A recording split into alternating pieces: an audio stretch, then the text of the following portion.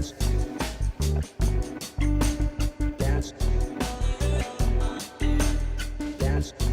is for all you lovers out there. History is gonna change.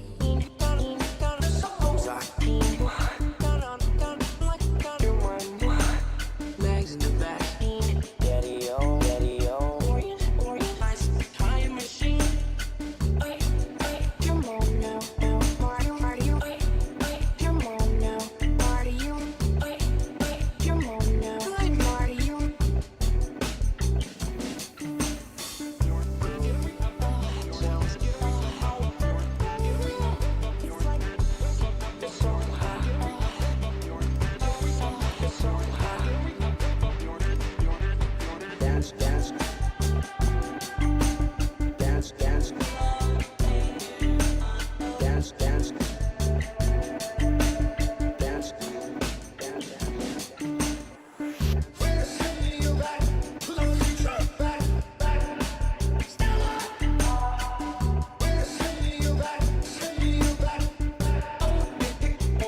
You make like a tree. Come on now, party you. Come on now, party you. Come on now, party you. Come on now, party you.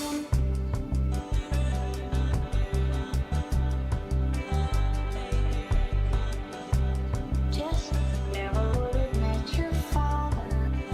Never would have.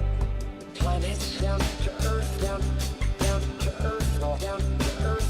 What if they read my stories? What if they won't let you pie?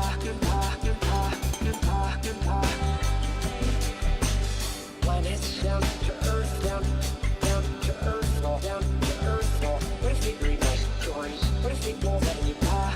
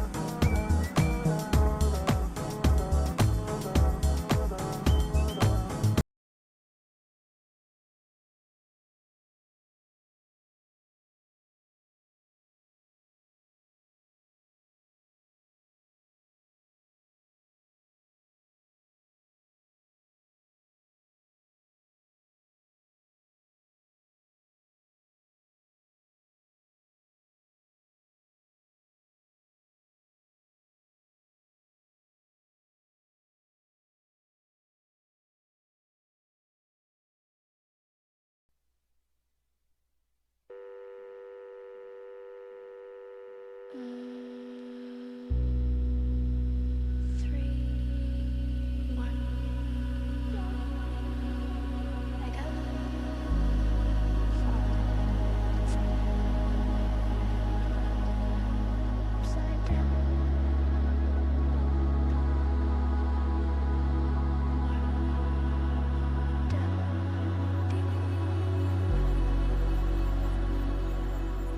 don't play.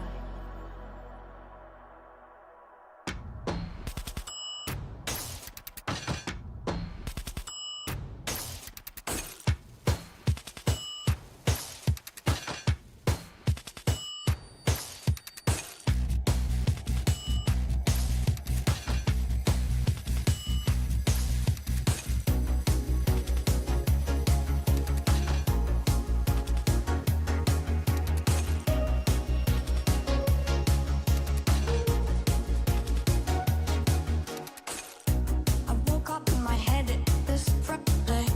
I woke up if there is no. I woke up in my head this Friday. I woke up if there is no. The Demogorgon's not all. I know what I'm good. The Demogorgon's not all. What are you new? The Demogorgon's not all. You know what I'm good. Act new, but you once you were. Just 'cause someone's from the Death Star doesn't make them just ignore. Someone's from the Death Star. Hey, just 'cause someone's from the Death Star doesn't make them just ignore. Someone's from the Death Star. Find him, call me back like there's something wrong. Find him, call a name. Hey, find him, call me back like there's something wrong. Find him, someone's from the Death Star.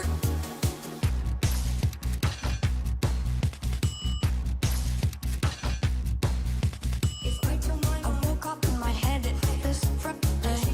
I woke up if there is no. If I tell mine, I woke up in my head this Friday. I woke up if there is no. The Demogorgon's not all. I know what I'm good. The Demogorgon's not all. What are you new? The Demogorgon's not all. You know what I'm good. Act new, but you once you were. Just 'cause someone's from the Death Star doesn't make them just ignore. Someone's from the Death Star. Hey, just 'cause someone's from the Death Star doesn't make them just ignore. Someone's from the Death Star. Find him, call me back like there's something wrong. Find him, call a name. Hey, find him, call me back like there's something wrong. Find him, someone's from the Death Star.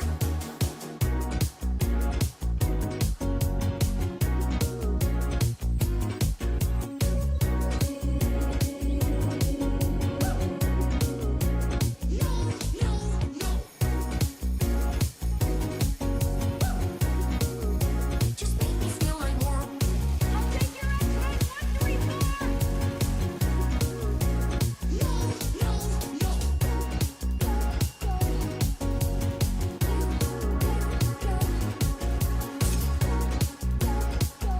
That sound like a babe?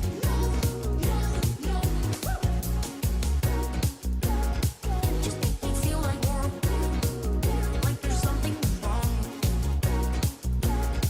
Just make me feel like more.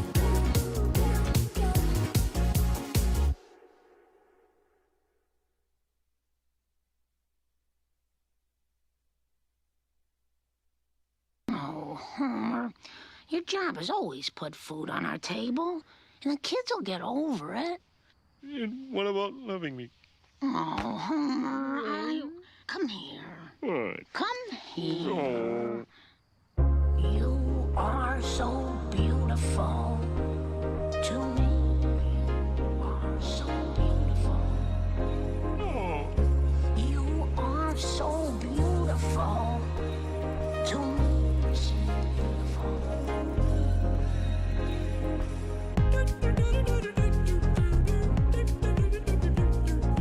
You are so beautiful. La la la la la la la la la.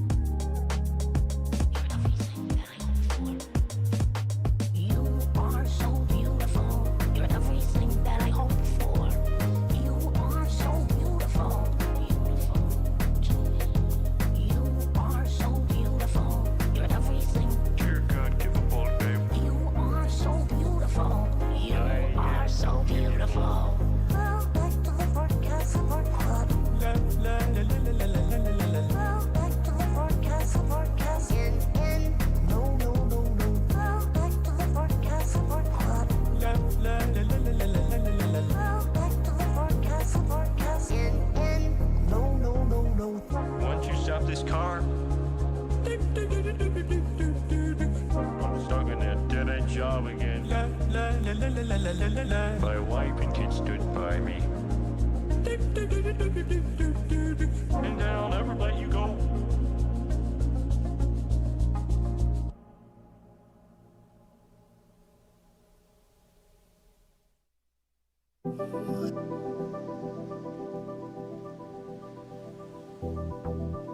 Christopher Robin, what exactly is doing nothing? Well, I'm told it means going along, Lemon. listening to all the things you can't hear. And not Can I have a do-over? bothering. Oh, fuck. Lemon flavored yippee? No, I don't think that. I'm pretty sure that's an egg right there. It's a Guatama yippee. If that makes sense. Oh gosh, that sounded so bad. Hold on.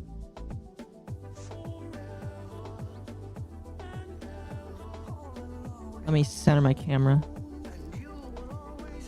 I feel weirded out asking. Asking what? Clip it. What, clip me sounding weird? Things you can't hear. I mean, that's fine. Hello, everyone. How's everyone doing tonight? I want to eat the egg yippee. I don't know if that's a good idea. It's probably very high in cholesterol. Probably more than normal. Ugh, excuse me. Guantanamo yippee? What would that be? Like a yippee in that would be a scary thing to see. The yippee is 90% egg. What's the other 10%? What? Oh dear. That's kind of scary. Asking what the yellow one has? She has yellow. She has yellow. That's her thing. She has yellow. It will train my heart to be tougher. Fair enough. Have a sip of water. You know what? I'll do that. How are you guys doing today? How are you guys doing today? I know that the internet is still struggling, even though the guy said it was fixed. I'm gonna message him and tell him it's not fixed. But like, there's not much I can do. So we're just gonna keep going. There's no reason. We're not gonna stop because of the internet. Because I like doing the stream, so we're gonna stream. The stream is gonna happen. Okay. Remember to like the stream so the yippee can eat. Yes. You like the stream, give the yippee a taco. Very important. Very, very important. How are you guys doing today, by the way? I hope you guys are doing good. I had a pretty short work day. Oh, excuse me. I had a pretty short work day today. That was good. It's odd how Twitch is ahead of YouTube. Twitch, I think, is just faster. YouTube has a little bit of a delay, just naturally. Which is just kind of whatever. It's just a thing that happens. Yeah, that's just a thing that happens. Technically, everybody's 5 seconds behind because I put on a 5-second delay. That kind of helps out with the issues. Watching Rubber Band like a real-life echo from LOL. Is that so? Is that so? Is that so? I'm tired from sleep. I'm sorry to hear that. I'm very sorry to hear that. But yeah, we're just gonna keep going. There's no reason for me not to stream. No reason whatsoever. Because I still like doing it. We can deal with the delay. That's good. That's good. That's good. Oh yeah, like again, there's nothing I can do. All I ask is that you're patient. And we will chug along, so to speak. Anyway. Anyway, I got some fun odd topics for you guys tonight. I got some fun odd topics. Very, very interesting, very odd indeed. There is some fun stuff that we're going to listen to, and if we have time, we are going to get to Reddit stories tonight. It'll depend. I would like to try. Oh, excuse me. I would like to try because I do want to listen to some Reddit stories. I have 294 yippee coins. Is that like the Twitch thing? I forgot what do I call the Twitch points? I think they're just called points. Yeah, they're just points. I should change them. I should change them at some point. Anyway. Anyway. Oh yeah, I'm watching there is some minor delay there, but we're gonna deal. We're gonna deal.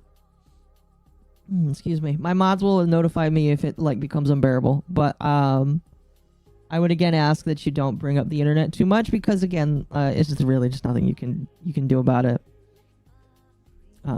Anyway. Let's see here. So I want to talk about this eventually. This might be a tomorrow thing. We'll see.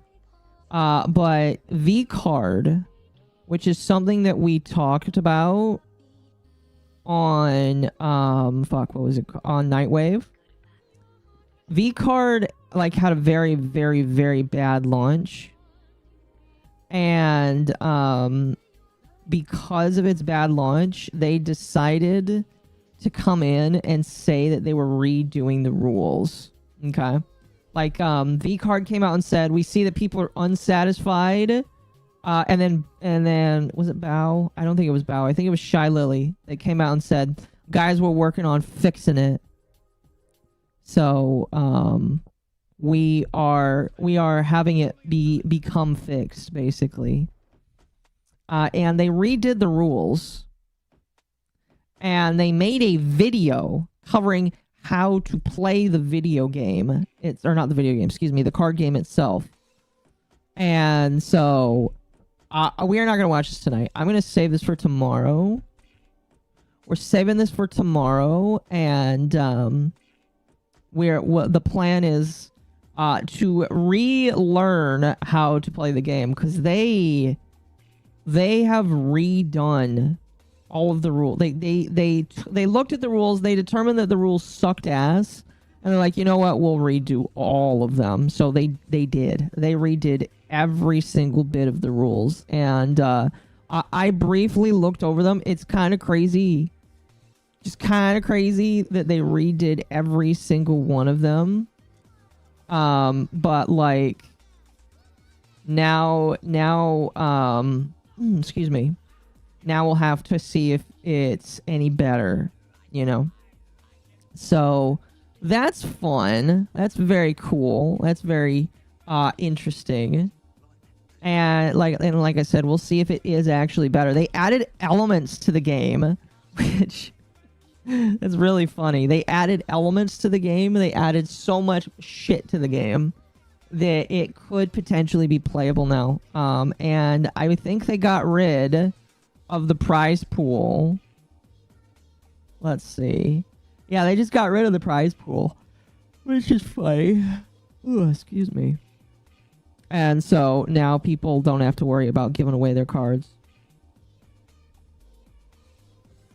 Excuse me, hold on a moment.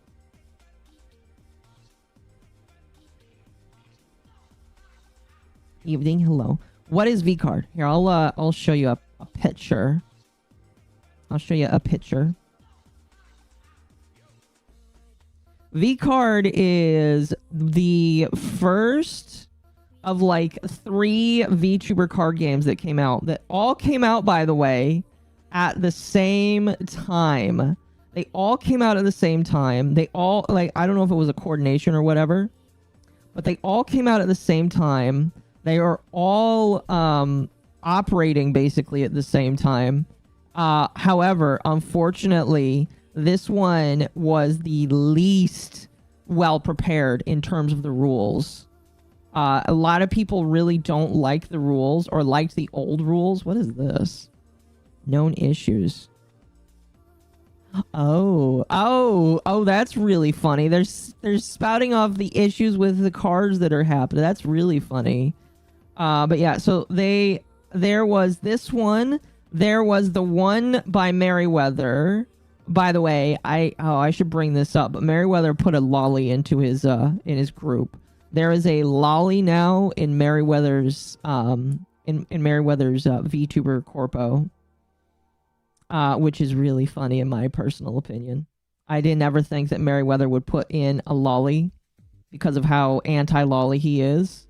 But he put a lolly in. Isn't that funny? It's very funny.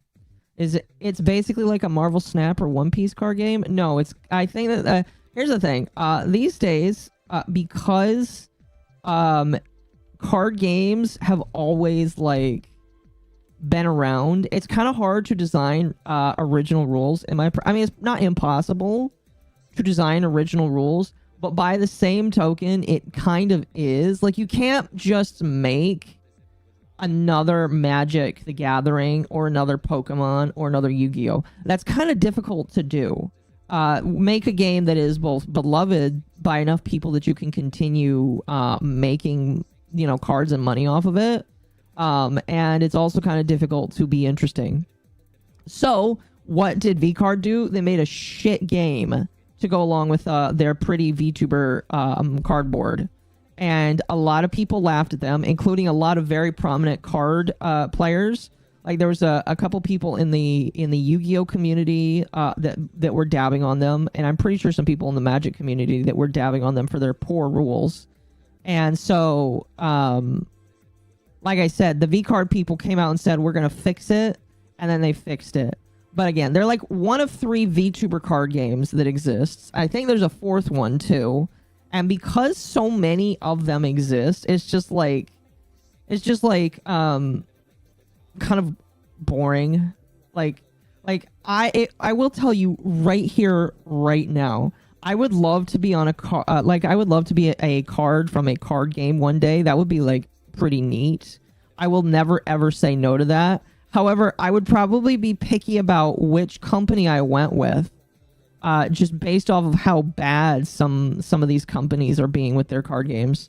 Would I be part of VCard? Probably not, because VCard is they've already fucked up in terms of the cards, and I've heard some other shady practices that they did. What was it? They have like a black market for reselling cards. Or it might have been the other one. I know that there is a VTuber card game where you can buy and sell VTuber trading cards, and like the site admins are the ones selling some of the cards, and it's just kind of predatory in my personal opinion. So that is something that is happening. Like I said, if I'm ever offered the spot to be in a card game, obviously the answer is yes, and I will do it immediately.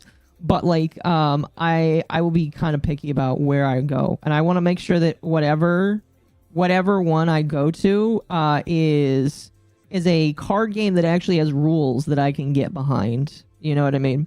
I will only do it with a card game where I can get behind the rules, and the rules are pretty fun. And at the very least, from the V card, the first set of rules, oh, it sucked ass. It sucked so much ass. It was really bad. Isn't VCard the Gamer Subs card? Yes, they are brand new. Oshi Plus looks good. I've heard that it looks alright, yeah. I think that's the one that Pippa's in. So if it's the one Pippa's in, I think that one is okay. So that one might be alright. I think. I think. So, but yeah, that's the thing with VCard. Like I said, we're gonna be reading all of the rules. Sorry, I'm looking in my Discord. People are spamming the yippies. We're probably gonna be looking at the rules again tomorrow, because just for fun, just to see if like they're any better. If we can drag Malice, who is our resident card czar, the guy that knows all the rules with all card games and used to be pretty close to a rules master for Yu-Gi-Oh! I trust him for anything when it comes to rules. If we have the chance to pull him in and talk about the new rules, because he told me he'd look at them. Every card game has a secondary market. It's not a black market. Oh, I'm not. Okay, so let me rephrase here. They have a place where you can buy and sell cards on their website, and the site owners themselves are selling individual cards from packs that are pulled at high prices. I would have to find the link. I don't have it on me at the current moment, but I had a buddy who actually makes his own custom cards. Not like he doesn't have a trading card game, but he makes his own custom cards for VTubers, and he pointed it out, and I thought that was really crazy. I'd have to, again, I'll pull it up. Somebody remind me later, and I'll take a look into it. The yippies are a big distraction. They are.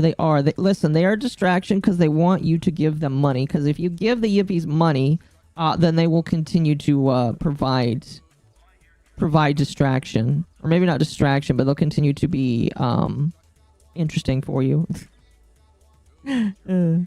They like to dance around for your amusement. They got the impression that them dancing around makes them money. Light and Gay, hello, Akko, hello. Hello. Buzz Lightyear, oh yeah, like I said, I got Pogo on in the background. Might want to switch it up, though, because now we're getting into some fun stuff here, chat. We're getting into some fun stuff, chat. I like, now when it comes to non-VTuber drama, I typically only like to choose stuff that's very interesting to me. What is one topic I'll never talk about? That's a hard one. I don't know. I feel like I will try and talk about a topic unless it puts the channel in danger. There are certain people that I'll not talk about because if I talk about them, there's a chance that they will become a flagger and flag the channel and break the law, basically. So there are some people that I just won't talk about because I know that they could flag the channel and be a douchebag for that. Excuse me. But beyond that, like, I try to be open to any topic whatsoever, if that makes sense. So, like, I mean, like, if you suggest a topic in suggestions, unless it is, again, like a person or a specific thing, oh, excuse me, I will try to talk about it. Did I talk about the Genshin English VA crash out? We're going to be talking about, like, the new developments for the Genshin stuff. We are probably going to talk about the original stuff tomorrow during Nightwave, but I'm going to talk about what I saw today later in the stream, because what I saw today really pissed me off. It really pissed me off. Like, it was bad. Okay, it's really, Akko will only talk about non-VTuber drama if it's Muda. Not true. There's a lot of non-VTuber drama I can talk about. There's just some that I'm not really interested in, so I won't talk about it. Like, I don't really know, the I'm Alex situation. I know that's, like, one thing that a couple of drama people are talking about. I really don't care for I'm Alex because I just don't know anything about him. I know that Medicare is streaming right now. So we could talk about the Medicare stuff too, eventually. But, like, yeah, there's just some stuff where it's just like, it's more or less, I will talk about it if I can. But because I don't have knowledge in it, it's hard for me to talk about it. If that makes sense. Excuse me. I don't know. You'd have to suggest something specifically for me to give an opinion on it.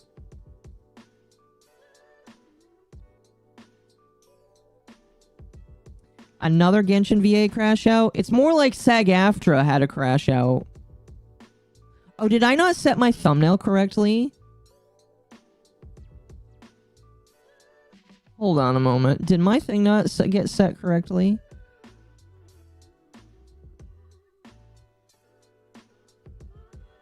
Is that why my stream... Because I noticed that my stream has been struggling a little bit. Hold on a moment.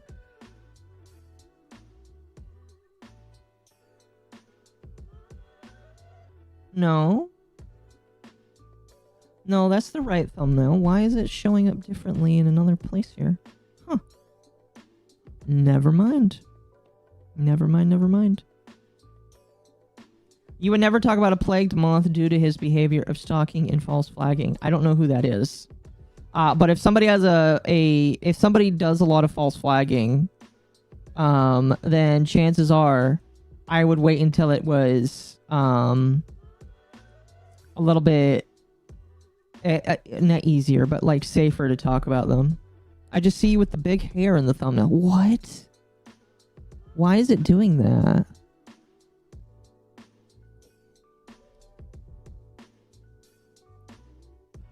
What the hell? I shouldn't be doing that. Hold on a moment. I'm gonna try and see if that's something that I can fix. I shouldn't be doing that whatsoever, honestly. No, it should be displaying the proper thumbnail. Save.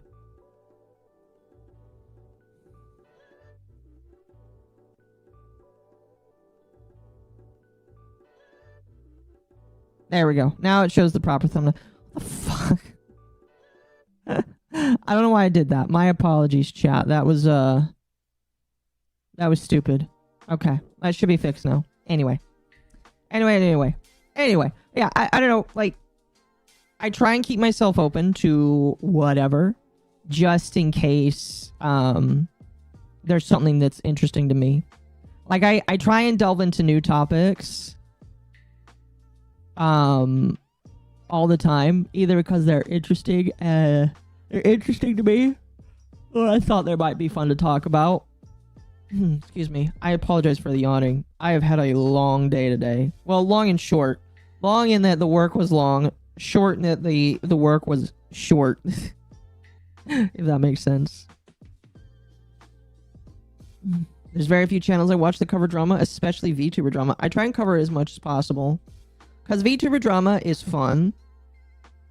Sometimes the VTuber drama isn't as big.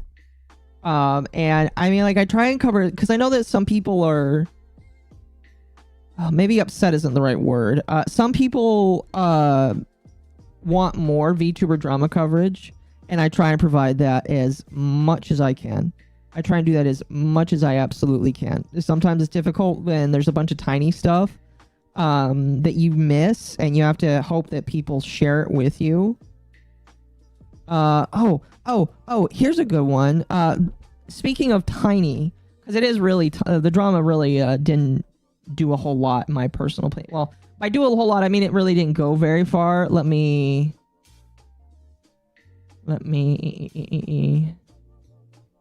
find it. There was a VTuber drama is not fun, but that's me. Well, that's Temp. You're not a drama person, so that's a little different, though. Let me find. There is a VTuber. She is somewhat brand new.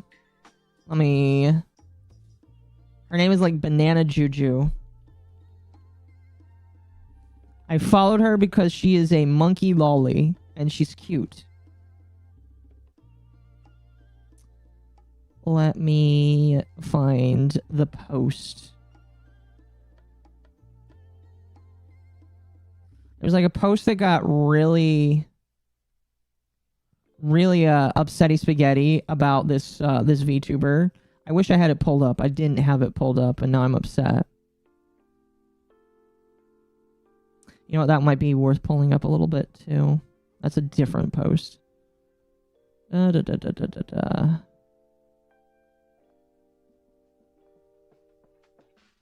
where is it? Where is it?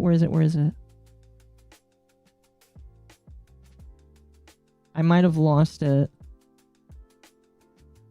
She's a lolly? The banana girl, yes. Yes, she is. Let me... I might just have to... I might have to find it. I'd like to know your stance. I really don't care. I don't like LollyCon, but you do you. Basically.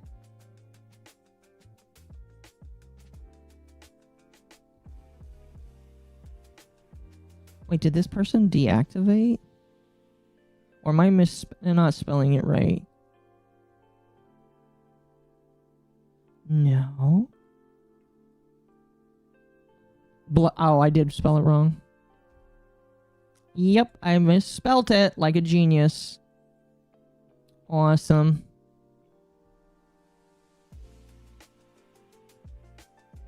Here we go. Okay.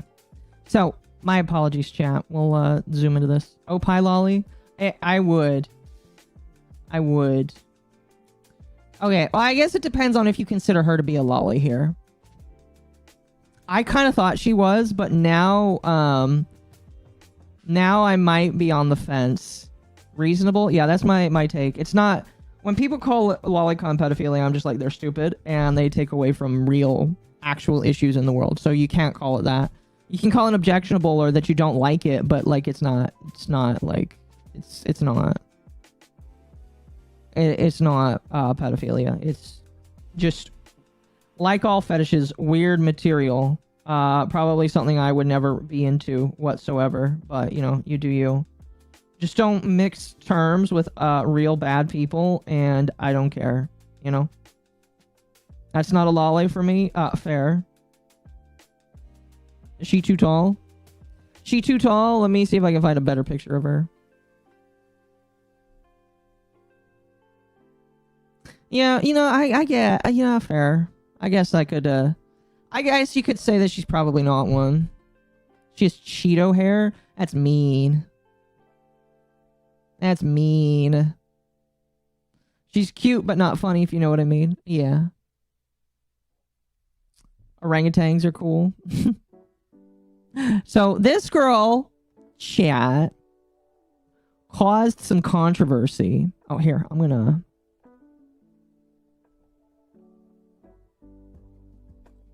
Oh, I forgot about that.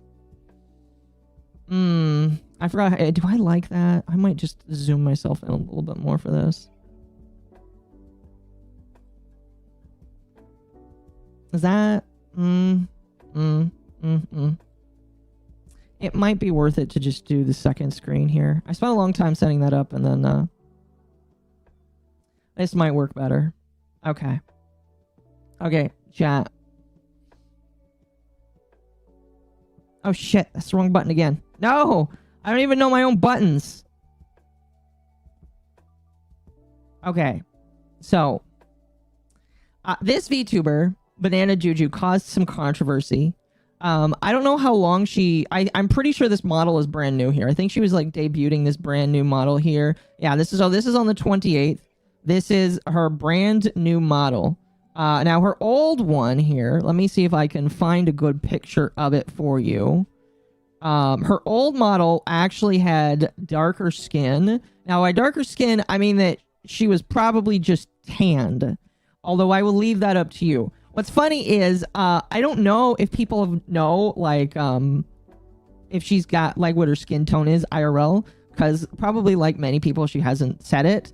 But people decided to hop onto this girl and get super duper upset at this girl. Does anybody want to guess why they got super duper upset at Banana Juju here?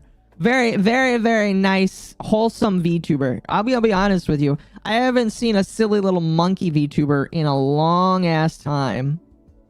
It's a reference to Tarzan who has dreadlocks? Yes. Is that really what it is? Is that why she's doing it? She's really cute.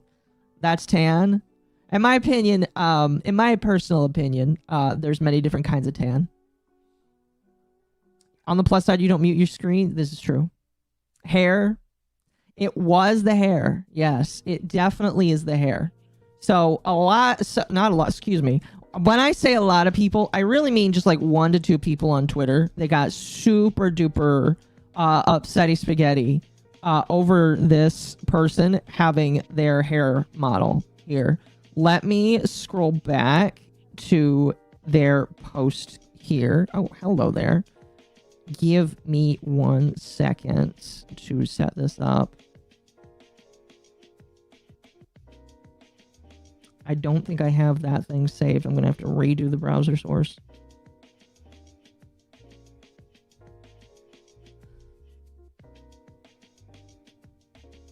Speak.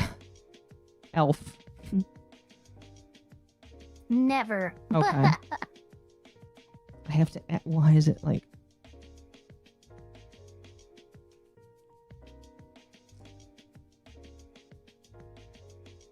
Oh, no, that's the wrong one. It's not a screen. It needs to be a window.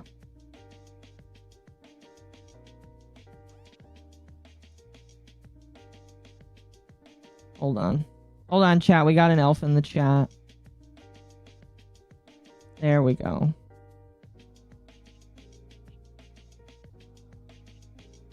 Sorry, we're talking about the banana girl. Oh shoot, wrong one. Why is it not capturing? Oh yeah. Yeah, I saw somebody trying to respond to me. Oh yeah. Because I said yeah, I said I'm like, look, if you're uncomfortable with this, is this just you? It is. And if it isn't, it's alright for you to feel like this, but it's not alright for you to have any right to enforce or guilt someone for making choices about their body or their model. Cultural appropriation angle is also bullshit because the Scandinavians had dreads. I just had a response from someone named Knight and said Vikings didn't have dreads. Oh my Plus, gosh. Viking is a profession in non-ethnicity. Well, you know what? Technically, you're right, so I'm gonna give you that. But guess what? You're wrong about the hair part. Scandinavians believed in hair care on a level that's basically unseen for ancient cultures, and they had dreading. They had cornrows, believe it or not. They had all kinds of fucking shit for taking care of their hair, which was difficult to take care of when it's cold and dry all the time. Yeah. You would obviously know more because of your Irish heritage. I am vaguely related to more Scandinavian heritage, but yes, it like the fact when people try to say, dreads are only for one group of people, like they're wrong because you could go even further back than Scandinavians and did my Discord no, it didn't die. There we go. You know what? Those same people, I'm just going to mention right now, I'm going to be like, hey, you know, aren't you the ones who are like all crazy about pro-choice and like having choices and anonymity over your own body? Because this is like objectively an antithesis to that ideal. Yeah. If you believe in personal choice and personal freedom, and yet you're trying to dictate how someone does their hair, you are about one of the biggest hypocrites I've ever met. I agree. But yeah, chat. So like, this banana girl, somebody decided, and by somebody I mean this misty person, they decided to get really upsetty spaghetti by saying, am I the only one uncomfortable with a white model rocking dreads? And it's just like, yes, you're like literally. We now live in the year of our Trump, and the year of Trump, our God King Emperor, and nobody cares about the shit that you care about anymore.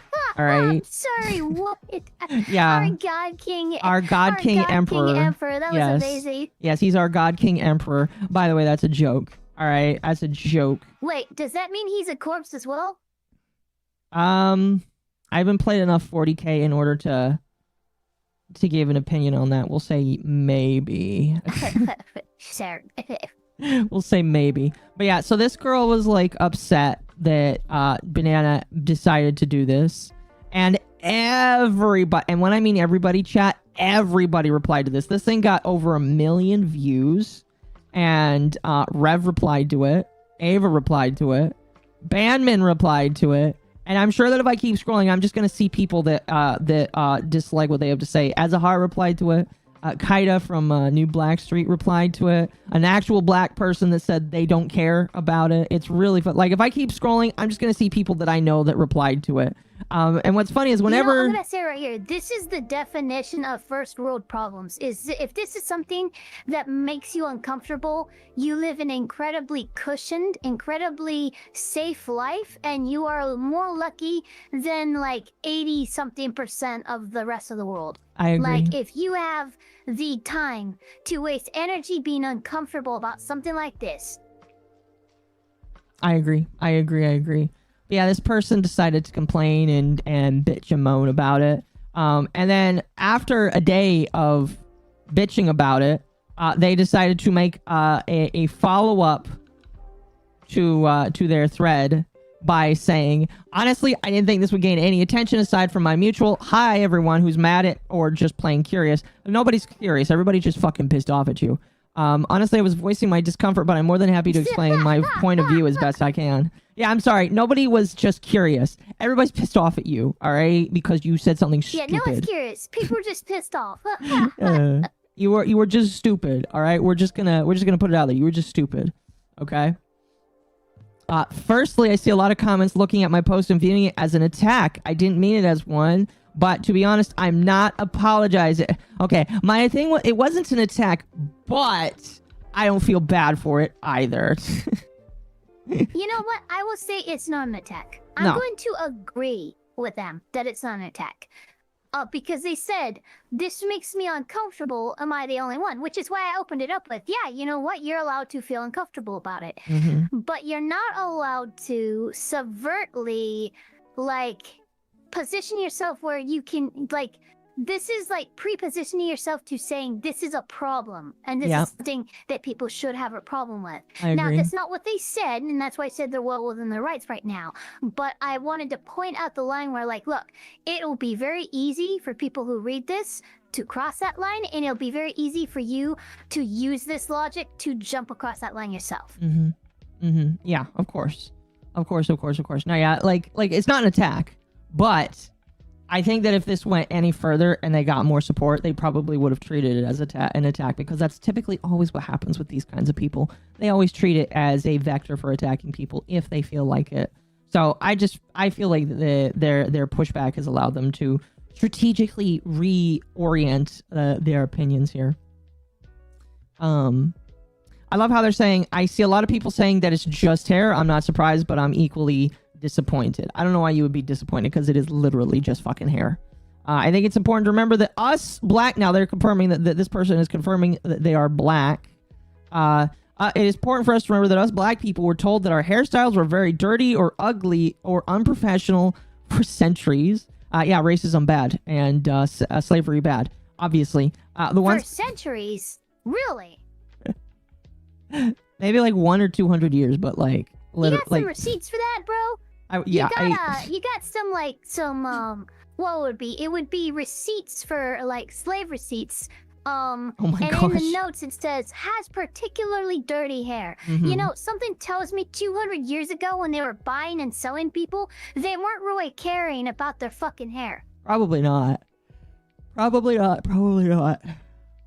ones claiming that it's a Scandinavian. I'm pretty sure that's not how you spell Scandinavian. Yeah, Scandinavia. They might not have spelled it right, but you're right on the pronunciation. Yeah. People claiming... Are they literally trying to push back on the Scandinavian? You know, it's...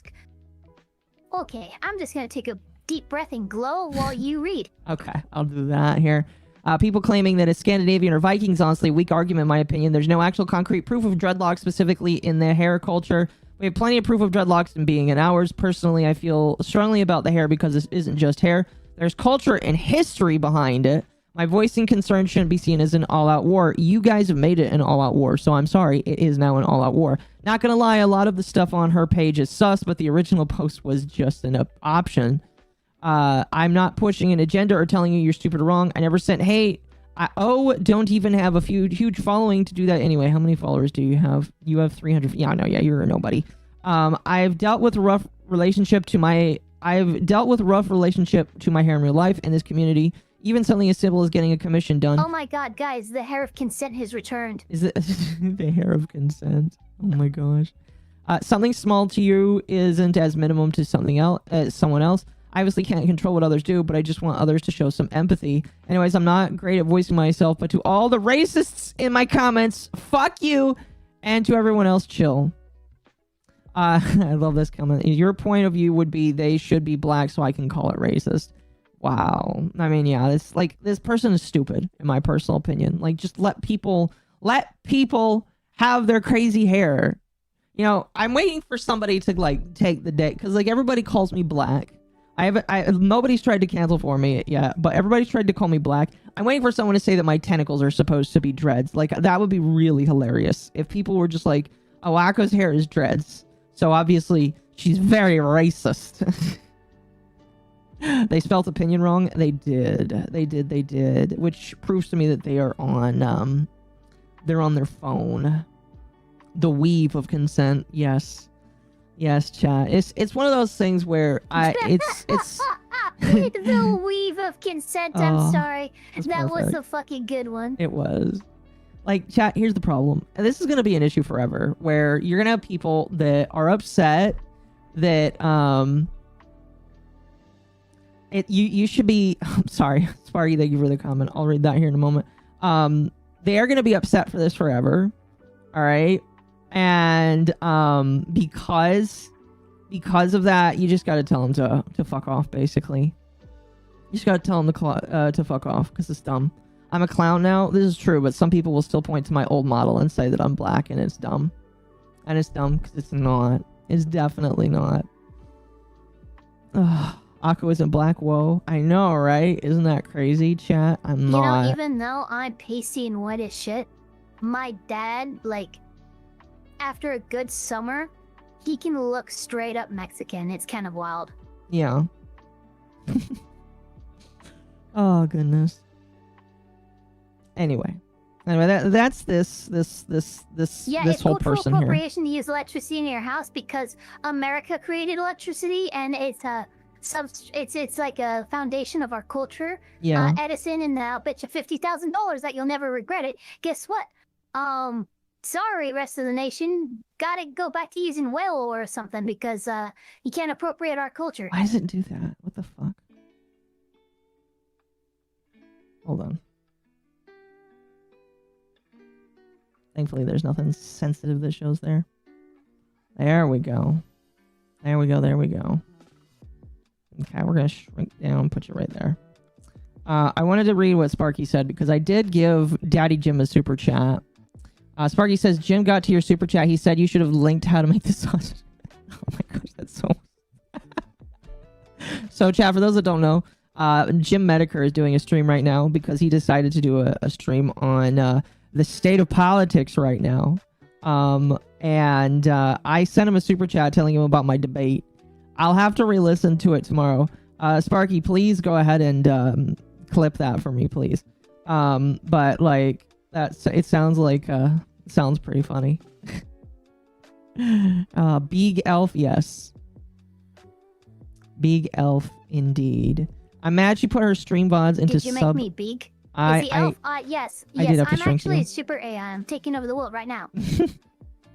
Yes, you're taking over the world. Okay. Yeah, that whole VTuber drama, it was like, it lasted a day. The person thankfully they actually didn't comment on it too much. Excuse me. They were actually very chill about it. They made a couple of digs, but there was no response, so yeah. They they calmed down. Mm-hmm. Aqua's my favorite Oreo clown. Well, that's a first. I don't think I've ever been called that before.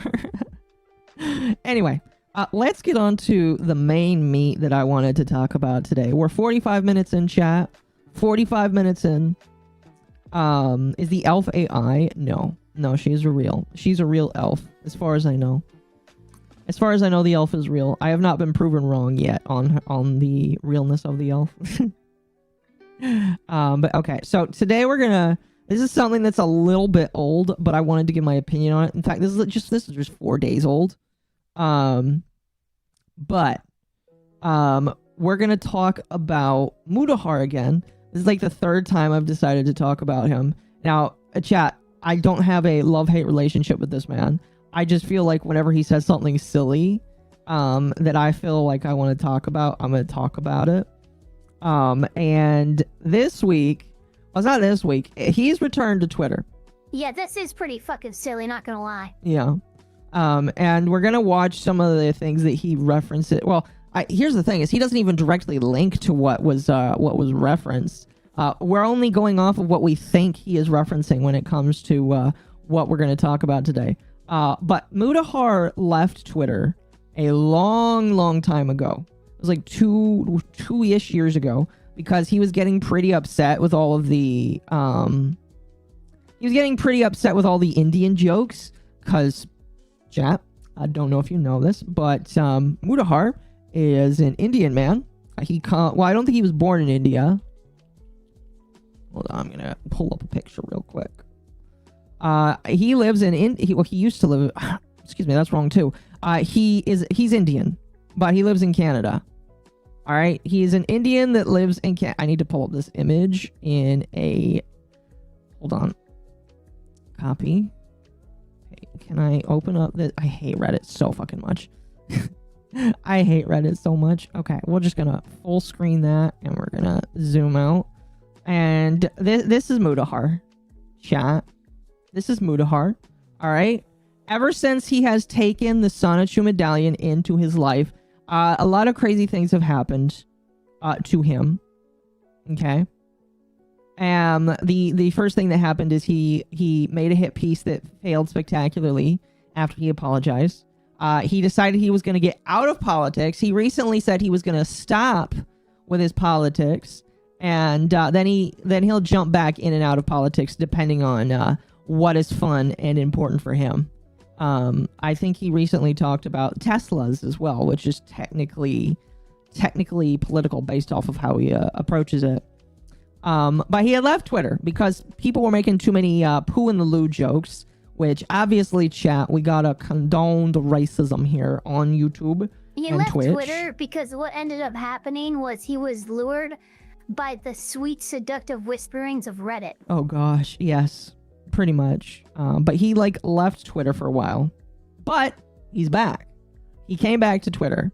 Why did he come back to Twitter? To get political again.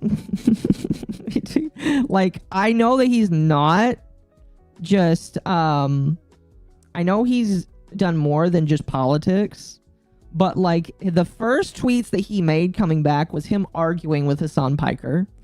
And now that I say the dreaded man's name, I kind of have to pull it up. I'm gonna just, because whenever Hassan Piker is mentioned, we just have to play this. I'm coming to kill you in Los Angeles at your house. Or in the ring. No, in real life. I'm going to stalk him and become obsessed with him and wear his makeup and his dresses and use his skin as a coat like the ancient Irish did. Well, that's your winner, Sam. Hey! Yeah. So anytime I mention anytime I mention him, I have to play that clip. But anyway, Mudahar came back because he wanted to take a fight with Hassan, and he made multiple tweet threads talking about Hassan and all that shit because Hassan was calling him out, and it led eventually to 4 days ago where Mudahar put out this long ass picture tweet because he is not. What's funny is Mudahar is not actually verified, or if he is, he changed his name recently. I'm pretty sure he's not verified though, because he doesn't have the check mark next to his name, and if he did, he would just make this one long post. So he's not verified. Thank you for the $5, Wolfsbane. At this point, I'm treating Sonichu like the Sonichu medallion like it's the OG Jumanji. Bury it, throw it in the ocean, or steal it in concrete. Just get rid of it. Yes. Ava, thank you for the... I'm sorry. What? Let me be your full... Ava, what? Golden shower. What? Who? What? I'm a little terrified right now. You don't have golden hair though. What the heck? Okay, so the yellow/orange super chats in Legal Mindsets in their stream, they call it the golden shower. Oh, okay. I need to get back to listening to Andrew. I haven't listened to it because he just talks about Johnny right now, and I'm not really interested in the Johnny stuff. But once he talks about VTubers again, I'll listen to him. Don't pee on Occo. Yes, don't pee on me, please. Don't pee on me, please. Now, I will say this too, by the way, regarding the Sonichu medallion. Of all the people that we know have donned the Sonichu medallion, Mudahar has taken the least amount of damage. But I think his curse is going to be it's going to be a war of attrition. It's going to be death by a million cuts. Yeah. He's going to have just he's gonna kind of be like what was his name? Thor, Pirate Software. Yeah. You know how oh, I like Thor, and then he said something real weird and still like him, and then a couple months later false DMCA somebody, and you're like, what the heck's going on? I feel like he's gonna have that kind of slow like tick down in popularity instead of like a big something coming out about him. I agree. Pirate Software is kind of just simmered down nowadays. I mean, like he again is trying to forget about the false DMCA strike, but I haven't seen him like get into any more trouble recently. We'll give it another year. You know, it's funny. Private Parts, who is the developer for Anarchy Studios, came into my chat the other day. And he is still dealing with legal issues regarding the release of his game. It's still delayed. It's because of legal issues. It's because of that DMCA, and he's like a whole firm is helping him out now. Are you so wait? Pirate Software is still. still. That's all we know. Oh yes. Oh my god. No, I don't know if it's Pirate Software or if it's just Steam being a little weird because of their process of when something gets DMCA'd, it kind of becomes more difficult to get it on, even if you've managed to reverse it. Because I know the DMCA was reversed in like 24 hours. Yeah. But what's happening is, like, I don't know. All I know is there's something going on in the background litigation-wise. It's preventing this game from coming up on Steam. Interesting. Zugswain says that Pyre is defending Shadows. Well, I would need to see a clip of that in order to tear it apart, but that is kind of funny if that is the case. I think his curse has hit him IRL. His sleep has intensified. He's now suffering from harsher sleep paralysis due to the point where he refuses to sleep, which might explain some of his crash outs. If you're talking about Mudahar, yes, Mudahar does have problems with sleeping, and that is probably the case. But Ava is correct that everybody that has put on the medallion, they all have some sort of curse that happens to them. It took a little bit for iDubbbz, but now iDubbbz is in full swing of his curse, where he is just going on camera and telling people how much they need to go to therapy, and he is throwing away all of his friends. I wonder if Ethan Klein put on the medallion. I want to say no, but I wouldn't be surprised because Ethan Klein is having like the crash out of a lifetime too. No, because the thing is, the nice thing about the medallion is the type of person who would put on the medallion is the type of person who couldn't resist posting about it. So if we don't have any pictures of Ethan Klein putting on that medallion, he didn't do it. Okay. Really quickly, I want to make sure I grab these because you sent them chat while we were talking. Jordan, thank you for the 5. The Sonic 2 medallion strikes again. Surprisingly, it may have gone soft on Mudahar. No, it's just a long con. The medallion is going to go at, over the long time. His first stream of him playing it addressed the controversy. Again, I would have to see him defending it. I'd have to see a clip of him defending it before I just go hard on it. Then Jordan for another 5. Please do not urinate on the cephalopod in clown makeup. Thank you. I appreciate that. Although this is not clown makeup. This is just my face. This is just my face. All right. You know what's hilarious? They like think that this has to do with urine, and I'm a vampire. I don't drink or eat anything. I don't pee either. That's true. And what kind of golden... So you guys are all weird. I'm an idol. We don't do that. It says it right here. Wait. I'm pretty sure that there are Menhera idols that would do that. Probably. No, none of them pee. They just go to meetings. Fair enough. Don't expose yourself to demons, folks. Yes, I agree. Odorless elf? I don't know. Chat. Actually, I smell like snowberries in my mind. Well, so if you know what a snowberry from Skyrim smells like, you know what I smell like. There we go. That's perfect.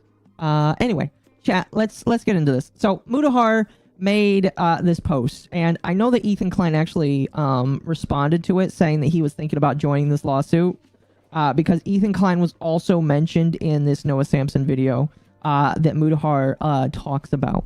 So let's read this here. So, a response to the defamatory claims, and this was sent again on the 25th. What's funny is he said the Twitter crop did this one dirty. That's because if you just see this with the Twitter crop, it literally just says, as a genocide supporter. It literally cuts off the first 2 sentences here and just has him say, as a genocide supporter. Which is very unfortunate in my personal opinion. Lobert, what is it? Lobert, thank you for the 100 bits. Obligatory donation to the Octopus Mom. I appreciate that. Appreciate that. What part of YouTube did I stumble upon? I am not sure. I am not sure indeed. But right now we are reading some drama, and I hope you enjoy it. Akko goes to idle meetings to expel her octopus ink. Ooh, I don't know how I feel about that. This isn't Akko.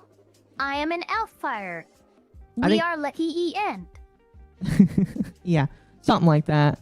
Something like that. Something like that. Anyway, here. I love the ear there. Beautiful. Beautiful, beautiful, beautiful. Anyway, let's read this here. This is from Some Ordinary Gamer, Mr. Mudahar here. Quote, in the last couple weeks, a YouTuber, Noah Samson, has uploaded a few videos labeling me as a quote-unquote genocide supporter in the title and thumbnail of the video. Today, me and a team sat down to watch them and could find not a single clip of me supporting the Israel government or any of its genocidal practice.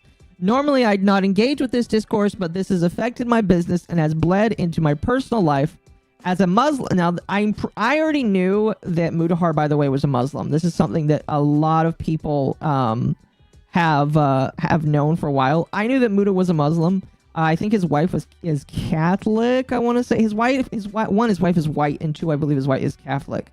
So some people didn't really believe it when they said he was a Muslim, but Muda is a Muslim. He does believe in the Muslim faith.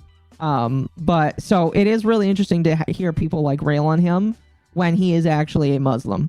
As a Muslim, I have always supported my people, and I've never talked about this topic with much political knowledge because Muda is not a political person. That said, you don't need to be knowledgeable to stand against the injustices by the IDF. Journalists and civilians have recently been killed in a wave of attacks, ending a short-lived ceasefire. That is never okay and needs to end, and I hope in my lifetime it does. I am just going to say right now, not to be hard or political, but the Israelis versus Muslim people is not something that's going to end in his lifetime. All right, Israeli people and Muslims do not get along. I'm going to mention his too, like as a lawyer too. So, a YouTuber, Noah Samson, has uploaded a few videos labeling me as a genocide supporter in the title and thumbnail of the video. Okay. We'll show those off here, yeah. Here is a question then.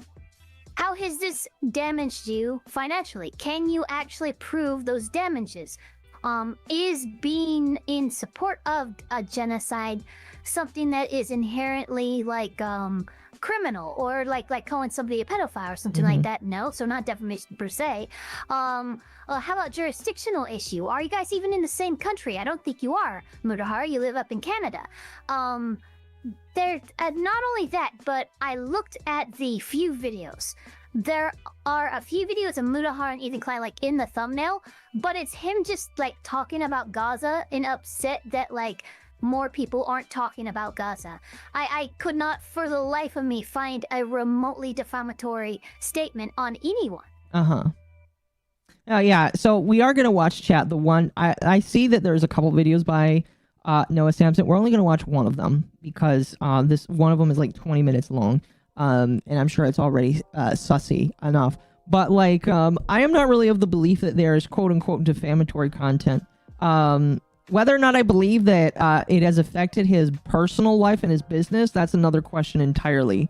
I get at this point, it would take him actually filing a lawsuit and actually like going to discovery for us to actually discover if he is being accurate with it actually bleeding into his personal life and actually like forcing him to suffer financial damages because of it.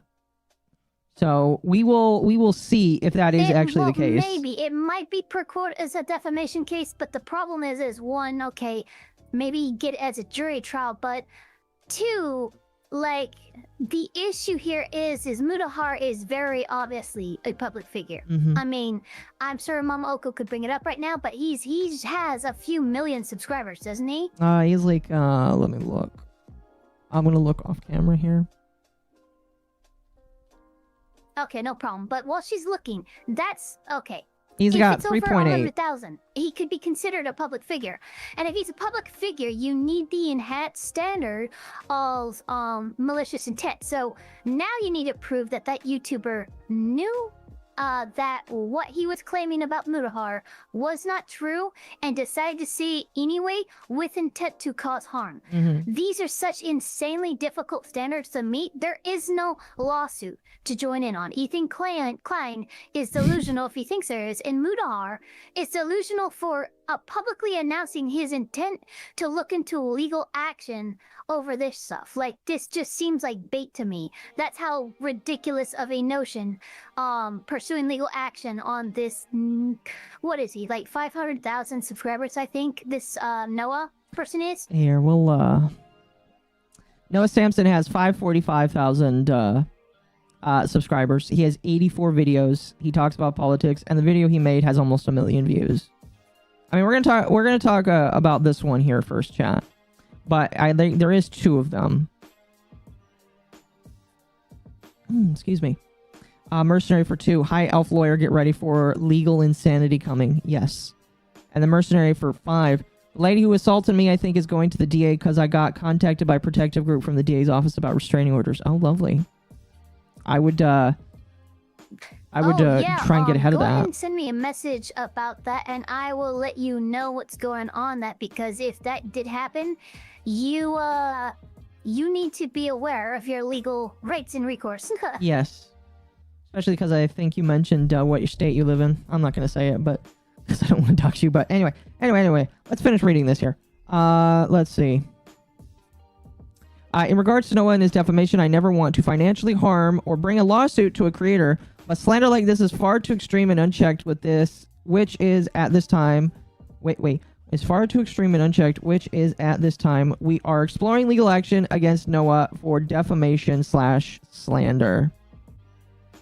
So that's there we go. Like this entire statement is 100% a nothing burger, because I'm gonna let you know right now, you do not announce that you plan to sue somebody. You just gather the information you need and you fucking sue them. No, yeah, I agree. So exploring your legal case, feel free to explore. You ain't gonna find shit. You're gonna find less than Christopher Columbus did. Yeah, something like that. I am interested to see, just like, if this is actually real. Because like the problem with Mudahar is he's very back and forth, very whatever. I honestly will call bullshit on this. I don't think he has any intention of suing anyone until I see a submission and a formal complaint submitted into a court in one of these freaking 9 districts, excuse me. Yeah.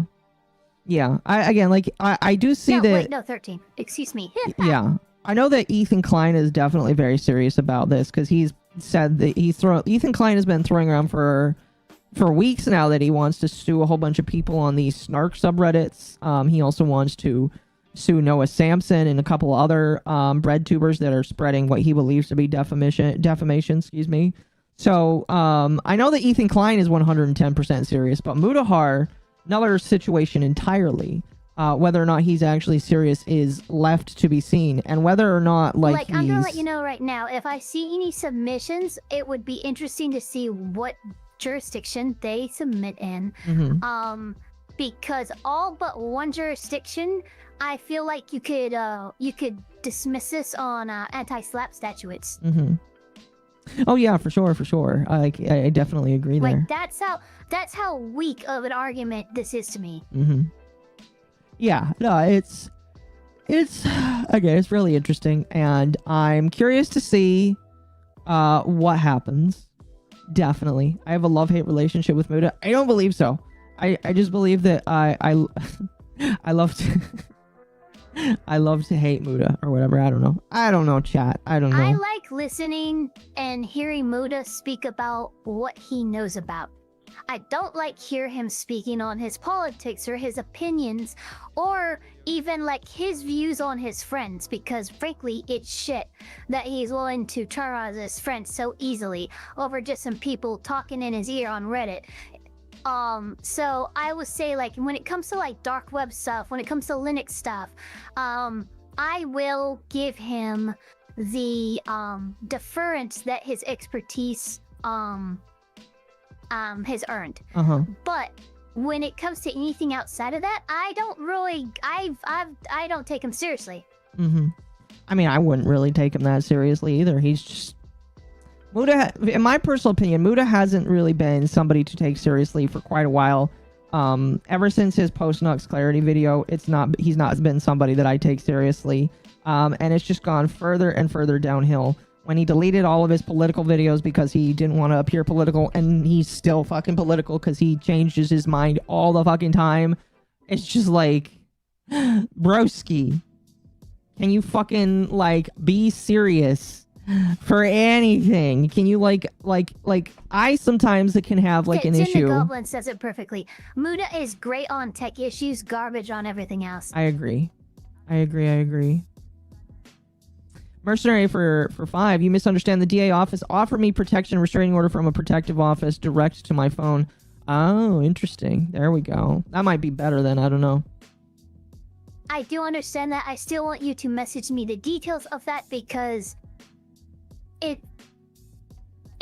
the district attorney's office has determined that something has happened that, like, you need legal protection from this person, they might have information they are not revealing to you yet that could be that you could downright have a right to know, basically. So still message me. It is good news for you, but there's a couple questions I have, is all. Yeah, still message Ava. Akka might have a love-hate relationship with Muda, but I do. His tech stuff is good, but his takes on a lot of other stuff is talking to a tinfoil hat guy. I agree. Muda is just like, I don't know. Anyway, this video, so Noah Samson has 2 videos. They're both an hour long. I thought they were 20 minutes. I don't know where I got that they were 20 minutes long. I might have looked at one of his other videos and said, oh, that's only like 20 minutes. There's only one that's like 16 minutes long, and it's just a brief little thing. Again, I'll tell you, I went through the 2 videos that are over an hour long. I couldn't find anything. Do you think it's worth sitting and listening to, or do you think that we don't have to? I mean, maybe at an increased pace, but not. I don't think so. You don't think so? That being said, though, I do have to get ready for my stream, so I did. Okay. I'm glad we were able to get that intro thing. If you were to watch any of those videos, I would do the video of him responding to, like, he made a video. The YouTubers responded to my video. Okay. I think it's his most recent one. If you want to react to any of them, react to that one. Okay, I will. Thank you so much for jumping on. I hope you enjoy. What are you doing tonight? I know problem. I know you're doing stuff on the other site. What are you doing tonight? Tonight? Yeah, we are doing things on the. I might play a little bit of Rust, but we're planning on watching some Star Wars, Clone Wars, the animated series. After that, probably a little bit of Star Wars, Jedi, the first one. What's it called? Fallen Order. Okay. Jedi Fallen Order, and from there, who knows? We're fueled by monsters, so we could go forever. There we go. Well, I hope you enjoy that. Go have fun, and I hope you enjoy yourself. All right, thank you very much, and thank you for having me. And you guys, chat, have a wonderful time. Treat MommaOcco well, or I'll come for you. Oh. And there she goes. She flies away. Okay. I think we will listen to the second video. I am going to put it on 1.25 speed, so that it is not an hour long. We're going to pause the music. I'm going to play some Power World in the background. We're going to listen to it. We're going to commentate on it. We're probably not going to get to if you came for the Reddit stuff tonight, chat, I deeply apologize. We're probably not going to get to it tonight. If we meet the goal, I will do my best to make sure that it happens tonight. I'm so sorry. I did just send you, Sparky sent me the link for Medicare responding to your super chat. I will be watching. Oh, you know what, chat? Let's watch that first. We're going to watch that first. I heard that it was funny. I heard that it was really funny, so we're gonna watch that first. Here, just give me a moment, chat. Give me a moment. Thank you, Elf, again. Appreciate me. That's low. Work. I recently. Okay, yeah, that's that one. That is that volume. Let me turn down Power World. I have Power Wheel on the background that we're going to be playing while we watch this other video. But let me turn that down, and then we're going to... So I sent a super chat to Medicare talking about how I debated Nyara. This was... I have no idea what he's about to say. I will probably not endorse what he says whatsoever. Just telling you right now, I may disagree with what he is about to say. All right? Because sometimes he says some crazy shit. Let's play this, though. MommaOcco. Hey, Jim, long-time listener. Love your work. I recently debated a trans person and wore your hat the entire time. I don't think they recognized it, but it was funny. I hope you beat your illness. You should have linked them to the BitChute video. How the sausage is made. Oh, no. That always wins people over. Boy, trans people love that video. Oh, no.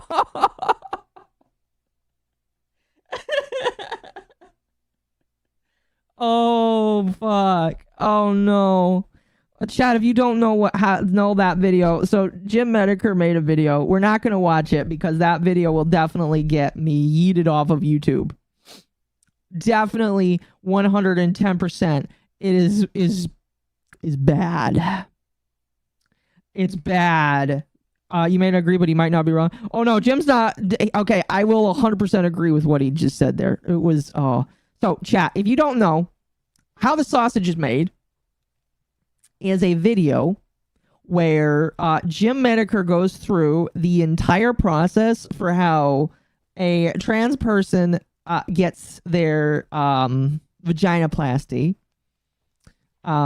Basically, he shows some very, very, very, very graphic imagery that I personally still have nightmares over. I went back and watched that video again yesterday. I don't watch that video anymore. If that video is pulled up, that's a video that I just listen to because I refuse. But basically, it's an entire video showing how the sauce is made. Or not the sauce, the stuff, the schnuff is made. It's a very gross video. Very, very gross. Personally, if you have a weak stomach, I don't recommend that you sit and watch it. However, if you want to listen to it, he does go through some very brutally honest truth about trans people. So someone should tell me exactly where to find that, just so I know where not to go, just in case I accidentally type out the full URL in my browser. Coward. I'm not a coward, it's just gross. I'm kind of squeamish towards gross stuff, and watching somebody split, all right, a man's organ down the middle so that you can turn it from a stick into something else is just like, like chat, like my dysphoria died when I was a teenager, but I think if I saw that video and I was still serious, I probably would have not been serious right after that. I think that probably would have killed my want to become a woman at that point. Definitely. Oh, it was not good whatsoever. Anyway. Thank you, Jim, for that, for those thoughts and comments. I don't actually have the link on me. If somebody has that link, please link it to me in Discord, and I will throw it here in the chat. Why is that even a thing? You might have to be specific here. I have no idea. Anyway, let's watch this Noah Samson video. Here, let me make it just a little bit bigger here. We're going to watch this Noah Samson video, chat. We're going to have this in the corner here. We'll obviously pause at certain intervals to talk about what is being said, agree or disagree. And this is probably going to be very political because it does include talks about Gaza, which I don't give a shit about. But, all I ask is that if you want to make your own opinions, that you glow so that you don't get in trouble. I'm watching it now. Akko, don't say the magic word. Think about getting surgery, you should probably watch what they're going to do. Informed consent? Yes, probably should. Yeah, definitely. Split the sausage, yeah. All right, we're going to start this here. Oops. Hold on. We're going to restart that. Or try to restart that. Hold on. Instagram story shortly after its release, where he wrote, "Since I released my video, The YouTubers Who Backed a Genocide, there have been some developments." Ethan Klein responded to the video with an Instagram story shortly after its release, where he wrote, "God, these bread tubers are such pathetic fucking rats. When the fuck did I ever..." By the way, if you don't know what a bread tuber is, it is kind of a slang slur kind of term for people on the left that try to give shitty arguments. I don't know where that came. You know what? I could look that up. BreadTuber. BreadTuber or LeftTube is a loose and informal group of online personalities who create video content, including video essays, live streams from socialist, social democratic, communist, anarchist, and other left-wing perspectives. So yeah, that's what a BreadTuber. I don't know where bread came into it, but like that is what a BreadTuber is, and that is what this guy is right here. Or support a genocide. I criticize your idol Hassan, and you all resort to straight-up character assassination and horrific lies. A campaign which resulted in the CPS call and harassment like I've never experienced in my 15 years. Okay, so this was after the Fuck you and CPS fuck call. Your movement, this probably came out after the CPS call. Mr. Schnitzel for 2. Snitch and Adam did a great job breaking this down. Okay, good to know. Good to know. Did I miss another one? Hold on a moment. Mercenary for 2. What is your Twitter elf lawyer? It is the same as everywhere. I believe it's EvaElfpire. So there you go. He lies a lot. I'm guessing from the bread lines. Oh, that might be it. I have absolutely. Is it really from the bread lines? If that's the case, that's kind of funny, in my personal opinion. That's really funny. That's really, really funny. It's a jab at commies. That's great. Okay, I love that. That's funny. Deserves better representatives. Soon after this post, Ethan brought my video up during his live show where he threatened to sue me. So this fucking little scumbag here who put me and Mudahar, Turkey Tom, and Destiny in a thumbnail and said the YouTubers who backed the genocide. This is fucking disgusting. And I'm not okay living in this world where these little fucking punk ass. Oh yeah, this is back when and get away with it. Like, Ethan was having his issue with his nose. All different types of things. Someone supporting genocide. Thank you for the 5. The bread cart part comes from breadlines in commie countries. Thank you. I appreciate that. That's one of the most. I like your model. Thank you, Ringtail. I appreciate that. Than that sounds pretty defamatory. And again, I'm not taking any prisoners. If my attorney thinks there's anything in here, if he thinks that there's like a decent shot of defamation, I'm suing this fucking piece of shit. Scumbag. So he is threatening. So already, okay. Listen, I wish Ava was here so that she could give me her opinion on this. But like, fucking Ethan Klein is fucking insane. Like, okay, I obviously think that it is wrong some of the ways that these people are treating Ethan Klein. All right, Ethan Klein has been given some of the worst treatment whatsoever, and I personally don't think he deserves to have CPS called on him. I don't think it's fair that he gets ruthlessly attacked and have character assassinations written about him by people on the internet. By the same token, I can't really feel bad about it at all. I don't know if you can hear that. Somebody's car is having a fit outside my apartment right now. I can't really feel that bad for this man because not only did he participate in this stuff for quite a few years until he couldn't anymore, he endorsed it. And he was friends with people that did it. So again, I don't like that it happened, but I'm not going to necessarily feel that bad for the guy.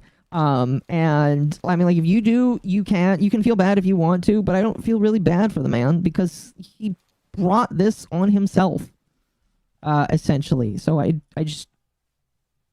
don't feel bad. Sorry.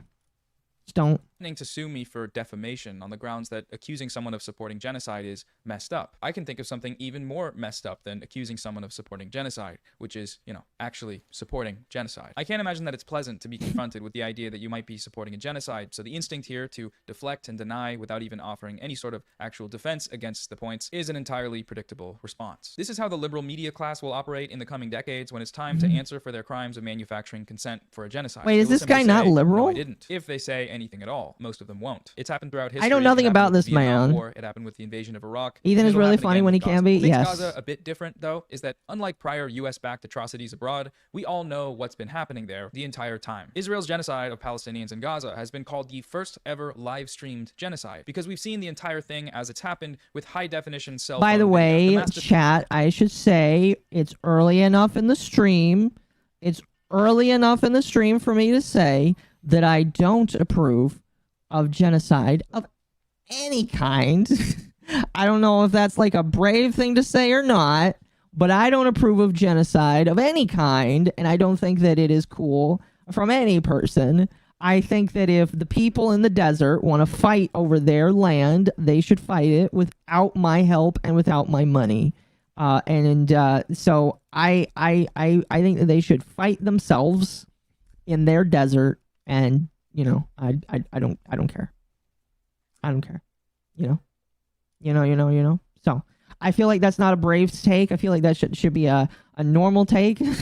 But you know, the guy's a commie. That's funny. I don't know. I don't feel like that should be a brave take, but like I guess it is for some people. But no, I don't care about war. No war. Akko, this guy makes me glow very hard. Thankfully, it's 99 cents to glow. Thankfully, and there's some free emotes on Twitch if you're on Twitch. Destruction, the ruthless attacks on the healthcare system, the deliberate targeting of men, women, children, medics, aid workers, the intentional starvation used by Israel as a weapon of war, and then the massacres that followed that starvation when Palestinians crowded around aid trucks trying to get what little food Israel was allowing into the strip, the 20,000 slain children, many of them slaughtered with their entire families, the IDF terrorists recording and posting their war crimes, acts of humiliation, degradation, their torture and rape of Palestinians, the full support of Israel throughout all of these atrocities, the vile dehumanizing racism that is required to uphold a project. Don't forget to glow, yes. I just think we need to kill them, every one of them, and that's it. And if not that, because the country will not let that happen, the government. Holy shit. At least we can Oh, do is again, like, I think it should not have to be said, but I don't think death is a good idea for anybody. I hate death in any sense of the form. I have something important to tell you. Please glow if it has to do with this. Or like, mention it in Managed Democracy on Discord.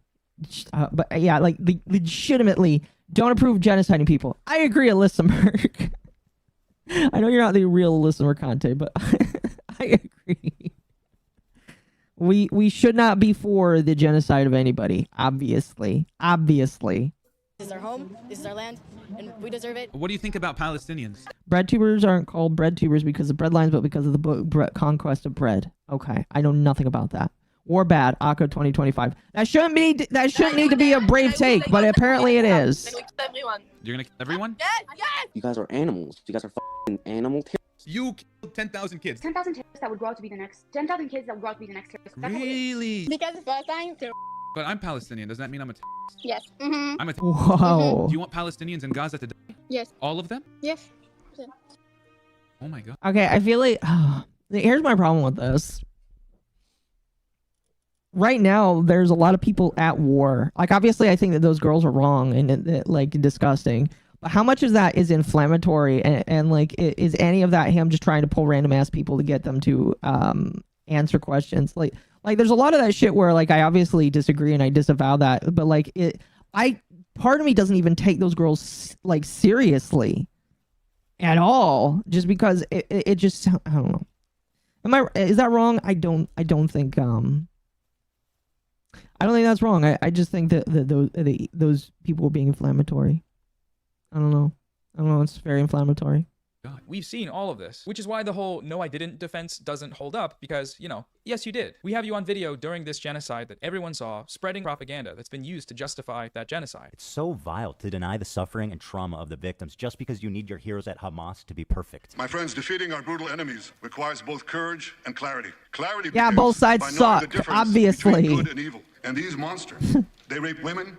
I think both sides have done atrocities that America should not be involved in. They stand with rapists and murderers. The Gazan Health Ministry, which, by the way, Gaza Health Ministry is run by Hamas, terrorist organization. I think a lot of people are all too happy to not look too deep into these things, but again, Gaza Health Ministry is Hamas. There was more Jews displaced than Palestinians during the Nakba. We have you on video attacking and delegitimizing the only groups in the world militarily resisting that genocide, with arguments plucked directly from the US State Department, the #1 material supporter of the genocide. Terrorist groups. We have you on video attacking and delegitimizing the most prominent media figures in the YouTube space who have been advocating against the genocide and breaking down the propaganda used to justify it. Oh my gosh, you cannot use Hassan Piker as like a voice again. Like, that is so bad. I can't believe that. I can't believe that he just openly decided to just use Hassan fucking Piker for that. Holy shit. Noah, what the fuck is wrong with you? Oh. I hate it when I have to cheer for a side that I don't like that much either. I hate it, but like, these people do it. They do it to you. They do it to you. They make it to where it's just like, I don't like this side, but because you don't like them, I want to like them more just to fuck with you. That's how bad these people are. Oh, Noah's good friends with Hassan? I don't doubt it whatsoever. I believe you. I believe you so fucking much. Like that that is truth. That has to be so much truth. That I agree. Fuck, holy shit. That is insane. But seriously, Hassan is not doing anything to help out the situation with any of these people. I would say that he is making it worse for a lot of these people. They make you glow. Yes. Mercenary, thank you for the 5. There's some truth to what he says. The problem is the civilian population gets mixed in with the leadership who Mossad have been caught. Crazy. I don't know. Like, I am very uneducated on this situation. But it should not take an educated person to just say that both sides should do whatever the fuck they want to do without my money. My money is my money. I pay the government to do stuff with my money, and I don't want my money to go to endless wars. I feel like that should not have to be a brave take, but apparently it is. So you know. Noah also subtly shows his support towards having CPS called on Ethan's kids. In this video? Oh, boy. I got to stay glowing myself, chat, because this is my channel that I don't want to lose. Holy shit. All terrorists. We have you on video running defense for the primary architects of the genocide. Just the other day, BB fired a really good guy that a lot of people are pissed about, and he fired him because they had a disagreement, and that's like so Trump code. He was like a moderating voice in the war room. Yeah. Reserve for the 2, and Hamazi is said to have been created by CIA. See, we're not going to glow that hard. We're going to have to glow even harder for that, all right? But, like, oh. I need PAL fluids now. I need to figure out a way to get PAL fluids, chat. I don't know how. I'm going to figure that out. All I need, listen, I could rant about this. We're just going to power through some of this here. All you need to hear me say is this guy is fucking disingenuous. Fighting for one bad side when both sides are evil. אין חשמל, אין מזון, אין מים, אין דלק. הכל סגור. אנחנו נלחמים בחיות אדם, ואנחנו נוהגים בהתאם. We have you on video attempting to portray the perpetrator of that genocide as some kind of beautiful, free, diverse, democratic state. We're planning to go to Israel in June with my parents and all the kids. It's going to be such a great trip. And I'm actually really excited to go there. I want to show you guys. You haven't been there in so long. It's been a long fucking time. What I want to do is show you guys how I see Israel. Because you don't see that. When you listen to Hassan and you hear... Thank you for the 2. Using Hassan as a source nukes your argument. If you use Hassan for anything... Like, here's the thing. If Hassan is right on anything, you still can't use him as a source. Because if you use Hassan as a source, you automatically make people not want to trust you. Just automatically. If you use Hassan, I no longer think that you have something worth saying. Because he is just instinctively wrong about so much stuff. That the one time he... It's like broken clock is right sometimes. Like, yeah. When the clock is right sometimes, great. But I'm still going to trust a better clock. My personal opinion. So, you know, I think that using it's just bad. It's just bad, and you should feel bad for using Hassan as a source. I don't know. All these fucking mega lefties talking about it like it's some super racist, like crazy, you know, like Jim Crow style of society. Like, I can't wait to show you guys how beautiful, how multicultural, how like free it feels for people, or just it's a beautiful place. It is. It's one of the most diverse places I've ever been. These people all seem to believe that in order for someone to back a genocide, they need to like look into the camera and say, I support genocide. I think it's good. More of that, please. And while we do have examples of certain parties to the conflict here doing just that, like Destiny and Asmongold, I'm not going to cry a fucking river when people who have genocide that's baked into their laws are getting genocided. I don't give a fuck. They're terrible people. I'm pro-genocide. Okay, like, listen, it sounds really shitty, but like... listen. Asmongold, like... He is the king of just giving the random opinions on the clock all the time, all right? I know for a fact that he is not always correct about everything that he says. I know for a fact that he will probably be wrong about some things. I remember that take. It was a pretty wild take. I don't know if I could give my opinions on that take because of how wild it was. I also just don't care because Asmongold is one other person. Although... Again, Destiny is the wrong person to bring it. Like, here's the thing. Again, Destiny is one of those people that, again, if you use him for your argument, you people aren't going to take you seriously. So, I don't necessarily... I like when people say, oh, Destiny also has this opinion. I don't care, because Destiny opinion is shit. So I will probably... I will probably go to somebody else to get my opinion on this. All right. Cool. I think that Israel should just draw its fucking borders about where it is now, and basically Palestinians can go live in another place. The most common and effective way to back a genocide doesn't look like that. Mainstream Western Asmongold outlets denounced don't both say sides. those I do Palestinian remember kids that too. deserve to be Yeah, killed. he has No, done they say that. that some kids died when bombs dropped, that Israel says it was dropping on Hamas, which is a U.S. designated terrorist organization. The mainstream Western media doesn't say that there are no innocent civilians in Gaza. They simply quote the death tolls as being reported by the Hamas, aka terrorist-run health ministry, and then report uncritically the IDF saying that most of them are soldiers actually, and soldiers Everyone is by the wrong? way, so who's to Yes. say what's actually true? The mainstream Western media doesn't say that Yemeni children deserve to die because they're all Houthi terrorists. They simply cite the Houthi-run health ministry, aka terrorist-run health ministry. So when the US and Saudi Arabia kill those children, it's a sad event in the overall morally righteous fight against terrorists. Terrorism is bad, remember, and terrorists are the bad guys. So if some kids died while they were going after terrorists, you know, I guess that's just war. We saw the same response of "No, I didn't" from Mutahar of the large YouTube channel Some Ordinary Gamers. When Hassan Piker shared my video on his Instagram story, Mutahar responded to this post writing, "I get watching other people's videos is all you're really good at, but try vetting out slander before promoting. I have never defended or backed the Israeli genocide on innocent Okay, Gazans. so Never again, will I like, ever." the video that he's referencing is what Mudahar states as, and Mudahar states as being the video for the lawsuit. The fact that he's made millions from watching YouTube videos is annoying. If you're talking about Asmongold, obviously it's annoying when somebody else makes money off of just watching videos. You think I would be really great if I could just, like, you know, sit and do that? I see a lot of YouTubers do that, and I'm just sitting here like, man, it would be so easy for and to be honest with you, part of me does want to do like some form of like small pivot where I do react and give more long-term commentary, not like Asmongold commentary or the other like female VTubers that just sit and watch videos, but I like want to watch things and give actual commentary on them, you know? So, but like it is kind of frustrating where sometimes you just sit and you watch other people make money off of just watching videos. But by the same token, I don't really care that much. Like, you can only be frustrated for so long before you look at it and you're just like, I don't care anymore.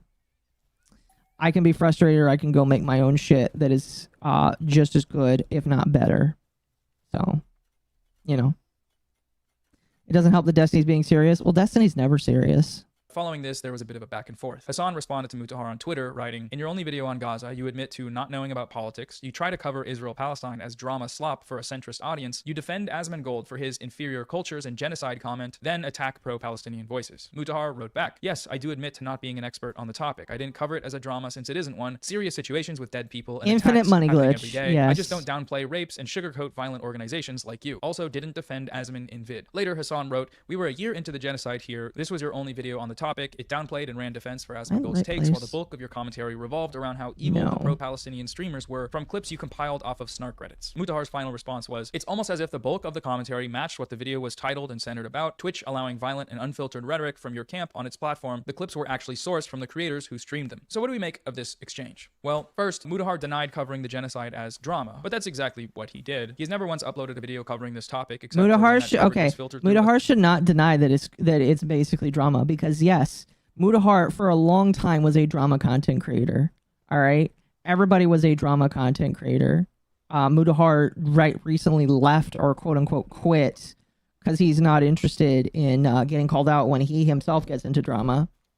So he quit the drama, but he did probably cover it as drama, because again, he when he talks about politics, it is drama. Sorry to say, Muda, but it is. Those are all xenovaders, so I don't care about them. Everyone needs to pay taxes and rents too. Yes. Again, I'm not like malding upset when people just make reaction videos and make a lot of money from it. Like, that is the new meta for today. That is the meta that everybody is going to use. And again, like, I kind of shoot myself in the foot for not doing more reaction slap content. But like,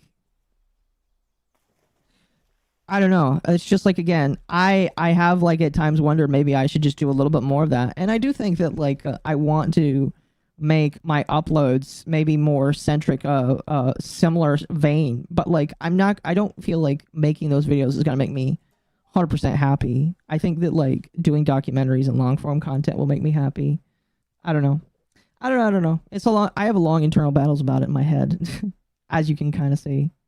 Bread and crumbs. There's a difference between being a React Andy and doing what EFAP does. Yes, true. I try to do what EFAP does. In a I don't know. I just try to do.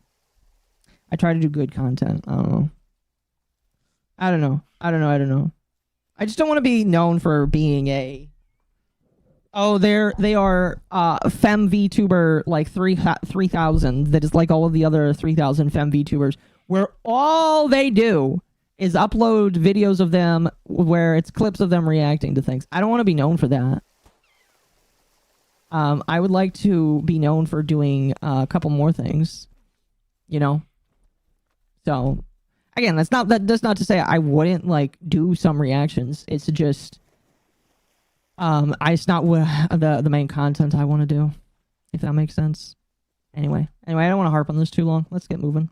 A smear campaign that was making the rounds in the commentary community about a content creator they all don't like. You know, Hassan Bad. He denies defending Asmongold in his video, once again making no effort to actually defend himself on that point. But that's also false. Mudahar whitewashed Asmongold's comments further than anyone else, really. He went so far as to change the content of what Asmongold actually said to make it seem like he wasn't talking about Palestinians when he was. In this situation, one could, you know, if they were to extend the charitability, could say that Asmongold was probably referring to extremists in the Islamic religion. Even Asmongold himself admitted that that's what he said when he apologized. This is why he was banned. Now, whether Mudahar stands by this characterization of Asmongold's genocidal rhetoric or not is a different question, but he did do that, and the record shows this. His video is still uploaded on his channel. You can go watch it. Denying this seems to be just indicative of a lack of reflection on his part. Entirely predictable, but worth noting nonetheless. But again, the fact that this man is a friend with Hassan makes it really hard to take any of this seriously. And it is very obvious what he's doing is just trying to disingenuously push down the creators that he's talking about because he's friends with Hassan. I don't know. Alco, have you seen the clip of Lolly shitting his britches playing Huntsman in the Spooky Spider game? I have not. I assuming you're talking about Almighty Lolly. Can you climb? Thank you. I have not seen that clip whatsoever. You might have to send it to me. If it is very funny, you might have to send it to me. Is the expected response from centrists and liberal Zionists alike, but I don't know how well it'll hold up in court. I didn't back genocide. How could you say that? I just sat silently the entire time it happened, except for the one time I spoke up, which was actually to attack pro-Palestine activists with bad faith smears that originate from a community of openly genocidal Zionists. I don't really... They're terrible people. Best of luck to you in your legal endeavors should you pursue them. I don't know how well that'll hold up, but have fun, I guess. In his last tweet, Mutahar seems to deny his participation in the smear campaign, writing, the clips were sourced from the creators who streamed them. This is false. Mutahar did not source these clips from Hassan's stream. He sourced these clips directly from the smear website. He cited the website out loud and said, go check it out, guys. Now, there's a website known as DanClancySucks.com, where it goes through a treasure trove of some of the most popular streamers on the site. One of the most popular political streamer, Hassan Piker. As we went over, this website is a compilation of out-of-context clips and arguments attacking pro-Palestine creators that openly embraces the support of genocidal Zionist organizations like the ADL and genocidal Zionist politicians like Richie Torres. The community from which all of these allegations originate is that of a content creator who says things like this. He is interviewing the guy who's about to go do some shit to get himself killed, basically. That's what's gonna happen. We know from this point, that's what's gonna happen. So he walks away, gets back a little bit, and then he sets up behind this thing, right? Is this concealment, I guess? Not cover concealment, right? Because I think the tank's over here. So now he can capture the footage right here. He sees the guys walking, knowing that they're about to get shot, because that's what's gonna happen. And then eventually they get shot and everything is, this is it. It's like act 1, 2, and 3. It's like all here. Now this guy is down. He's dead. These guys are like, they're not even running. They're not even like cowering and running away and screaming in fear. They're just like, okay, well, they did it. We got our shots. Okay, is this guy done? Oh, shit. Well, okay. Well, we brought the white flag so we can put that over the bleeding part, assuming he got shot in it actually, right? And then this guy, what is this guy running back to? Guy's so convinced of his truth and everyone else's invalidity. It's crazy. Again, like the problem with this guy, and again, I don't understand like why, like all Mudahar really needs to do is say this guy's insane. He's obviously friends with Hassan, and I would be again interested to see like the real world repercussions. Have you heard the way that Muda said, or Keem says Muda? Yes. But I'm interested to see again, like Ava said earlier. I want to see the real world repercussions that Mudahar or Mutahar has had to deal with being slandered by this video. Like if he was actually slandered by this video, I want to see it. Oh, well, there goes that guy.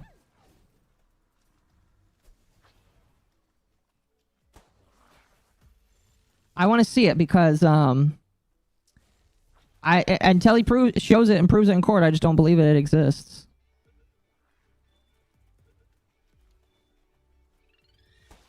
Take him out, Tantris. To grab the wife. By this stage, the man's There's a lot of these dudes here. has heard what happened. And like, what does this mean? The wife has heard what happened. Like, bro, this is crazy. I'm sorry. The tracking live movement shot of the lady running up to her dead husband? Like, what is this?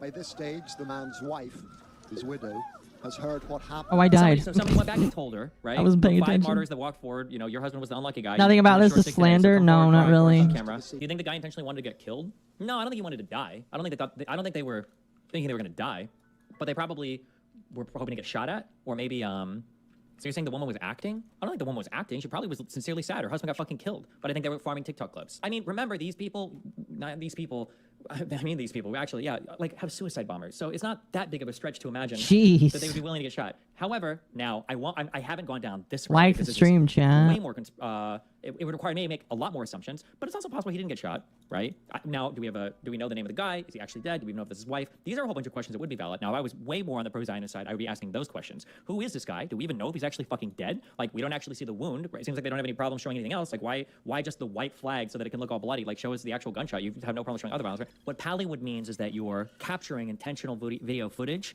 to sell a certain narrative about what's going on, basically. So Pallywood might be, this, right? So the idea is that, like, 4 innocent civilians are, like, walking up, and you just have a clip here of the idea of shooting them for no reason because they're civilians with white flags, and you kind of ignore the fact that, like, okay, well, they're in a battle zone, and they were told to evacuate from, and they're going back to try to kill them all. That was captured. Like, that's, like, Pallywood, I think.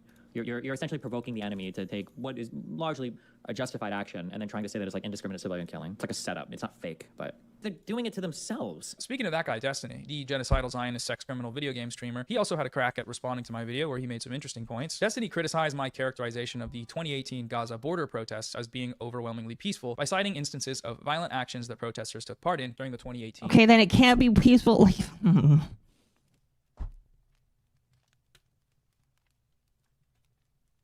Chat, do we need to continue? Okay, I'm going to put this up to a vote, chat. Press 1 if you want to continue watching. Press 2 if we can be done, because I don't feel like I'm gaining anything from listening to this. Like, I'm already, like if Ava was here, we probably would have, I might have to institute my own strike system, because this guy is already, like, violating it.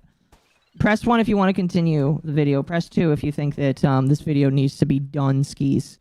Also, thank you for meeting the goal. We will definitely extend the show to 4 hours total. We'll set another goal, a little silly goal. We'll make it smaller just for the yippies.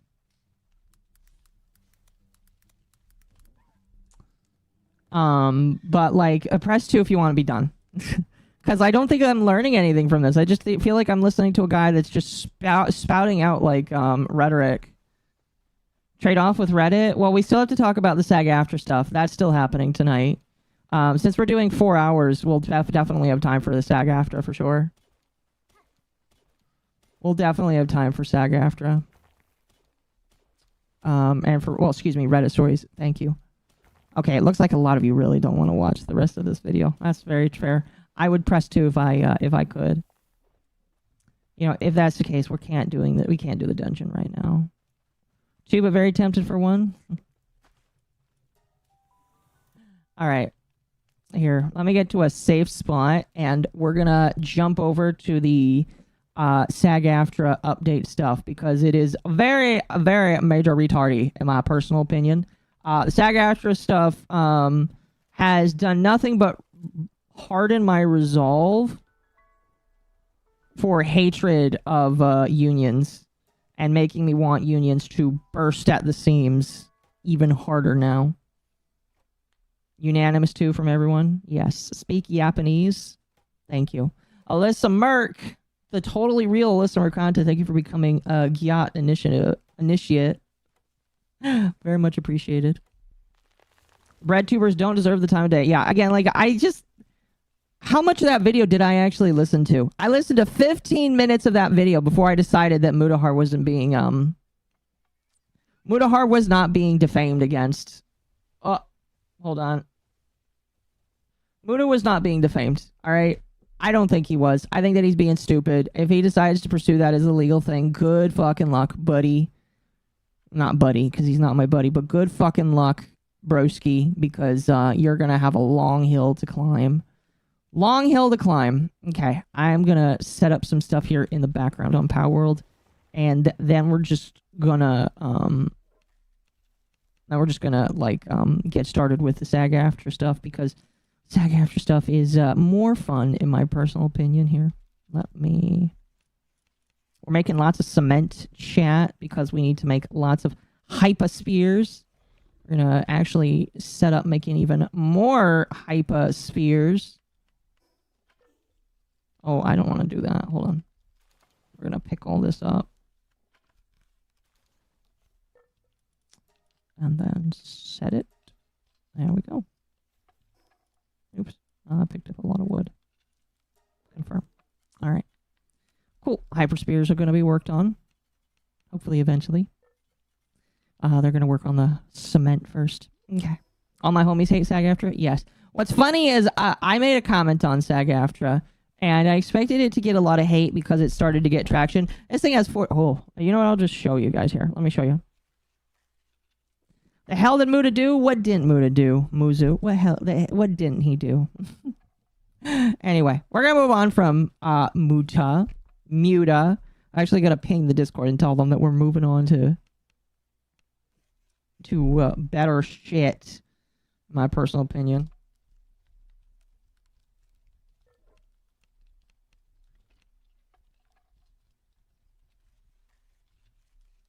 Okay. All right, we're going to move on to Sag Aftra. Now, chat, like I said, the VA stuff has been ongoing.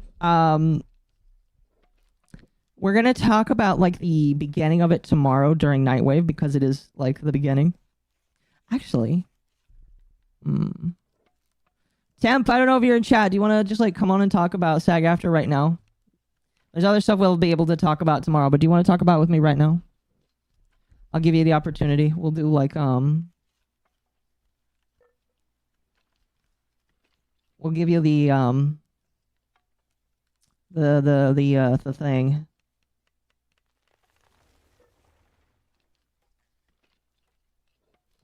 Union battle, who wins? Animation Guild or Sag Aftra?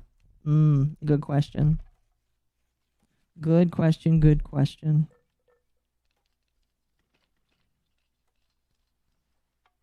Oh, Temp might be busy. Dog wave. Dog wave indeed. Dog wave indeed. Sure. Okay. We'll wait for Temp to jump in before we talk about this. There we go. Hello. Oh, there we go. He's right there. Yeah, your chat's behind, so you probably didn't see my message. I did see your message. Chat's only 5 seconds behind. How are you doing? Well, as you said that, I was literally about to go make myself some dinner. Oh, but we can wait. You could have told me to. You could have told me that. It can wait. It's fine. Temp, we're gonna be talking for like an hour or two. Come on now. When I'm not needed, I will go make dinner. Until then. All right, fair enough. Fair enough. Fair enough. Fair enough. Now I know that you saved like a link or two, talking about the Sag Aftra stuff in our little folder, if I remember correctly. You might not have actually. Now that I'm thinking about it. No, I think you did. I haven't been paying attention to the Sag Aftra stuff. Okay. All right. We're just gonna go. All right. So chat. Here's what you need to know.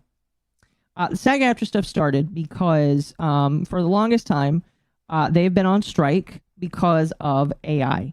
I know that there's probably a couple other things that have been going on because of the strike, but all you need to know right now is that there's a bunch of VAs for Genshin Impact and a couple other video games or just voice acting opportunities that have been on strike because of a lot of different things. And so Genshin responded to that by deciding to start hiring non-Sag Aftra VAs to their company to do voice acting for them, basically forcing out. I know they only did one. I don't know if they have more, but they started with one, and more people are probably going to spread. Yeah, I know they started with the new character. What is it? Nietzsche? I have no idea what his name is. I don't know. I have no idea what his name is. All I know is that they started with one person, and after that, it released a flurry of upset people from the Sag Aftra guild, and it led to some people sending out death threats on both ends, which obviously we don't agree with, and it got really bad. So I made a comment on the 28th, so yesterday. This is after... Oh my god, it's the 29th. For only like 10 more minutes for me. But for like 3 more hours for me. Yeah, that's fair. So like yesterday I made this comment. This was after Nightwave. Actually, this might be, that was the beginning of Nightwave. This was, not Nightwave, excuse me. Under the Tea. This was like during Nightwave Under the hadn't happened Tea. yet. Yeah, this was during Under the Tea, where I made this comment. Middle of the night comment, and I was very heated, very upset because we were talking about how these Genshin VAs are sending death threats, getting death threats, all that kind of stuff. And I said, I'm about to piss off people, and frankly, I don't care. Screw English VAs and let them flounder. I'm fine with only JPN and subs. EN VAs have pissed away many people's goodwill, and I'm glad to see them get recast. Maybe they will think next time. And chat, there was a lot of faces in my mind when I was thinking of all these VAs, and I'm thinking about all the times where we've had VAs that have come in and fucked up a lot of different Japanese things. Paimon being one of them. I am thinking of Sungwon Cho, who is a VA that actually got himself segregated to only Asian-only gigs because he tried to vie for people only playing the races that are of the characters. And then he actually got what he wanted. Do you remember that? Pro ZD? Yeah, it was Pro ZD. Yeah, because I remember people were talking about it literally like 2 hours ago. Was it real? Was he talking about that 2 hours ago? I'm curious. Oh shit! Hold on. Chat, to give you a brief reminder, Pro ZD. Let me bring up his profile here. Some of you might not know who he is as an individual. Let me hide the screen real quick. Here, I'm gonna send this to you. This is the post I saw. Actually, I'll just put it in Nightwave chat though. You can.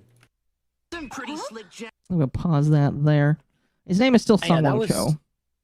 So this is Pro ZD chat. This is a voice actor. I'm glad that he doesn't put professional in there because he's definitely not a professional in my personal opinion. No. But he is a voice actor who, for the longest time, tried to vie for people getting the roles that match their not their gender. I don't know if he vied for their race basically. And I think this is the article. Thank you for sending me this. This is posted by Rock Solid. Good account, in my personal opinion. Rock Solid follows me, so they're a pretty cool guy.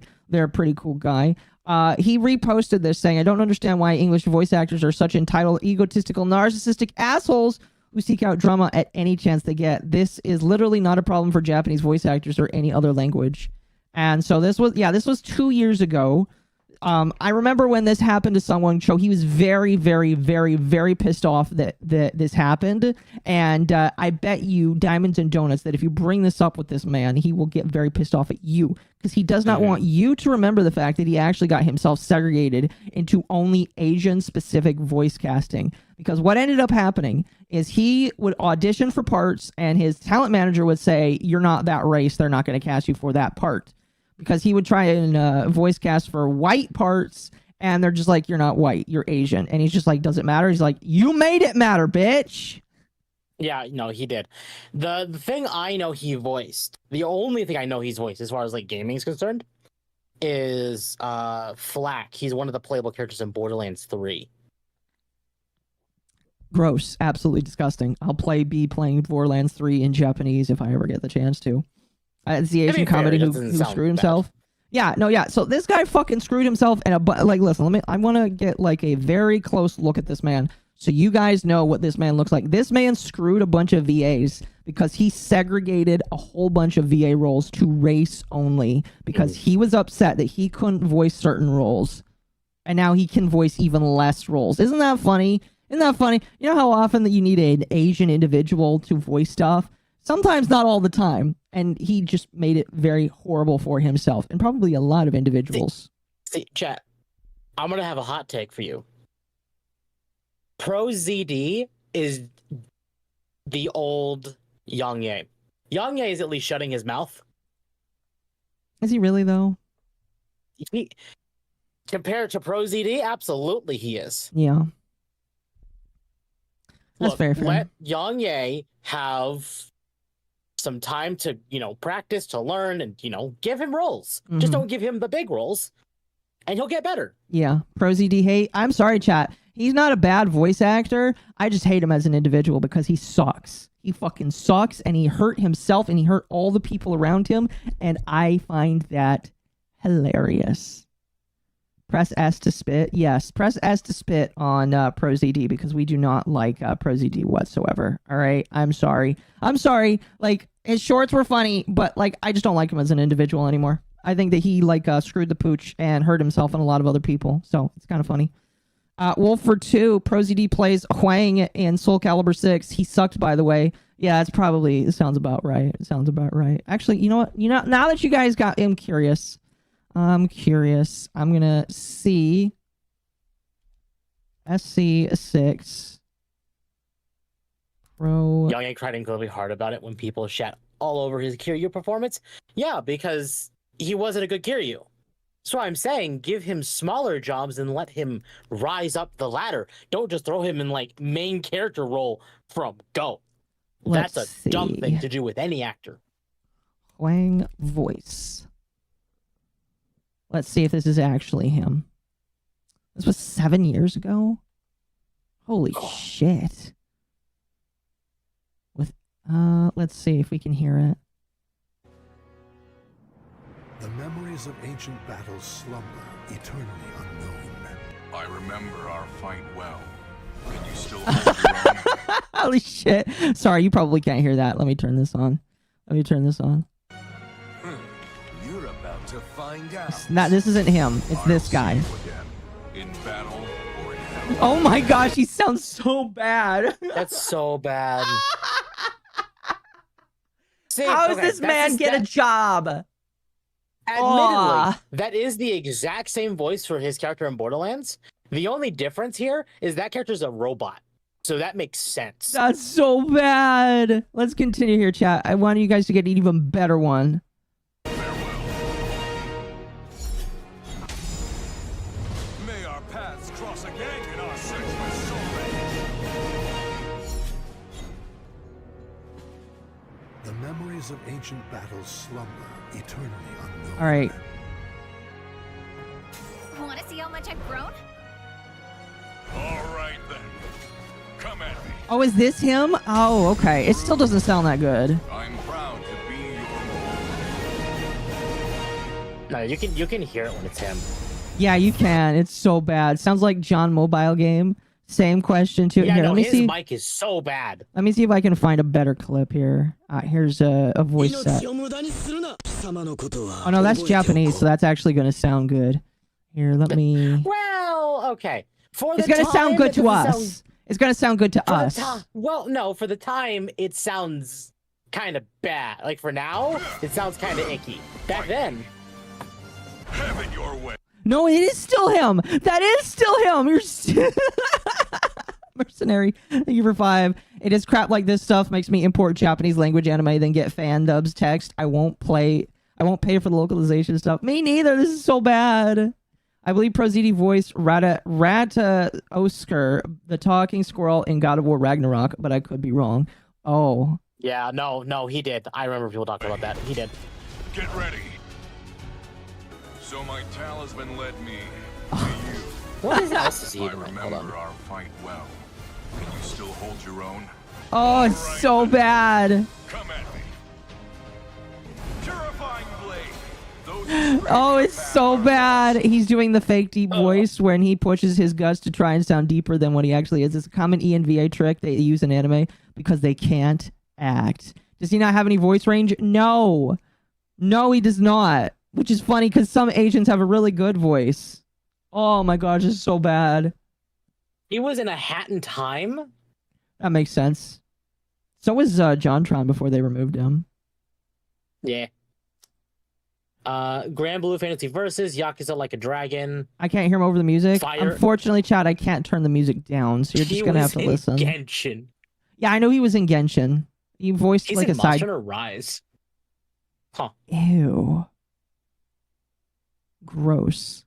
Anyway, chat, we're gonna flip back to this. Just know that I have a deep dislike of deep dislike of this man because he like fucked it over for everybody, and he gets really pissed off when you remind him of it.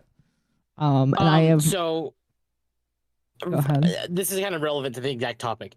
He voiced Richter Belmont in Vampire Survivors. He voiced a mainstay character for Konami that wasn't Asian. Really?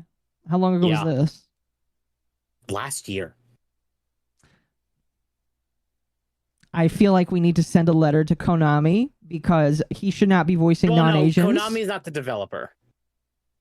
Whoever the developer is, they need to know that he didn't want to voice non-Asians. JonTron was in Ukulele. No, he was also in Hat in Time too. I remember specifically hearing his voice. He was in Hat in Time. He voiced somebody in High Guardian Spice. That's hilarious if true. Wait, was he in High? Hold on, let me see if he was. If true, hilarious. Why was JonTron removed? Because JonTron was canceled by the internet when he decided to he was in play High Guardian Destiny. Spice for 5 episodes. What? Yeah. He was in Red versus Blue? I mean, that makes sense because Ruby. Or Rooster Teeth, whatever the fuck. Yeah, I call that one a little fair. All that to say, he was in chat. 5 episodes of High Guardian Spice.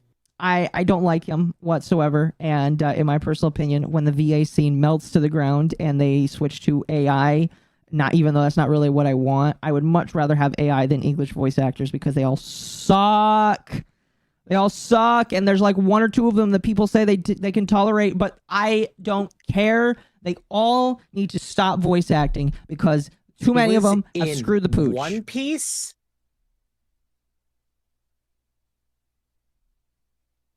Okay, fine. He just sucks. He just sucks in my personal opinion. JonTron became base. That's why he got canceled. Yep, him and Vic Mignogna. Yeah, pretty much. When I think about Sag Aftra, and I don't know if anyone in chat will remember this. It was when it was the actual actors, not voice actors, and there were some actors from like the CW DC shows who are all like, "Oh my God, you got to double down on Sag Aftra. You got to do this and do that and appease them." And the main actor for the show, basically the DC's Iron Man, Stephen Amell, he came out and was like, "Why are you bothering? We know what they want. I want money. I have a family to support. What are all of you doing? Stop." Amen. And he got canceled by his own castmates and forced to apologize.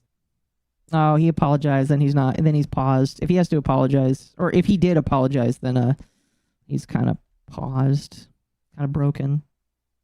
Sadly, not much I can do there, chat. I don't know. Here, let me bring the post back up. But anyway, so chat, I said this. What's funny is, this video, they say this thing has 50,000 views. I don't know if it's going to slow down or keep growing. It was at 10,000 this morning. I expected a lot of people to get upset at me for this. And some did.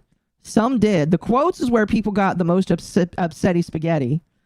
A lot of people in the quotes were upset, but my replies are full of a lot of people that actually agree with me, which tells me that a lot of people seem to agree with this post. A lot of people seem to agree that they also hate VAs. Like a lot. Now, I'm sure there's probably 1 or 2 people in my replies that like, I don't know what this one is. Traitor to country. This is funny. I don't know who this is. This is funny. They do. They say they have 45 IQ. I believe them. But like everybody was agreeing with me, and I think it's because everybody fucking hates Sag Aftra. And everybody fucking hates English VAs too. And you know what? I don't fucking feel bad for them whatsoever. I don't feel bad for them. And the reason why I made this tweet, by the way, is because this guy decides to outline a thing that the VAs are striking against. This guy says here, this individual, I saw this tweet, and we're going to look over some of the contract stuff that they want Genshin to sign because it's fucking disgusting in my personal opinion. This guy says those Genshin VAs aren't going on strike because of AI replacement. If you actually read the details, they're trying to make it so that their union gets a monopoly on the VA industry. That's the primary reason why they're so pissed off at getting their roles recast, because they're trying to make it to where nobody that is not in Sag Aftra would not get work. If you are not in their guild, their exclusive friend club, you are not allowed to get work So they are really upset that they're getting recast because people are not willing to sign and be okay with that deal. And guess what? I'm all here for it. Fucking gut them. Get rid of them. All right? But anyway, so a lot of people decided to start clowning on Sag Aftra. They made this post a couple days ago, but a lot of people are starting to notice it and make comments about it right now. We're going to read this and then jump into this tweet here that did get community noted. Is it still community noted? It is. So we will read that here in just a moment. I was afraid that it was deleted. Thank God it's not. Pasta Boy says, be Sag Aftra, have VAs break its #1 rule and do a NU project, initiate a strike and hold the game hostage while parroting about AI, not tell that interim will make the project come under union. NU VAs either have to join union or lose their job. Make you look like you are the problem. Outstanding move. And so the tweet. Oh, go ahead. No. Well, I was gonna say, like, more recently, I actually saw a more recent like relevance to Sag Aftra, along with Genshin. Okay. You remember us talking about Final Fantasy the 7.2 patch? Uh-huh. Wooklamont barely ever spoke at all the entire patch. Is she part of the union? Yes. Yeah, that makes sense. That makes sense. Well, so instead of having no lines from her, they just barely made her speak at all. That's funny. That's funny. She's just not important to the story right now. And you know what? Get rid of her because she's part of the union. Well, Spain, thank you for the 2. Not the first time they made this type of club. No, I know. This is like a constant, disgusting, constant thing. And I know that, by the way, by making these comments, by saying all these things, I can blacklist myself from ever being part of like acting or shit. I don't care. I don't fucking give a shit because these people need to go down because people need to understand that this kind of shit is not acceptable. This is disgusting. This is gross. And the fact that these people think that they can continue to still do this in the year of our beautiful and glorious Trump. This is a joke, by the way. Beautiful and glorious Trump 2025. All right. The fact that they still think they can do this is disgusting. I'm in a good union myself. I've been in part of one union and it was a horrible union. So I just don't believe that good unions exist. I just don't believe they exist. I mean, they might, but I just have a hard time believing they exist. Now that you say it, there wasn't much for Voice Line 7.2 compared to previous updates. Well, no, 14 works off of British actors. Yeah. So when you hear voice acting, it's like 90% British. Like, even for Dawn Show, they had English actors doing British accents. Our God Emperor. I'll DM you mine. Well, I don't want you to dox yourself because showing what union you're in can give away some information, but like you're free to do so if you want. Anyway, let's get into what they said. They were responding to a tweet by, I believe this is another, this is a voice, they are another voice actor. They are the voice of another character. Yeah, they show their voices that they are part in. Yeah, they're voice of a character in Honkai Star Rail. Oh, Honkai Star Rail is not going to have voice actors for very long either. I expect those ones to get recast. But this person says, hey, Genshin, Honkai Star Rail ZZZ, we English VAs would love to get back to work, then fucking leave your union. It's you that's holding them behind, not them. I know the fans miss hearing their favorite characters and me miss voicing them. Temp, have you been playing Honkai Star Rail recently? No. Okay, because I was going to ask. Malice does. I was going to ask if you've noticed the characters not speaking at all. No, I still need to catch up in Star Rail. It's just that I'm so far back right now that I'm just...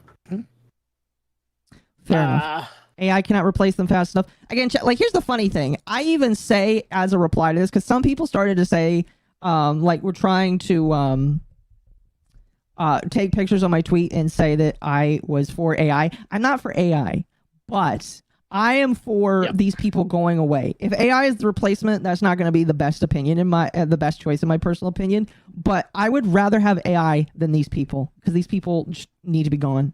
I'm sorry. They need to suffer. They need to Here's a new thing that people are saying that I think is really funny. They need to suffer generational debt for the crimes that they have committed on Japanese people by appropriating their culture and destroying their culture. All right? So I think that all of these VAs need to suffer generational debt for the horrible crimes that they have committed on my culture that I love. It's very simple, really. You don't want AI to replace your voice. You do your job and you do it right. Simple. Unions have the unfortunate tendency to lean towards into becoming the equivalent to being pimps or the mafia. Yeah, exactly. And that's what that's what this one did here. I mean, I am not for AI. And the people that say that, they are disingenuous and they know me and they just try to lie because they know that's all, they can't tell the truth. But I don't want AI to replace these people. I would much rather just have no VAs. All right. No VAs in the English scene. Just go back to what I said this. Just go back to having JPN voice actors just talking in Japanese, which oftentimes sounds better, or no voice lines at all. And we just get the grunts like we get with Link when we play The Legend of Zelda. That I'd be fine with either or. All right. No English VAs whatsoever. Don't want them anymore. They're not worth it. They all suck. Period. All right. Yep. So this person, they need to lose their voice acting job. They need to go back to working at Starbucks every single day, paying off the generational debt that they have caused themselves. All right. But they're like saying, please negotiate with Sag Aftra. They're begging me, Hoyo. Begging to get back to work when they are the ones that are choosing not to work. And they would get appropriately community noted. We're going to save that because the community note is also applied to the Sag Aftra tweet, which we're going to read. And she would continue by saying there's too many bad faith comments and misinfo. Too many bad comments and misinfo. Oh my gosh. So for now, please refer to this thread for the correct information. I concur with everything stated. So she 100% agrees with everything that this person says right here. I have no idea who this person is. Who the fuck is this person? Why do they have like 400,000 followers? Who are you? You are a talent of CESD talent agency. I don't know who this person is. Hold on. I'm going to hide the screen real quickly. I don't want them to flashbang me on They have 57,000 followers on YouTube. Who are you? This is their content right here. Who the hell are you? I spot savvy. Yeah, we'll read her thing in a moment. Who is this person? Your Discord stream is actually not working for me. Is it really? Yep.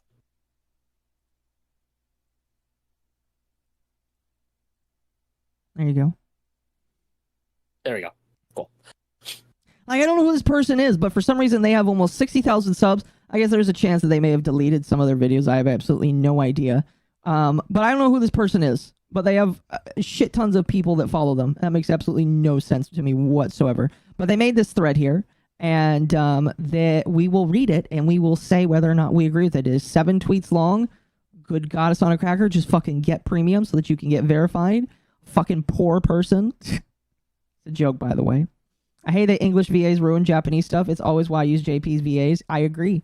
I don't ever use English stuff anymore. Ever. Not whatsoever. Who is this person? The wrong person who got popular like Logan Paul? Probably. I have no idea who this is. And this is their thing that they wrote. Quote, if you're having so much trouble getting certain projects to sign an interim agreement, there must be something unreasonable about it, right? Unquote. Nearly 200 projects have signed a SAG interim agreement since the start of the strike, including projects developed overseas. If any provisions in this agreement were unreasonable, that number would be closer to 0. I disagree. I think some of you have bullied people into signing agreements just so that they can continue to make stuff. So this is like disingenuous and bad faith as fuck. Holy shit. If you don't sign this, we're going to blacklist you. Yeah, I don't like that whatsoever. I already hate this person. Excuse me. I don't hate people. I hate what they do. I already hate what this person is saying here. This is disgusting. Disgusting.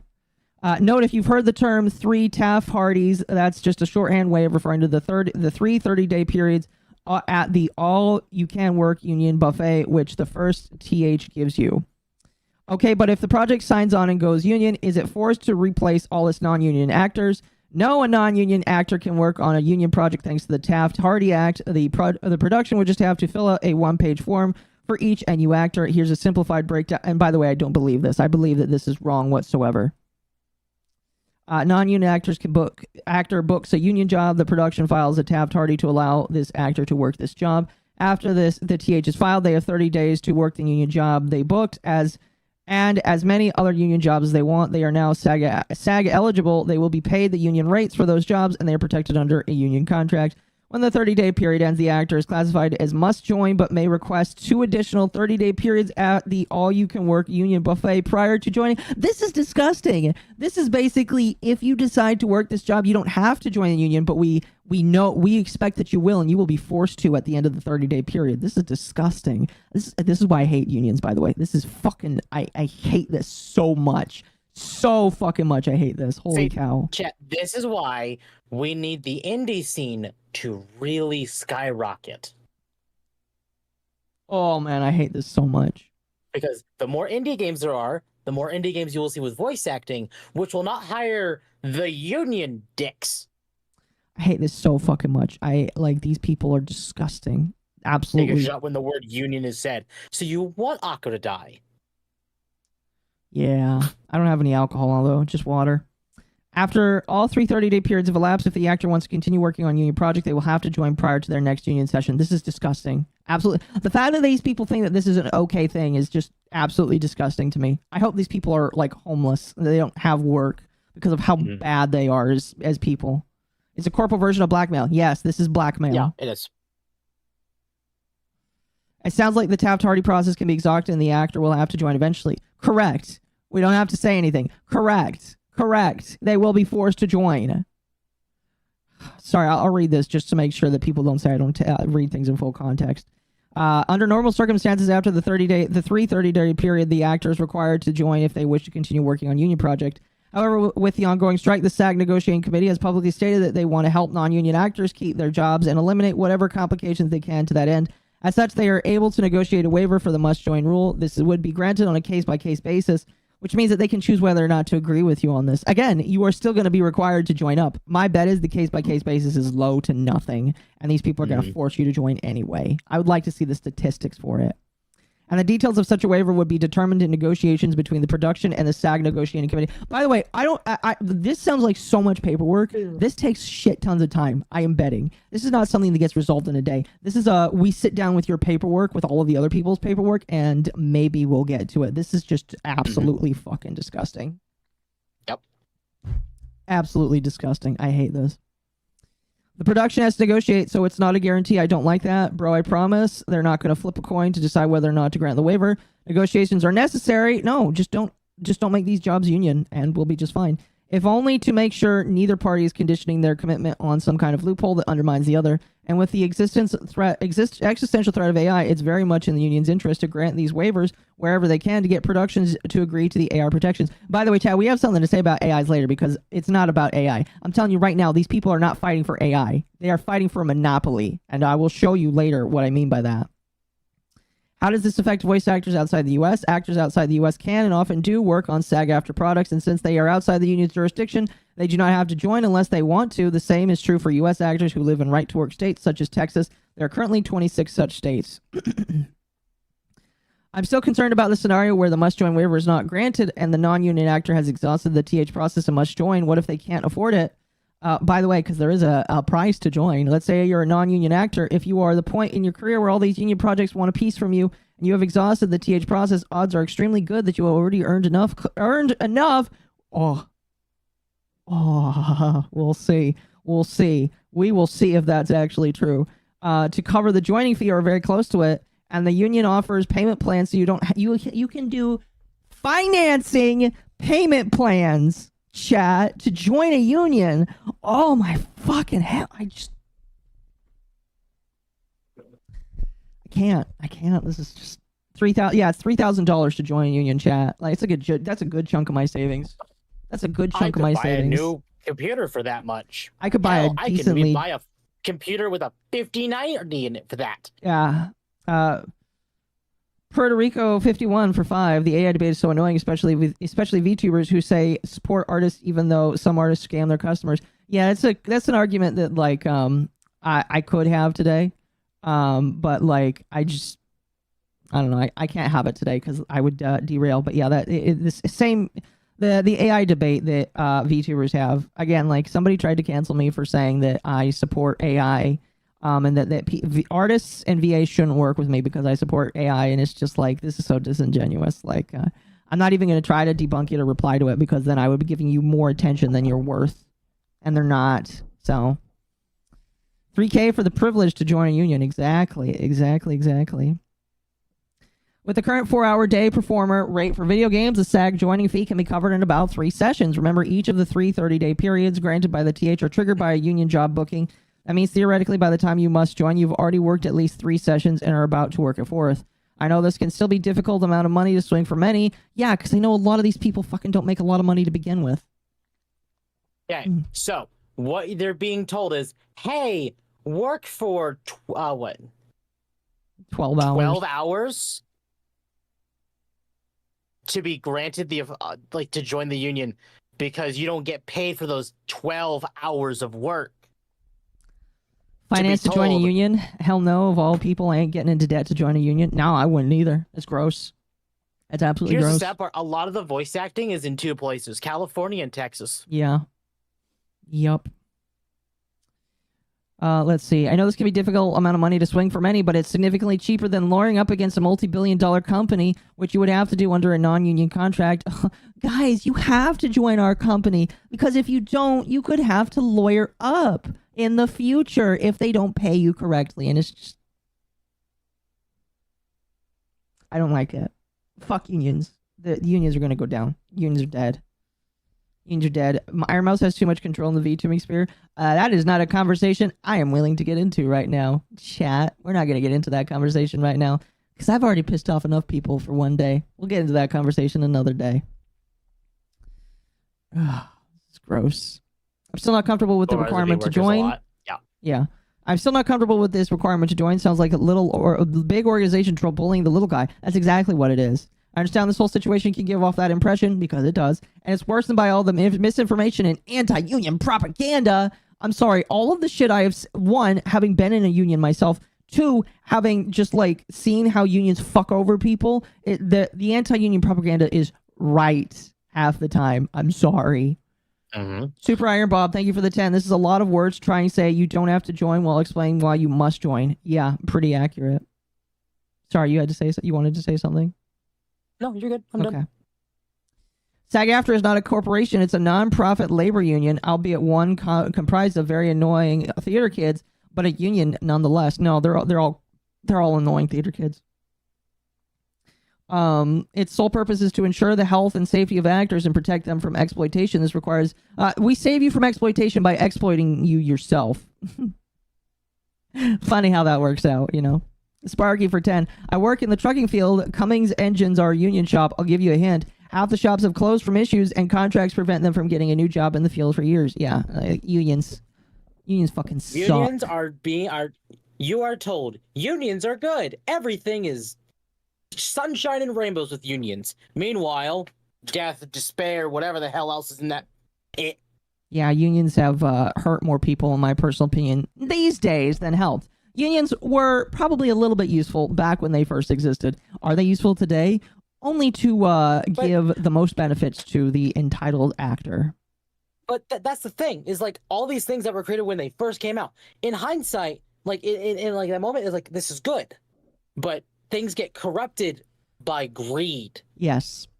Very often. And I do mean everything gets corrupted by greed.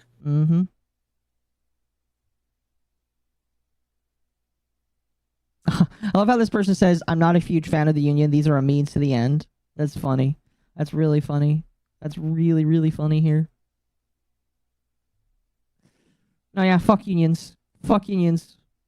And this person did get community noted. We're going to read the community note on this Sag Aftra post. So, chat, by the way, this post here that we read into, this post by this person here, is endorsed by Sag Aftra. That's how you know that this person right here is very serious and probably being paid for or being told that they need to say this by Sag Aftra, by them themselves. Okay? Aqua, I had an idea. What if you streamed looking through the links in the artist sent? ABS title, Chasing the Source. That might not be a bad idea, perhaps. I don't know if it would be. I don't know. That's a possibility. I'll think about it. I'll think about it. Sounds like commie gobbledygook, maybe a little bit. But anyway, Sag Aftra reposted what Anna Iris said, what Anna Iris said, clapping hands emoji. Genshin Honkai ZZZ will make it easy for you. Again, this sounds very bullying right here. They really want to make them sign. Here's a link to our interactive video game media agreement. Let's talk it soon. Winky face emoji. And they would get community noted. Very harshly community noted here. This agreement has severe limitations on how MiHoYo can work with non-union voice actors, including a lifetime limit for the voice actor and eventually forcing the voice actor to either join the union, which has large entry costs and fees, or stop working on the project. Yep. So, again, I hate unions. I hate them so fucking much. And guess what? Everybody is coming out to say something. Oh, is this a sample of it? Let's see here. Employers will only employ performers covered by this agreement who are members of Sag Aftra in good standing, or those who shall. Yeah, they will not hire non-union people. That is gross. Gross.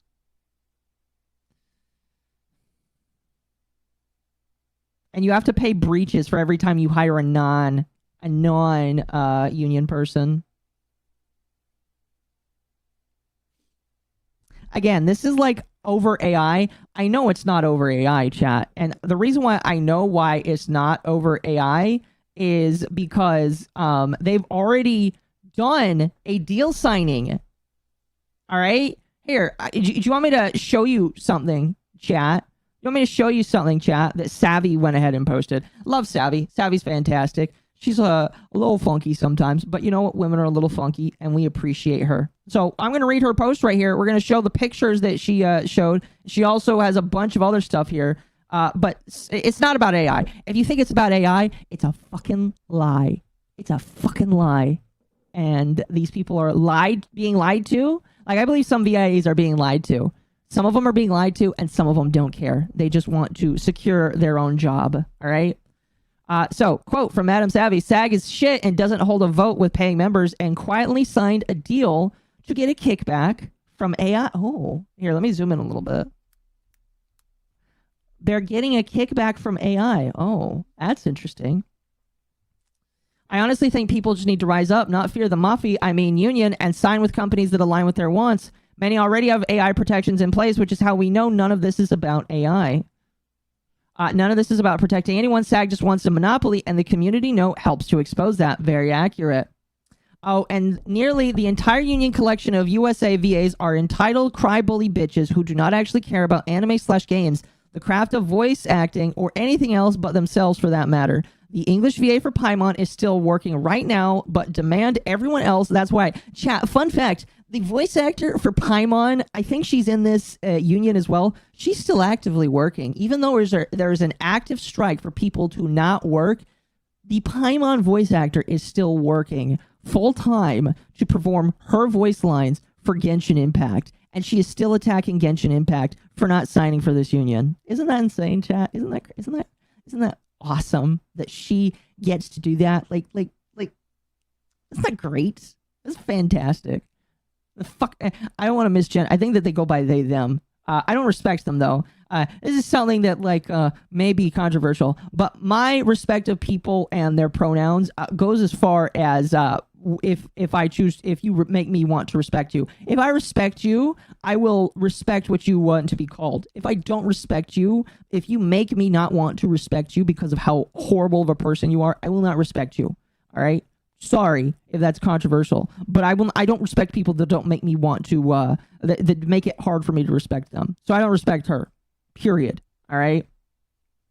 She's in quote unquote good standing. Exactly. Yeah. Not only that. Listen to this here. Listen to this. Where I lost off right here. Still working right now, but demand everyone else in the world stop working. She cites her quote unquote autism. She cites her autism for the reason why she can work and you can't. Like, okay. Fucking woman, I don't know what your name is, but you're a fucking cunt. And that definitely just demonetized the stream here. But I don't care. Autism as a reason why she's allowed to act like a piece of shit and that she has to work to pay medical bills. What about everyone else that has to pay their bills?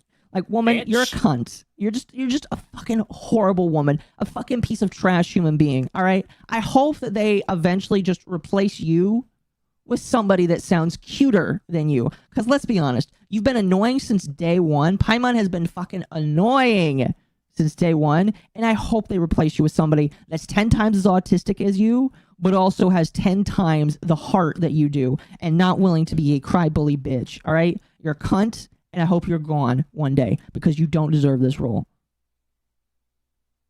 We all can work if we are in a union? Pretty much. But they won't let you in, chat. You're not in the in crowd. That's the other part, chat. You have to be in the in crowd. Yeah. Here, as Temp said. See, I'll go ahead. It's people like this, and I've seen a comment. The voice actress for Paimon claims Paimon is a they them, even though MiHoYo has said she is a she. Yeah. It's always these so-called voices that like praise all of this, that are like we're allowed to work, and insult our who we're working for, and tell everyone to stop working for them, all at the same time. 10 times 0 is still 0, Akko? What do you mean by that? Maybe get a kid voice actor to voice characters. Like, no. No, there's a limit. No. I don't think that there should be kid voice actors, honestly. I struggle with kid actors in general. Mm-hmm. Why do adult children always blame quote-unquote autism for their shittiness? I don't know, chat. I know my nemesis does that. My nemesis likes to blame his autism all the fucking time. He likes to say that his autism is the reason why he can't hold down a job, or reason why he can't do X, Y, and Z. It's just like, you make fucking autistic people look disgusting. Paimon also has the most lines of any character in the game. Yeah. Yeah, she does. Yup. And she is the worst. She is just the worst. Anyway, we'll continue on here. Here, Tempo read this. I'll read it again. As a reason why she is allowed to act like a piece of shit and that she has to work to pay for medical bills. Go work at Starbucks, woman. Go work at Starbucks if you have to. Anyway, if a company ever approached me for VA work, I'd take it. But Savvy, what? Then the union projects won't. I don't care. I am very content doing my own thing. I resigned myself that years ago when I became an open, not safe for work artist. I don't ever expect a single company to ever come to me. I like being self-made. Besides, again, I have no respect for SAG. And the truth be told, everyone else who wants to get into it should too. SAG is crap, and the VAs have all exposed themselves as crap too by attacking a man for doing a job in another country and demanding answers they aren't entitled to. Even when he defends them, they demand more. While frequenting Hollywood many moons ago, I got to sit down with these people, and it truly was a strange concept to me. Then you dig deeper, and they will do whatever they can to put you on the back burner and make sure you don't get work if you don't play their games, regardless of joining or not. So she does show the quoted tweets, or the quoted community notes, and then she also included this. This is what is really hilarious. This was January 9th. So, chat, this was over a year ago. January 9th, 2024.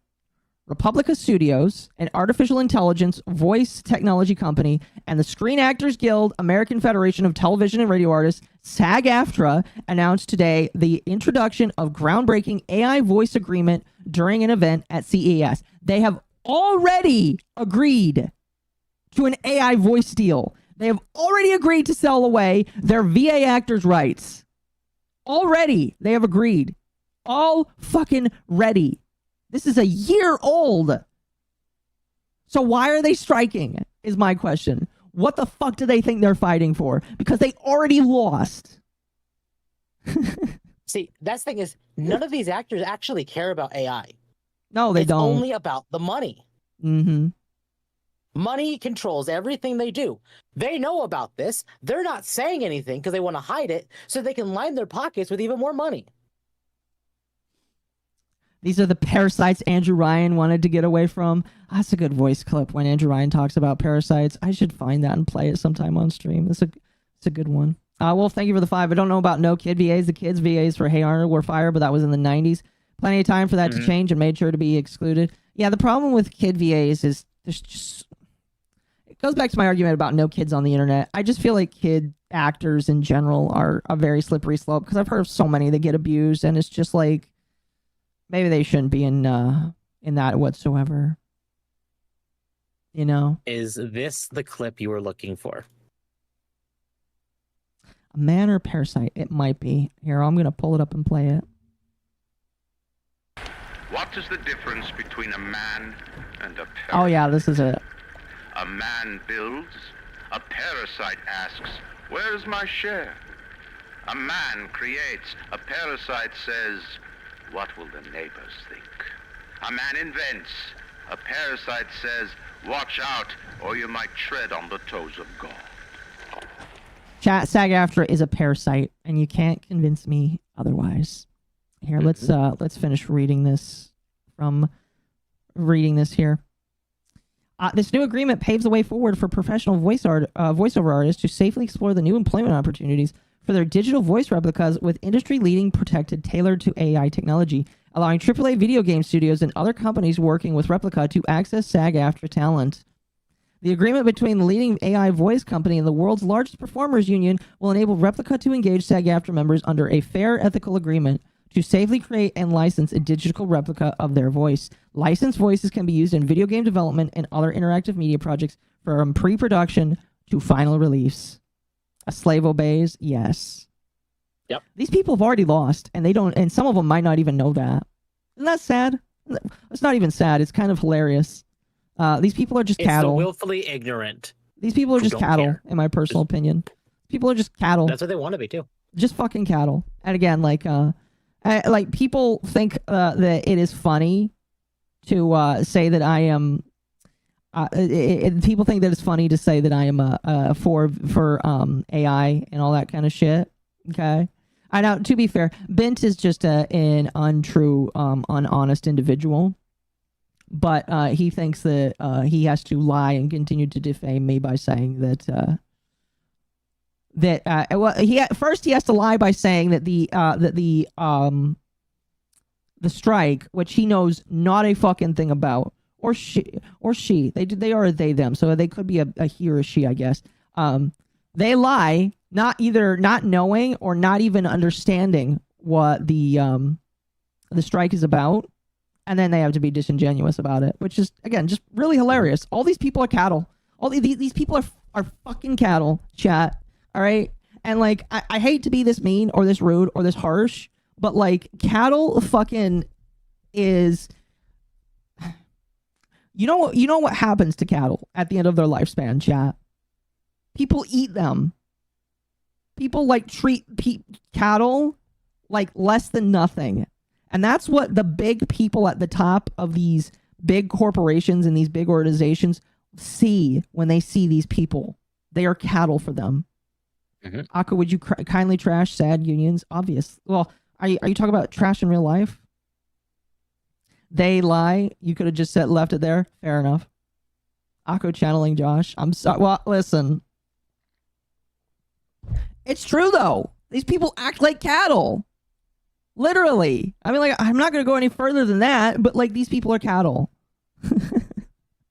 That's what they act like. They act like moo. They just go around mooing all over the place, eating their grass, and then eventually they're going to be slain by their masters and be cooked into beef. That's all these people are, is dumb parasites that act like cows. Terry Davis was right about cattle. Yeah. That's all they are. It's very sad and unfortunate to say, but that's what they are. So that's really about it. I'll be honest with you for the Sag Aftra update. I really like, we could spend a lot of time sifting through lol cows. Yes, we could spend a lot of time sifting through the people and some of what they had said. I don't have a lot of it on hand personally. Moo. Was that a BioShock reference? No, not the cows. There was a BioShock reference. There was one, but not the cows. The cows isn't a BioShock reference. Excuse me. So, I don't know. That's it. That's it for the Sag Aftra stuff. Excuse me. You know, if you guys have any more things that you want to add on to that, please let me know in the comments. You're more than welcome to. But I just don't like these people. Most of them don't know what they're fighting for. And then others, they don't care. They They don't care. That's pretty much the main content for tonight. If Did I miss Sag Aftra? We just got done talking about it. Yes, we just did. You want to scroll back about an hour, and you'll get to it, all right? Scroll back about an hour, hour and a half, you'll get to it. That's about it for Sag Aftra. Temp, if you want to jump out now, it's completely up to you. You'll stick around. What we're going to do now, chat, since I promised this for a while, we are going to do some Reddit stories reactions. Now, you don't like it? No, you don't like it? Why not? Reddit. You can play the 2 clips I found. I played the first one. Do you want me to play the curse one? I guess I played the curse one that you sent me. I already played the other one.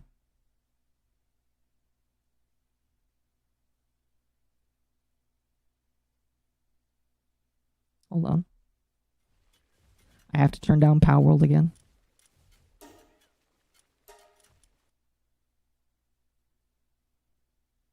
This is just him doing super chats here, so there's not going to be that much. From Rennigan, Twitter trainings are trying to get gamer subs to drop local anime Fox Scourge. In the spirit of capitalism, are you going to buy a hat, go buy your cup, and a cup for your cup with the code Kirsch for 10% off? Yes, I'll buy a cup. I'll show my support. Fuck the Twitter trainings. From Solar. Fuck you, Nyara. Daddy Jim said so. Oh, fuck. Jim doesn't even know that he was talking about the person that I even talked about. That's hilarious. Anyway, if you were just here for Sag Aftra or for me shitting on Mudahar, that's it. You may jump off if you wish. I will not bother you or get upset if you choose to do so. For now, we are going to react to some Reddit stories, chat. I was thinking about doing bingo, but I think instead of doing bingo, we're just going to listen to them. And I want you to imbibe in just how bad Reddit stories are. Because Reddit stories are all the same. Like, literally, every single one of them is the same. They all have very similar mantras that they follow or very similar things that they do. Excuse me.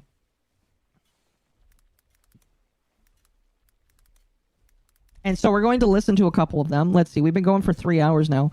We're going to do this for about an hour. So if you don't want to stick around, that's totally fine. We're gonna listen to a couple of these here, and we're gonna scroll through. They're all read with AI voice, and in my personal opinion, every single one of these stories is also AI generated. Like, at some point, they just all start to sound the same, and because they all start to sound the same, you can tell for a fact that an AI was like given a whole bunch of Reddit stories from Reddit and told to generate them into an actual thing. So let me close some links. Oh, are you going to bounce? No, I will be back, but I am going to go make dinner. Okay, you go make dinner. Oh, let me... Instead of bingo, we can do fake and gay. Yes, you can decide whether or not they are real or not. Now, let me tell you, chat, there's a lot of Reddit channels that exist right now. Let me just show you. Like, if you just type in Reddit stories on YouTube, you will get so... Here, I will show you, chat. Let's just scroll through this here. There's a lot of channels. Actually, can I sort by channels? Let me filter channels. Look at how many Reddit channels there are, chat. Oh my god. There's so many of them. Holy shit, they're forever and ever. There's so many. There's so many. Holy shit. How long have I been? There's at least 100 channels that all have the Reddit stories thing. They're all Reddit stories. Look at this. And I'm sure some of these are just blank channels. I got green text channels. Those are probably good. That, you know, we might have to listen to some of those sometime. That might be good. Look at these. Look at how many there are. Oh, fuck. But the one that we're going to pull from today is this one called... Oh, I misspelled things. Hold on. Don't pay attention to that. Congrats on mod. Ryan's always been a mod, I'm pretty sure. We're going to be pulling from Reddit Family Tales here. This channel tells a lot of... They upload every single day. Multiple times a day, it looks like. Some of them get more views than others, but like this channel seems to be the most consistent, where all they do is just upload Reddit slop. Quote unquote Reddit slop. I listened to, by the way, in preparation for this, I did listen to some of these, and again, they all sound the same. So here's what we're going to do. We're going to scroll. My gosh, this is a month ago. How many videos does this channel have? Almost 1,000. There are almost 900 videos. Wow. All right, we're going to choose a random one. We're going to choose a random one here. All right, chat. All right, we're going to look for some keywords here that might be fun. Give me one moment. Give me one moment. My parents mocked my gardening dream, seating me far from my brother's wedding. But, oh, that sounds like a fantastic one. This sounds perfect. My parents mocked. So here's what we're going to do. We're going to listen to this here. All right, we're going to, let me see if I can get this to pop out. My gardening dream, seating me far at my brother's wedding. We're going to pop this out. We're going to make it very small because guess what? All they do is play stock footage of somebody else's work. So we're going to put it down here so that you can see that this is what we're listening to. All right, but we're going to be playing Power World while this goes on because I am not going to, be, we're obviously going to stop and analyze, but we have to listen to one before we actually like understand some stuff. So here's what I'm going to tell you, chat. There are specific keywords that will be in every single video, and every single video, for some reason, always follows a similar theme. The theme is either cheating or spousal abuse or financial money. Okay? It'd be one of those two themes almost every single time. All right? And every single time, they always mention money. They always mention, you'll regret this, quote unquote. Sometimes they will mention, I was abandoned at a truck stop. Sometimes they will mention, I am a very smart individual, and my brother, who is the golden child, is the dumb idiot that doesn't get anything done. That one, I hear that almost every single day when I listen to Reddit stories. What else? I am a self-made person. Always you will hear, I am a self-made person. I have over $1 million in the bank and my family wants to take it. It's just, so I want you guys to start listening because it's AI slop. It's AI slop. Yes, I am convinced that this is AI slop, that they have lied to you saying that it is Reddit stories.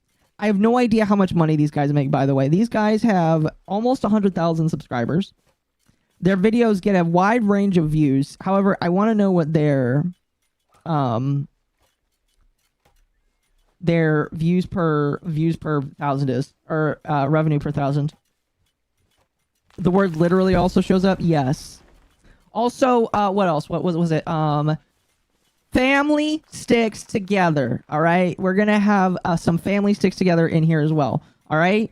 So again, this is called My Parents Mocked Me for My Gardening Dream. I've never listened to this one. I've listened to a couple of these videos on this channel. I have not listened to this one. Let us listen and imbibe together. But now their restaurant thrives on my vision.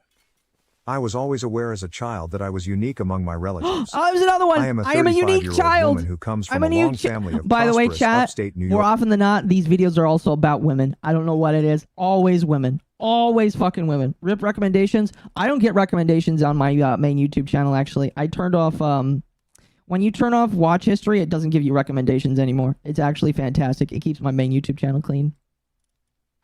So. York restaurateurs. My mother, 60, oversees all of the employees at our family's traditional Italian restaurant, which is governed with an iron hand by my father, 65. Next is my 38-year-old older brother Mike, who is the golden kid destined to take over Golden the company. child! I've been employed child! with Liberty Mutual Insurance for 10 years, moving up the corporate ladder to become a senior claims adjuster.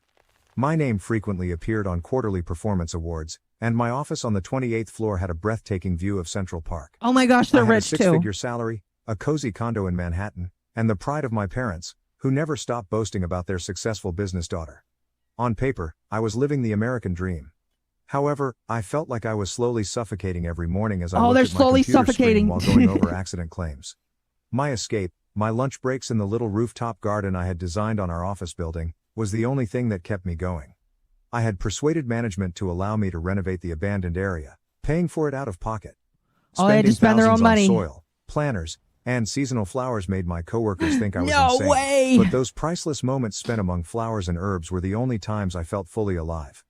I spent almost every weekend in Grandma Rose's garden, which was my genuine haven. Oh, The grandma most exquisite slash garden I had grandpa ever is seen the encircled her Victorian haven. home on the outskirts That's a of very town. often thing that happens Grandma too. Rose was teaching me the language of flowers, companion planting, and soil pH while my brother spent his weekends studying the restaurant industry. One day in particular, while I was assisting her with planting springtime tulip bulbs, stands out in my memory. The air was crisp with the aroma of falling leaves, and it was early October. My hands were in the dirt for longer than required, and Grandma saw it. She patted the ground with her aged hands and said, "You feel it too, don't you?" I Do you nodded, feel it, unable Mr. to put into Krabs? words how it felt to work with plants and how alive I felt in her garden. That connection to the earth. Not everyone has it, you know? It's a gift. You're She showed me her gifted, treasured child. collection of gardening diaries that day, which included decades worth of handwritten notes about every plant she had ever grown, complete with meticulous sketches and pressed flowers. Someday, she continued, these will be yours when you're ready to follow your true path. The pivotal You are moment occurred destined during for Thanksgiving greatness, dinner child. the previous year. With the aroma of turkey and Dad's special gravy filling the air, it was the typical after-hours family get-together at the restaurant. It really Mike is was herbs and showcasing spices, the new wine kids. cellar at the restaurant, his most recent endeavor that Dad had readily approved. Is it As I sat KFC? there, fingering the admission letter from the New York Botanical That would be Garden School funny. of Professional Horticulture in my pocket, Mom was talking about plans to grow the catering business. I finally plucked up the confidence to eat the pumpkin pie and turkey. I said, my voice hardly steady, "I'm going back to school." I've She's enrolled furthering in the her Botanical Gardens education. landscape design program. The ensuing hush was deafening. Mom's fork clattered on her There's a plate, there's and a Dad's hush. cheeks turned the color of the cranberry sauce. Mike snorted and almost choked on his booze. Brother "What are you?" doesn't approve of The you. wine glasses vibrated as Dad's voice boomed across the table. "You want to abandon your work to play with plants when you're not getting any younger?" Oh, Mom's palm Dad gripped her thinks chest that your violently work as that her you eyes want to do welled up with tears. sucks. "But you're a senior claims adjuster, honey. How many individuals would kill for your job? Do you know? How is your 401k doing? Your health insurance?" Every time he saw me caring for Mom's houseplants, Mike, who had been referring to me as the gardener since we were young, couldn't help but laugh. "So you're going to start gardening like a pro now? Are you insane? Living in a treehouse is the next step." Sis is Even though my insane. hands were trembling beneath the table, I made A myself fork drop keep never going. happens in real My life. letter of resignation has already been turned in. The 15th of December is my last day. January is when classes begin. No daughter of mine is The going to be plates jumped when educated. Dad slammed his hand down on the table. "You can't count on our assistance if you do this. We didn't send you to business school only to see you lose everything because of a midlife crisis." Grandma Rose was the only one who stayed composed, purposefully putting down her wine glass. Oh, Grandma With actually that lives quiet with them. power that could still make my father feel like a little boy, she asked him, "Joe, when was the last time you were genuinely happy doing anything you didn't pick for yourself?" Feeling defeated, I drove to Grandma Rose's house the day after the Thanksgiving catastrophe. She was cutting her beloved roses in her Literally garden ticking when I every discovered her. box. Yes. She was wearing her favorite faded blue gardening apron, the one with pockets filled with plant identifiers and trimming tools, even though it was cold in November. As I assisted her with the pruning, I remarked, "Grandma, they don't understand. They believe that I'm wasting Grandma, my they life. just don't understand They might us. be correct. Maybe starting again at 35 is crazy of me." Putting down her shears, Grandma Rose gazed at me with those sage eyes that had witnessed so much. "Your parents don't see the world the way we do, but they just want what's Oh, best for Grandma, you, just sweetie. Grandma knows These better plants and than the earth parents itself are do. magical. Oh boy. It would be a sin to throw away your gift." She showed me her Don't greenhouse throw and away her your most gifts, fragile child. plants. She showed me a tiny orchid that was having trouble blooming as the warm, humid air surrounded And only us. we can bloom Take that a look at this orchid. one. I knew better, even though everyone insisted it couldn't be saved. The most exquisite things don't often show themselves They right just away. don't. Yeah, exactly. Like That's another you, one. Sweetheart. I began taking seminars at the New York Botanical Garden that winter. Basic living expenses and 2 years of schooling would be covered by the money I saved from the insurance company. I gave up my view of Manhattan for a little balcony where I could try container gardening when I moved to Oh, a smaller they live in New apartment York. the That one's Bronx, always- near the school. The program proved to be more difficult than I had anticipated. Landscape design required intricate calculations, a thorough understanding of ecological and architectural principles. It wasn't just about making things seem nice. My dreams were filled with plant combinations and garden designs, and every night I would go to bed feeling both tired and I'm gonna head content. out. All right, you have a good night. Rachel, a 28-year-old classmate with bright red hair and contagious energy, became my best friend. One day, as we were working on our CAD projects, she said to me, "You should see your face when you're designing. You seem to be speaking your mother tongue at last." However, family get-togethers turned into an endurance test. Even though I shifted from the family table to the bar, I continued to go to the restaurant for Sunday dinners. Mike would joke that I hadn't mastered the art of properly pushing a lawnmower yet. While Mom would give me newspaper clippings about corporate employment openings, Dad would sourly discuss Mike's intentions to expand the restaurant. I entered a little landscape design competition 6 months. Tell me in chat if you think this is real or fake. We obviously have to know. Is this individual actually real? There's another channel that I listen to that I know it's 100% AI. In fact, it made me very annoyed that they didn't even try to make it sound real.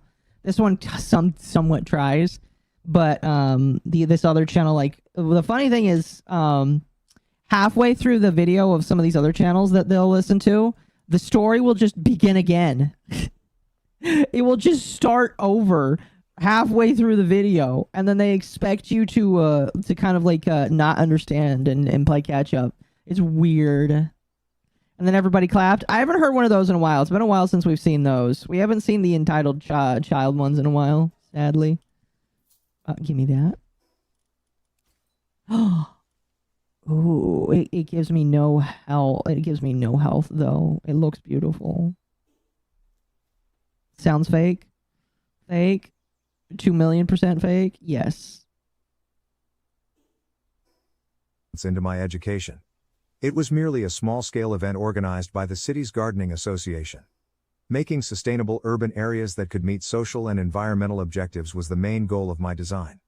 I was shocked What to gets take me first place. is sometimes these stories get very gutsy and name companies that definitely aren't real that you can 100% look up in real life. I did that a couple times. It's like, yeah, this shit isn't real. Raised his head from his plate.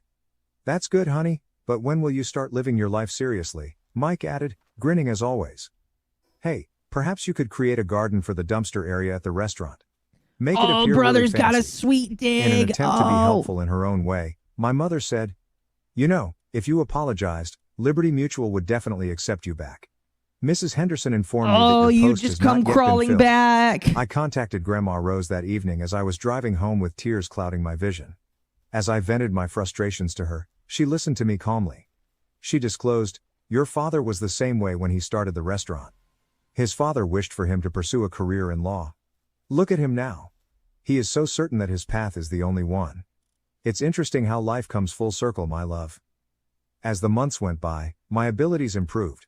Small commissions began coming in, initially from friends and then from their friends. One local lifestyle blog showcased my container garden designs. My family, however, was unimpressed. First red flag was the corporate building letting an employee plan to garden on the roof of their Dad building. would shift the topic anytime my work came up. Afterwards, Yeah, I Grandma agree. Rose received the devastating news that her cancer was aggressive. Grandma's gonna die. In a matter of That weeks. always happens too. She was still trying to give me gardening advice while propped up in her hospital bed the last time I visited her. "The winter bulbs," she said in a feeble but determined tone. Grandma was Remember like, to place "Please them sufficiently deep. don't forget and never the forget winter that you're doing precisely bulbs." what you were supposed to do, my love." I had no idea Never at the time that forget the the winter circumstances leading up to my bulbs. brother's impending wedding would fundamentally alter the relationships of our family. However, that is a tale that is worthy of being told separately. First update. I wanted to explain what transpired at my brother's wedding and the fallout after my last post received so much attention. 3 weeks have passed since my previous post, and a lot has changed. First, Grandma Rose's will underwent an unexpected change. She bequeathed to me her entire home and yard, which is currently valued at well over $800,000. For years, Dad had had his eye on that property, intending to use it for more restaurant parking. The child, Dad's the good face took on child that gets recognizable the house. purple hue when the attorney revealed her choice. "This is absurd," he blew up. Mike was even blunter. He scoffed and said, "Great, now she can really play gardener with her own little kingdom." Amanda, his 32-year-old fiancée, snickered next to him and was already treating me with the same disdain as my brother. The fascinating part, though, is that there was a condition attached to the property. Grandma's plan for the garden had to guide my development and upkeep. She had left behind thorough plans and notebooks that included ideas for transforming a portion of the garden into a demonstration of environmentally friendly urban gardening. In order to save some of Grandma's rarest plants, I threw myself into remodeling the garden and collaborating with neighborhood conservation organizations. The cancer was sudden, After word yes. spread, I was contacted by a reputable gardening Fake magazine update. about including the renovation in their Heritage Garden series. My brother's wedding followed. The large cream envelope containing the invitation was dripping with They self-importance always and gold mention foil. the color of the envelope, and it's always cream. Did you? I don't know if you guys. Again, if you listen to some of this with the frequency I do, you'll notice it's always cream. Don't know why. Don't know why. Given that Amanda's father owns half of the county's real estate, it was obviously intended to wow her affluent family. I made the decision to go, and I wore a basic yet stylish designer dress that I had purchased with some of the money I won from my competition. The ceremony was held at the most costly location in town, and Mike made sure everyone knew he had covered all of the costs personally, but I subsequently found out Dad had played a big role. The reception was where the real drama began.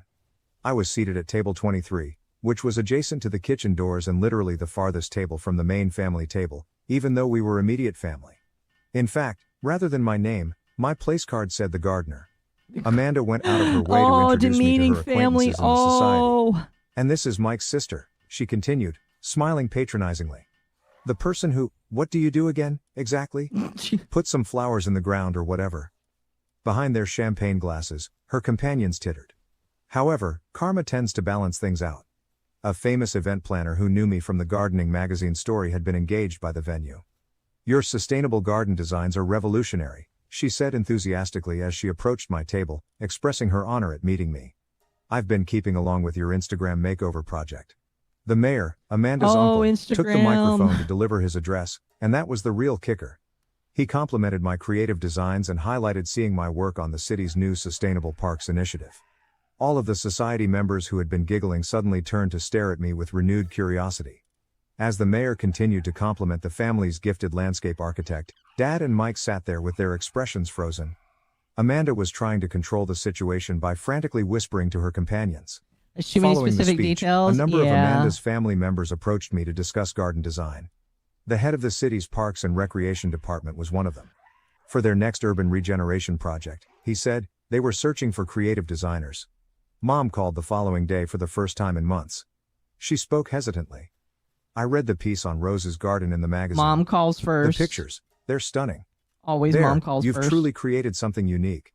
Although Dad and Mike haven't mentioned anything yet, I've observed that the restaurant's About page now highlights their family's involvement with sustainable urban design. AI voice It's is ironic gross. that they still haven't offered me Yeah. congratulations for any Here's of my the problem. accomplishments. They don't pay a Next real week, person I have a meeting anymore with the Parks Department because it takes less time to just put this in an AI voice thing and just have it read it, and they never go over it. And you can tell they never go over it when it sounds weird. to discuss the urban renewal project. Given that the proposed location is adjacent to my father's restaurant, it would be my largest commission to date. As Grandma Rose used to say, sometimes life has a way of coming full circle. Second update. I appreciate all of your encouraging remarks regarding my most recent update. 2 months have passed since the wedding, and things have changed in unexpected ways. The project for the Parks Department was larger than I had anticipated. They sought to turn an entire city block into a sustainable urban green space, complete with community gardens and an educational center, rather than Okay, merely got designing one. a straightforward garden. This The is text to speech. The proposal would drastically cut down on Yeah, parking this is text to spaces near speech. nearby establishments, such as my father's restaurant. I noticed my father So and much Mike sitting influence in the in New back York. row, Why haven't we their heard faces it? I know, darkening with every right? slide of my presentation as the first designs were given at the municipal council meeting. The parking lot they had been using informally for years would be removed as part of the project, and a community area and vertical garden would take its place. Mike got to his feet during the public comment session, his face flushed. Local businesses will be destroyed by this proposal. Has anyone thought about how it will affect the area's well-known eateries? He purposefully avoided eye contact with me. The mayor, Amanda's uncle, then raised his voice. In fact, research indicates that urban green spaces raise property values and foot traffic. There are designated restaurant Brother zones with wants to outdoor dining hold you areas in down. your sister's design. If anything, this should help your business. Everyone in the room understood the irony. It was obvious that several of the council members were trying not to smile. This is where things become even more intriguing, though. Our family restaurant received an unexpected visit from a Michelin inspector last week. My father had been dreaming about this moment for decades. One little issue, though, was that their famous herb garden, which provided the fresh herbs for their well-known dishes, had suddenly begun to deteriorate. I was working on my need project her plans to at do Grandma's it. place when They're my gonna mother have to called me in a panic. rely on her to The fix plants are it. perishing. Tomorrow, the inspector will return for dinner. Your dad? He's not doing well with it. My father called an hour later. His normally authoritative voice seemed strained. "We need your assistance." "Oh," I spoke in a neutral tone. I didn't think gardening was a legitimate career. He paused for a long moment before asking, "What is your consultation fee?" He choked after I named a figure. $30,000 for consultation and emergency garden rehabilitation. No. That is robbery on the highway. He What, spluttered. we're family. In actuality, that is less than the going charge for managing horticulture emergencies. However, I'll offer you $25,000. Please tell me they say, but we're family. They made the payment in a day. I identified the issue, poor soil pH and drainage problems, applied a fix, and preserved their priceless herbs. The inspector's inspection went well, and the local newspaper Florida Man included or more an article about the interesting restaurant's articles. possibility We'll do for a Florida Man Michelin another star, day. emphasizing their creative herb garden created by a family member and famous landscape architect. My father was questioned by the reporter regarding the layout of the garden. When he had to admit my involvement, I saw him fight to suppress his pride. Father doesn't want to finest acknowledge aspect? daughter. I had nothing to do with the unsuccessful garden. All they had been doing was following an old gardening book's out-of-date maintenance instructions. They had almost lost their dream review because they had refused to seek advice from an expert, me especially. My father now has to grin and explain Dad that does his not daughter, want the to. landscape architect, created the restaurant's herb garden whenever someone remarks on it. Since then, the term gardener has not been used in a derogatory manner. The true Do they fulfillment, finally however, recognize came from them? an unexpected place. I was They're recruited finally to create recognized by their Amanda's new showpiece family. garden by her mother, That's a rare legendary W. You society never see queen. that. Her justification? The expression on Mike and Amanda's faces when they saw me at their house, talking plans with her mother over pricey tea in the conservatory, was priceless. Especially when Amanda's mother mentioned my fee, which was triple what I charged my father without any family discount. Well, darling, if you're good enough for the city's urban renewal project, you're good enough for us. My design studio will formally open next week. The prime location next to the restaurant where my father had been intending to expand was the ideal spot for me. Their herb garden, which I now take care of for a hefty monthly charge, is clearly visible from the wide windows. It's interesting how life works itself out. The irony would have pleased Grandma Rose. Third update. 3 months have passed Another since my update. last post, and I would like to offer the story's resolution. Your assistance has been amazing along our journey. The restaurant's adjacent urban renewal project began to attract national attention. The sustainable vertical gardens were featured in a number of major design magazines, and the project was nominated for an annual innovation award by a well-known environmental group. My father's restaurant received unexpected attention as a result of the exposure, but not in the way he had hoped. People started traveling especially to see that cutting-edge eatery with the magnificent herb garden created by the architect turned gardener. The We're gonna family's capture this skillful guy. fusion of horticultural and culinary skills began to be noted by food experts. A documentary team from a well-known streaming service reached out to me last month about including the project in their Urban Change series.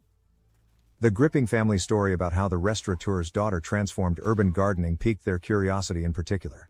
The producer wanted to shoot in the restaurant and my design studio. Given that local business associations were lauding the project's beneficial effects on the community, my father couldn't say no without coming across as petulant. A feature on the connection between culinary gardens was Dad also wanted desired to by say Food and Wine no, magazine. but he didn't. The producer questioned my father about his early resistance to my changing careers throughout the filming. His awkward wriggling as he attempted to explain himself was captured on camera. We only wanted what was best for her, that's all. I had an unexpected visitor at my studio the following day. My dad appeared older and more exposed than I had ever seen him before. He was Dad holding is his original old and recipe wrinkled. journal from when he initially opened the restaurant, a battered How's leather-bound the book. expansion? I haven't tried Your it yet. grandmother was the only person who encouraged me National to open attention? the restaurant. Oh, yeah, He you're milking replied it? softly. Yeah. My father wished for me to pursue a career in law. Cooking, he claimed, was beneath our family. He set the cookbook down on my desk. Didn't I become just like him? I'm trying to make my kids live the life I believe they ought to have. 80% of their vegetables and herbs now come from a rooftop garden project that started with the rehabilitation of their herb garden. There were months on the waiting list for tables with a garden view. The restaurant's Instagram following exploded with pictures of the vertical gardens, and food experts complimented the harmony between farm to table. What was the At a prompt recent here? business meeting, I don't know. even Mike had to admit the difference. Indeed, they were now required to set up formal meetings with me. Gritting his teeth, he acknowledged that their earnings had gone up 40% since the garden makeover. After her mother hired me as the official landscape architect for their country club restoration, Amanda's attitude drastically changed. All of a sudden, she was telling everyone how she had always sensed that her sister-in-law's relationship Oh, with mom nature lies was saying unique. that she always knew. Last week, everything came together. Mom always knew. The success of our urban revitalization initiative impressed the city's sustainability board, which suggested a significant extension. Getting in the ball. My father's restaurant was to be the focal point of a green corridor that would link a number of nearby businesses. The catch? The restaurant would have to create a display garden out of the remaining parking space. In addition to promising to highlight the restaurant in their tourism promotions, the city provided significant tax benefits. This time, instead of calling a meal where everyone chatted over me, my father arranged an emergency family meeting. I sat at the head of the table in the restaurant's private dining room for the first time. "We need your help," he remarked in a meaningful voice. They need financial help. Not only as an advisor, as a collaborator. They made an unexpected suggestion. No. They intended to establish a joint venture that would incorporate the restaurant and my design studio into a horticulture and culinary experience center. In order to incorporate my professional name, my father even proposed changing it. The financial estimates were provided by Mike, who appeared to have bitten into a I'll try and find one that's slightly different than this one. It was difficult to ignore the numbers. Even he had to acknowledge that my hobby of gardening had become a lucrative business venture. Mom produced a long-forgotten old picture of me at age 6, acknowledged it's not displaying just my a first hobby. tomato plant in Grandma Rose's garden with pride. "We ought to have witnessed it back then," she remarked quietly. "A corporate office was never the right place for you. The businesses are now integrating. An exquisite herb leaf design may be found in the restaurant's new logo. Each meal on the menu identifies the precise garden location of its ingredients, and the menu proudly states, 'From our garden to your table.' Our project was featured in a national magazine's list of the top 10 national innovative family magazine. businesses last week. Not a When they specifically especially named one, of commended the course. second-generation restaurateur family for embracing their daughter's goal to transform urban dining, the irony was not lost on anyone. It all Do you guys began want to in listen to a Grandma false Rose's accusation garden, one next? which is now That a one's sustainable always urban like agriculture exactly the education same. center. We are collaborating with nearby schools to offer educational programs, and the waiting list for They're workshops offering is months long. educational The programs. most Oh my unexpected thing, gosh. before the restaurant. Lober, thank you for the 100 bits. The worst part is that these Reddit stories are better than more story plots coming out of Hollywood. Unfortunately, you're not that far wrong. I kind of agree with you that some of these are better than what we see come out of Hollywood. Chat, do you agree or disagree with that? I'm curious. Is this progressive hood shit? I don't know. We basically got the gist, though. Let's move on to the next one here. My parents believed a girl's false accusation and hurt Here's a Me Too story. This will be fun. my brother. I escaped a toxic home and fought for custody to live with my brother. Oh, this one's slightly different. The person that's telling the story, wasn't the one that was lied about. It was their brother. I've actually only heard one other story like this. This should be interesting. 14M, have wanted to tell this story for a long time. Oh, they're 14. This definitely Please be fake. patient as this is a long narrative. I understand it sounds like a lie, but believe me, Oh, it's I want definitely it a to be. lie.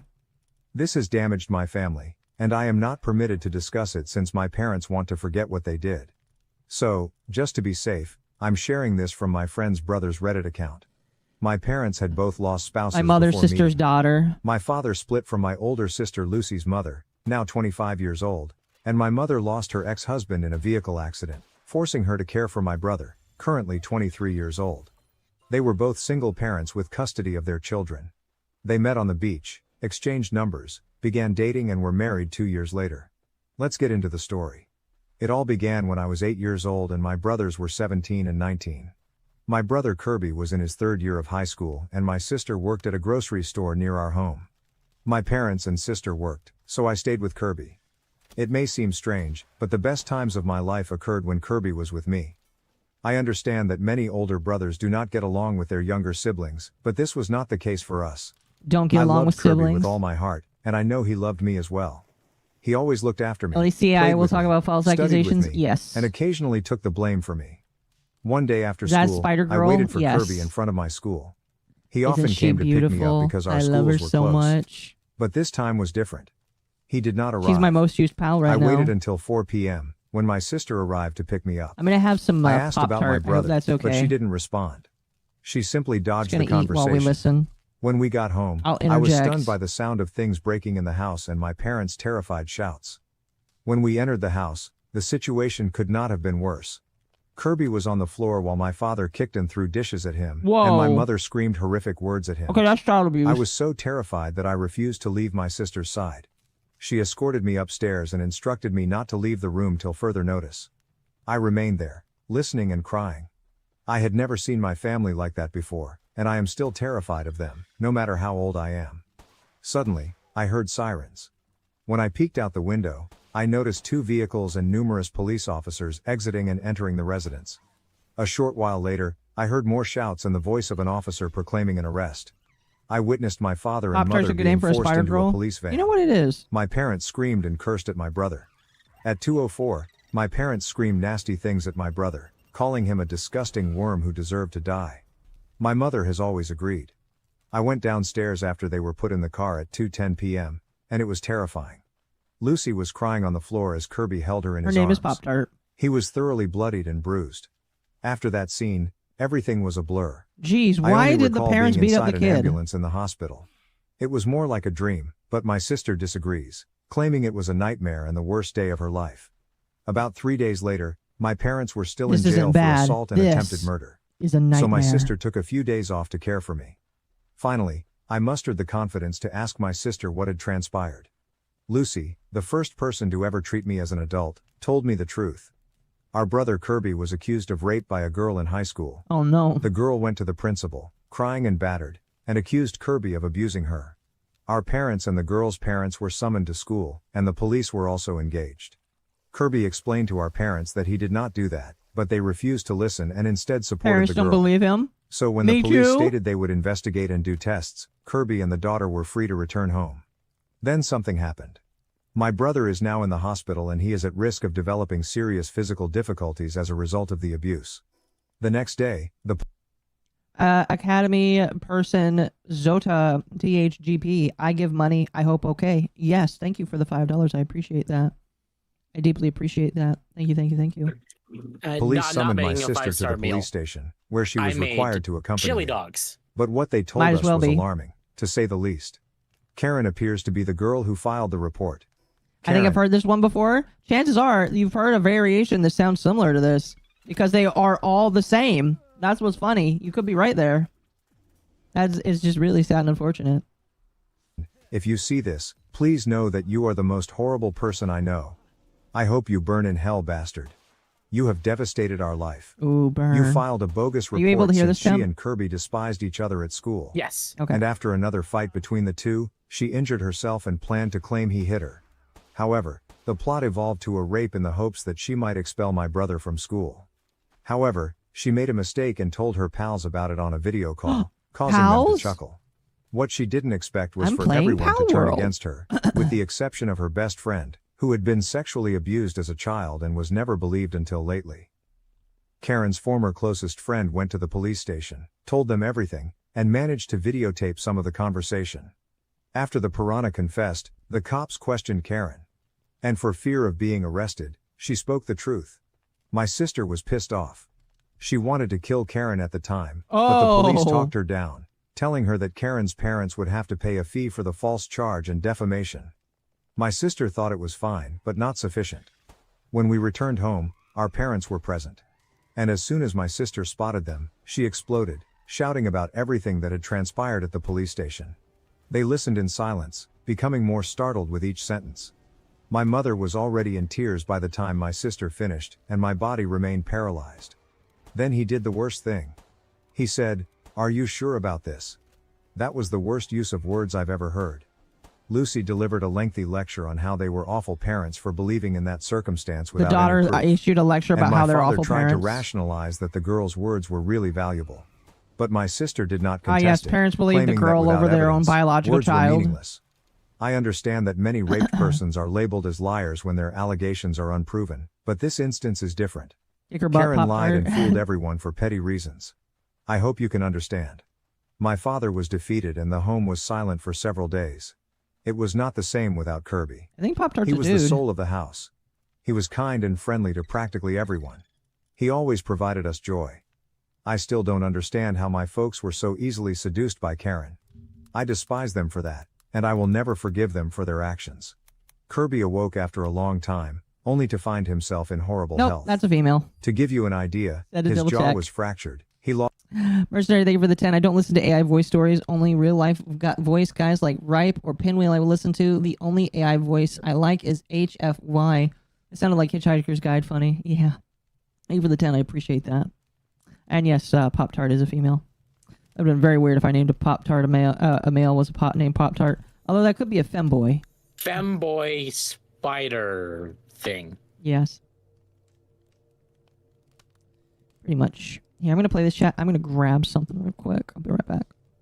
Like 2 seconds. Lost 60% vision in one eye. His arm and wrist were broken. His ribs were severely wounded, and he narrowly avoided puncturing his lung. His leg was so severely wounded that he would never be Dad able almost to walk killed this normally kid. again without assistance. Why is he not being arrested? It also caused him to experience post-traumatic stress disorder, sadness, and anxiety. Oh, he has My brother was PTSD never the too. same. He is still in serious pain and requires a lot of controlled medicine. He didn't talk for weeks, and when he took out the gadget that held his jaw in place, it didn't change much. He only responded when we asked a question. When he was hungry, he didn't say anything and he frequently burst into tears. I believe it was due to the trauma. I wanted to hug him, but his injuries were so terrible that it was dangerous. My parents tried to visit my brother several times. My mother begged and my father tried to push us to accept them. But my sister prohibited them since she knew my brother didn't want to see our parents. And she told them that, but it wasn't sufficient. My mother was unable to visit him one day due to work, but my parents viewed this as a chance to pay my brother a secret visit. I believe their thoughts would be something like this. Let's go see our son, apologize, he accepts, we'll be fine, and we'll be one big happy family again. What a big mistake. As soon as they entered the room, my brother let out the biggest scream I'd ever heard from him. Soon, physicians and nurses entered the room to try to calm my brother down. He commanded, "Get them out of here. They're murderers. They have come to kill me. Please take them out of here," Kirby yelled out, and then fainted out from tension. Of course, following that, my parents were banned and barred from visiting Kirby. Only my sister and I were allowed to see him. My mother sobbed all night and my father blamed our brother, claiming he was exaggerating. Kirby was released from the hospital after months of physical and mental recuperation. My parents had the guts to invite him home. However, Kirby replied, "I would not return to this house even if it were the last location on Earth. I am now motherless. I hope you both pay for what you've done to me." Kirby moved to live with his paternal grandparents, who had no idea of the circumstances before then. They took preventive precautions for why he against doesn't our want to go parents. home. He welcomed my sister and me to visit him at any time, and we did. In fact, I spent more time with him than my parents at home. The final straw came during a family party. I might drop when we Patella discovered or that my Lylan father had Ludes, the lied only to our smashable entire ones. family. That's very fair. He informed them that Kirby had dropped out of school to live in a drug-infested environment and had fled home, taking his belongings and the money they were parents saving are for my lying to college. try and But my parents make the didn't earn kids that stupider money. sounding. Kirby and Lucy were the ones who raised it for my tuition. Kirby had done several odd jobs and was now saving because he believed I deserved a better future. My sister and I were furious. We informed our family the whole truth and they were startled and unhappy with our parents. My paternal grandparents were the only ones who supported my parents, saying, "It's human to err," and that they had done nothing wrong. They claimed my parents gotta were simply apologize ashamed for the of their parents. deeds. But no one else agreed. The rest of the family left my parents and proceeded to apologize to Kirby. Fun fact, the next day, Kirby contacted me, perplexed. He wondered why folks he hadn't spoken with in months suddenly came to apologize to him. Karen's parents arrived at our home a year after the incident occurred. They inquired whether Kirby was home, and when we responded no, they apologized for what had transpired before leaving. Later I learned that they had come to offer Kirby compensation, giving him all of the money intended for Karen's college and automobile. My brother thanked them but stated, "I haven't forgiven Karen and never will. If she ever appears in front of me, I'll tell her some unpleasant realities." Karen's parents accepted his statement and departed. My older brother is doing much better right now, although he is still not completely cured. He still has nightmares about that day, which regularly trigger anxiety attacks. Someone should go to him and calm him down. I want to be there for him, help him, and get away from the toxic world we live in. That is why I have opted to move in with Kirby initially. I spoke with my brother. He was hesitant at first, but eventually accepted the idea and told his grandparents, who consented. Why are we listening to this again? I also chatted with Lucy, Just because I who wanted felt to it share was an some of it with excellent you. idea. However, when I spoke with my parents, the tale was completely This is different. natural autism. My mother Baraka. burst into tears, I and my father honestly got don't like him that hysterical, much. I just wanted to claiming show it that off everyone tonight. had already abandoned them. I'll and that probably his never youngest show it son off would again, do the though. same. I became upset and informed I just him wanted that to show I had something already funny from the abandoned him internet with that you guys. fateful afternoon and that he would never accept me back. My father, a guy in his 50s who had always said that sobbing was for sissies, began wailing like a baby. He explained that he had already lost everything and did not want to lose me as well. I couldn't bear the situation, so I left the house and went to a This is friend's so house to vent. stupid. My friend admonished me, telling me that I shouldn't forsake my parents like that. His older brother, Steve, the creator of this Spider Reddit bro, account, thank you for the interfered and raid. begged him to quiet up, claiming he knew nothing. Steve informed me his brother had a poor mind and pushed me to seek further viewpoints. He introduced me to Reddit and suggested that I post my question here. Somebody else would suggest So, Reddit. gentlemen, That's hilarious. what should I do? Update 1. Well, a lot has happened since my initial post here. I had a question, but I'd like to thank everyone for helping me make up my mind. Thank you so much for your encouraging words, and thank you to Steve, the owner of this account, for his support as well. Let's get started. Special thank you, I ended up fleeing my Steve. home since my parents banned me from leaving. I waited until they went together to go shopping, something they frequently did without me because they treated me like a child and assumed I'd just beg them to purchase stuff. However, this time, they pushed me to join them, which threw off my plans. I opted to pack the essentials in a backpack, along with some snacks to keep me going. As soon as we were to the market, I wanted to use the restroom. Fortunately, my parents were so preoccupied with how the Wait, they price of food banned had them risen from that running my father away, simply so instructed they had me to run leave away. and That return makes no shortly. sense. Plot twist, I did not come back. I dashed out of the market and boarded the bus closest to Kirby's grandparents' home. When I arrived, Kirby's grandma welcomed me and encouraged me to relax while I waited for Kirby and his grandfather to return home. When they arrived, I informed them what had transpired, including what I had posted on Reddit. My brother's reaction was not what I was expecting. He stated it was highly irresponsible of me to flee, that it was risky, and that something terrible could have happened. Oh, the brother. It may sound strange, Sorry, but Chad, I I just think enjoy it's it when funny. he scolds me. Unlike our parents, he genuinely cares about me. I could be gone for 3 days and they would not notice. In truth, it had happened previously. They simply became enraged when they discovered this. I took the scolding well and asked if I could stay. My sibling commented, "You will come back here even if I send you back to their house, so you better stay." I was overjoyed and hugged him. His grandparents were likewise thrilled with my brother's decision, but my elation faded when he said that I would have to contact my parents. I resisted, knowing they would come for me, but my brother insisted, saying, "They are responsible for you, and if you don't Banned tell from them, running they is a can pretty call good the excuse police to and run. claim that I Yeah, kidnapped you probably. and am holding you hostage." I hesitantly called my mother. She barely responded before she began yelling at me and asked where I was.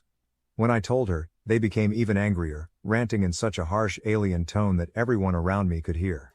I could have stood there and listened to them yell, but I hung up when I noticed Kirby was becoming uncomfortable.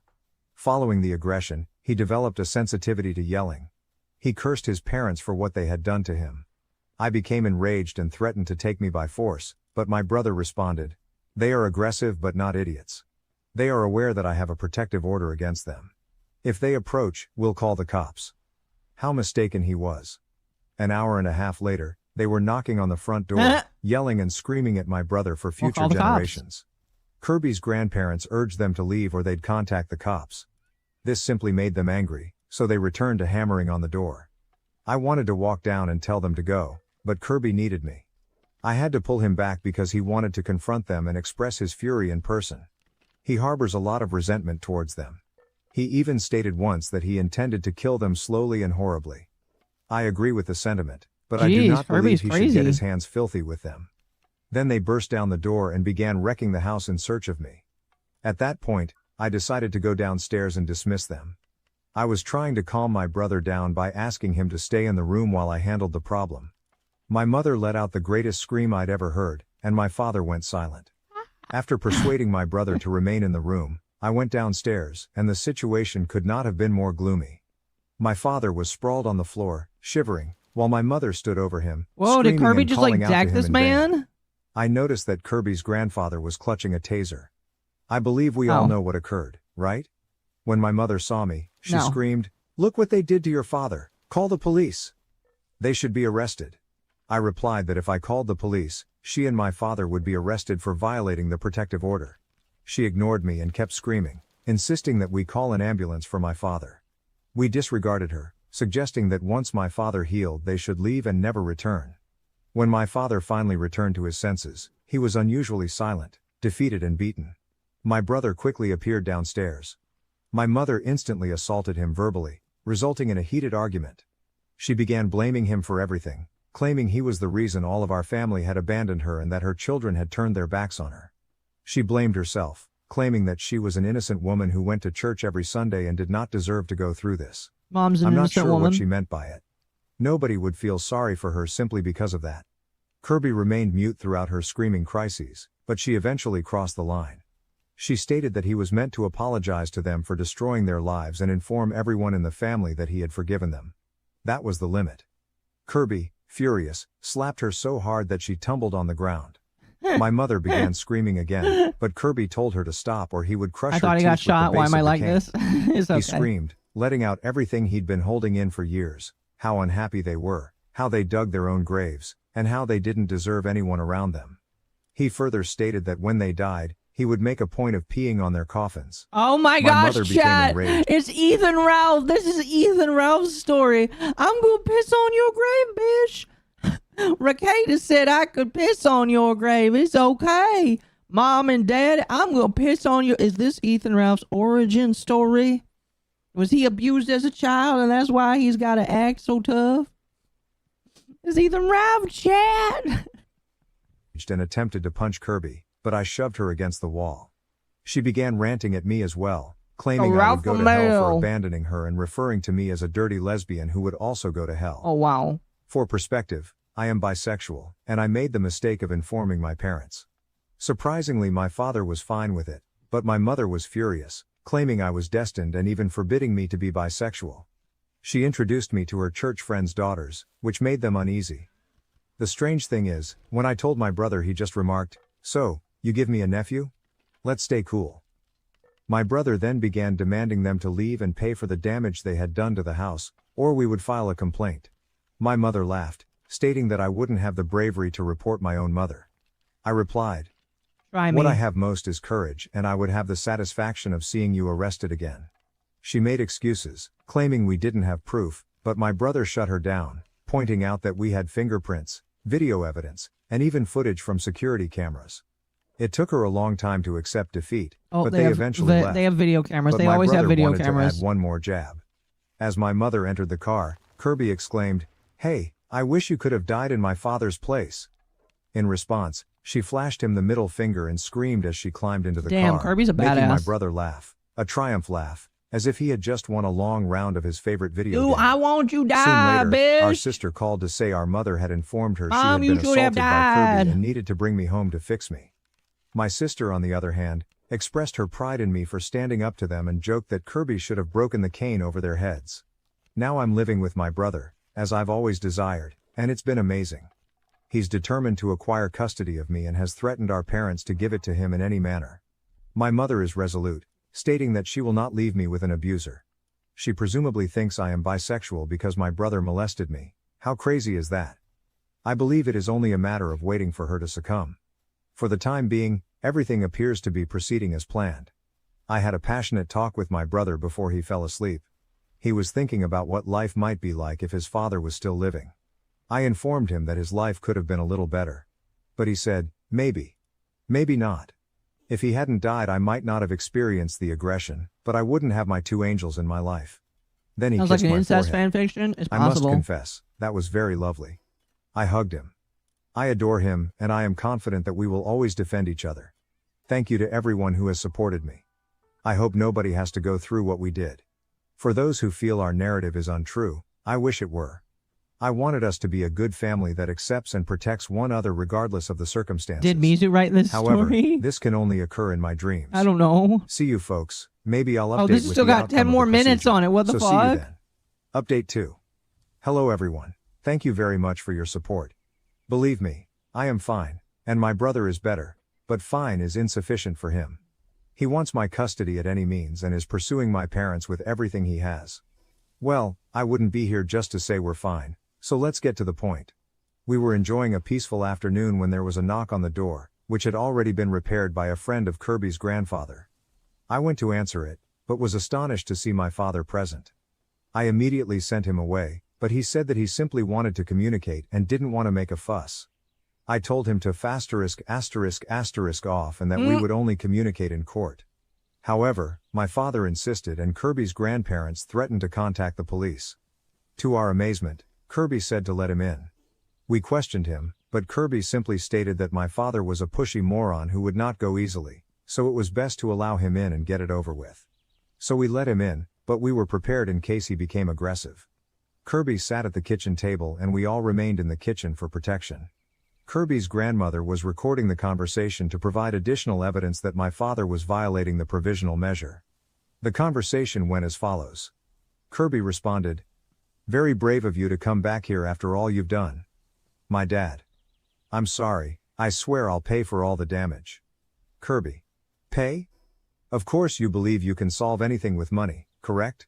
But No, I am let not him pay talking you. about tangible stuff, which That are cake is replaceable. very red. Holy shit. What you accomplished for me was That would priceless. ruin my body. Father, I know, I apologize. I promise I will give my life to travel back in time. I'd do everything differently. Kirby. Yeah, but you can't travel back in time. The damage is already done. You devastated me. You destroyed your family. Father, but there was an accident. If you had told us from the start, things may have been different.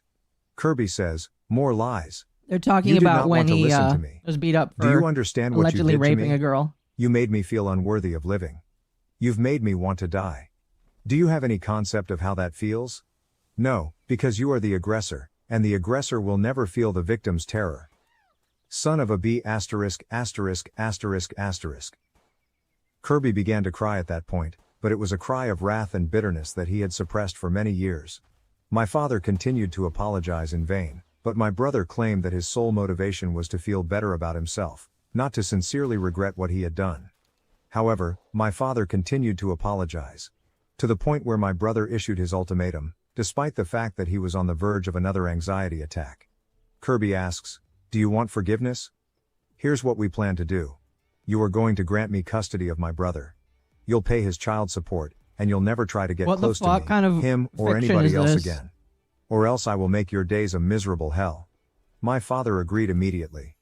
I'll tell you, And the I dad don't feel agreed? sorry for him, but I've never seen him so defeated as he was at that point. I believe the shock of his deeds finally hit him hard, but I feel no sympathy for him. He deserves it. He deserves to feel the pain What he the has caused our hell? family. He left shortly after, stating he was going to try to persuade my mother to relinquish custody of me. He too appealed for forgiveness, but I simply ignored him. My brother burst into tears the moment he went out the door. I believe his courage had gone at that point. He began crying and collapsed to his knees on the floor, hyperventilating and sweating cold. We escorted him into his room so he could lie down. We offered him anxiety medication, but it didn't seem to help. I contacted my sister and explained all that had transpired. Yeah, maybe the story's She real. arrived Anxiety instantly, medication doesn't and we all help. remained in the room, attempting to calm him down. My sister repeatedly told my brother that he was one of the bravest persons she knew. Despite his anxiety, he was brave enough to remain in the same room with our father, his abuser, and, as he called it, his murderer. After several hours, my brother finally calmed How down does that and work? fell He's not asleep. dead. Lucy and I slept in his room just in case he had nightmares afterwards. But of course, nothing can end like that. My mother called us many hours later, inquiring what that demon Kirby had done to her husband. She accused my brother of having captivated her sweet hubby, and claimed he now wanted to give everything to Kirby. My sister simply ordered her to **** off, noting that at least one of them had come to their senses. So I hope everything works out and my mother finally Anxiety's comes to a her bitch. senses and does the Yes. right thing. Thank you so much for Yes, it is. everyone's support, especially Steve, who owns this account and has always been there for me since I first told my tale. Special thank While you to I'm gone, I'll Steve. give updates if anything changes. See you later. If you're asking why I use phony identities, it's to preserve my brother's privacy. Oh, gotta I keep do them not want their phony. life to be invaded. Gotta preserve their Update identities, 3. even though you're private Hello, everyone. citizens. It's been a while. You deserve the most recent update and I can say I'm overjoyed that it's finally finished. It's truly over. It's I'm free of finished. that place and those people. My brother has adopted In my me. last report, I said that my mother did not want to give up custody of me. My father threatened her in every way imaginable, but she did not care. She stated that What she the would never fuck? abandon me and would go to any length to reclaim my trust. Now the dad and the mom so are since she wouldn't fighting. give in, we turned to psychological pressure. We told everyone in our family what had transpired and how my brother wanted custody of me. The relatives knew, and they attacked my mother directly, claiming that it was the least she and my father could do Kidnap to a make amends woman. for the past. However, my mother barred all of our relatives, claiming that my brother had charmed them. Typical. A week after I moved in with Kirby, she called. You Karen better blank, stated, blank, blank "I'll off give and you they two and options. on. you're going to come home without complaining and we'll forget all this, or you're going to stay there and suffer the consequences. You're going to suffer the consequences. You're going to I informed her regret that even if my brother died, he would not return to that house. So she hung up with me. I called to inform Kirby because I was concerned that she would do something damaging to him. He assured me not to worry, and that if anything happened he'd notify me. Then it occurred. The police knocked on our neighbor's door, Then it occurred to an me. older lady who is quite nice. The police were summoned in response to an alleged accusation of child abuse at our residence. However, when they learned they were in the incorrect residence, they hurriedly left. I pulled things together. My mother had phoned the cops. But she's gone so far that she misplaced our address, directing the police to the wrong residence. My Hours line later, about granting my custody mother of thy called to brother got suggest filtered? she could That's withdraw weird. the complaint provided I went home without a fuss. Of course, I told her to go to hell and hung up. My brother apologized to the neighbor for what transpired. Then he decided that since my mother wanted to play dirty, we should play dirty too. We utilized our final weapon, our maternal grandma, the person my You know mother who the despises mother more than my sounds like? brother. Who? Your nemesis. Their mother? Or just the No, nemesis no. in general? The nemesis in general. Oh, yeah. I swear my nemesis comes from Reddit. They're just one big Reddit story. Everything about Really? them doesn't, like, sound true at all. We're fighting a big cow, chat. How? It was tough to get her contact information since, sadly, our grandma despises me and my sister for reasons we cannot control. It was tough to get her contact information since, sadly, our grandma despises me and my sister just because we are our father's children. Grade Yes, A beef. she is the traditional grandma who has a favorite grandson, in our case Kirby, which provided us an unfair advantage. We eventually discovered her after searching for her phone number or address. I want me some grade A beef. So my brother called her and told her about everything, from the Hell assault to our yeah. current situation. When asked Big if she cow could help means my big brother, milk, you Grandma's know sole it. response was that she would be here as quickly as possible.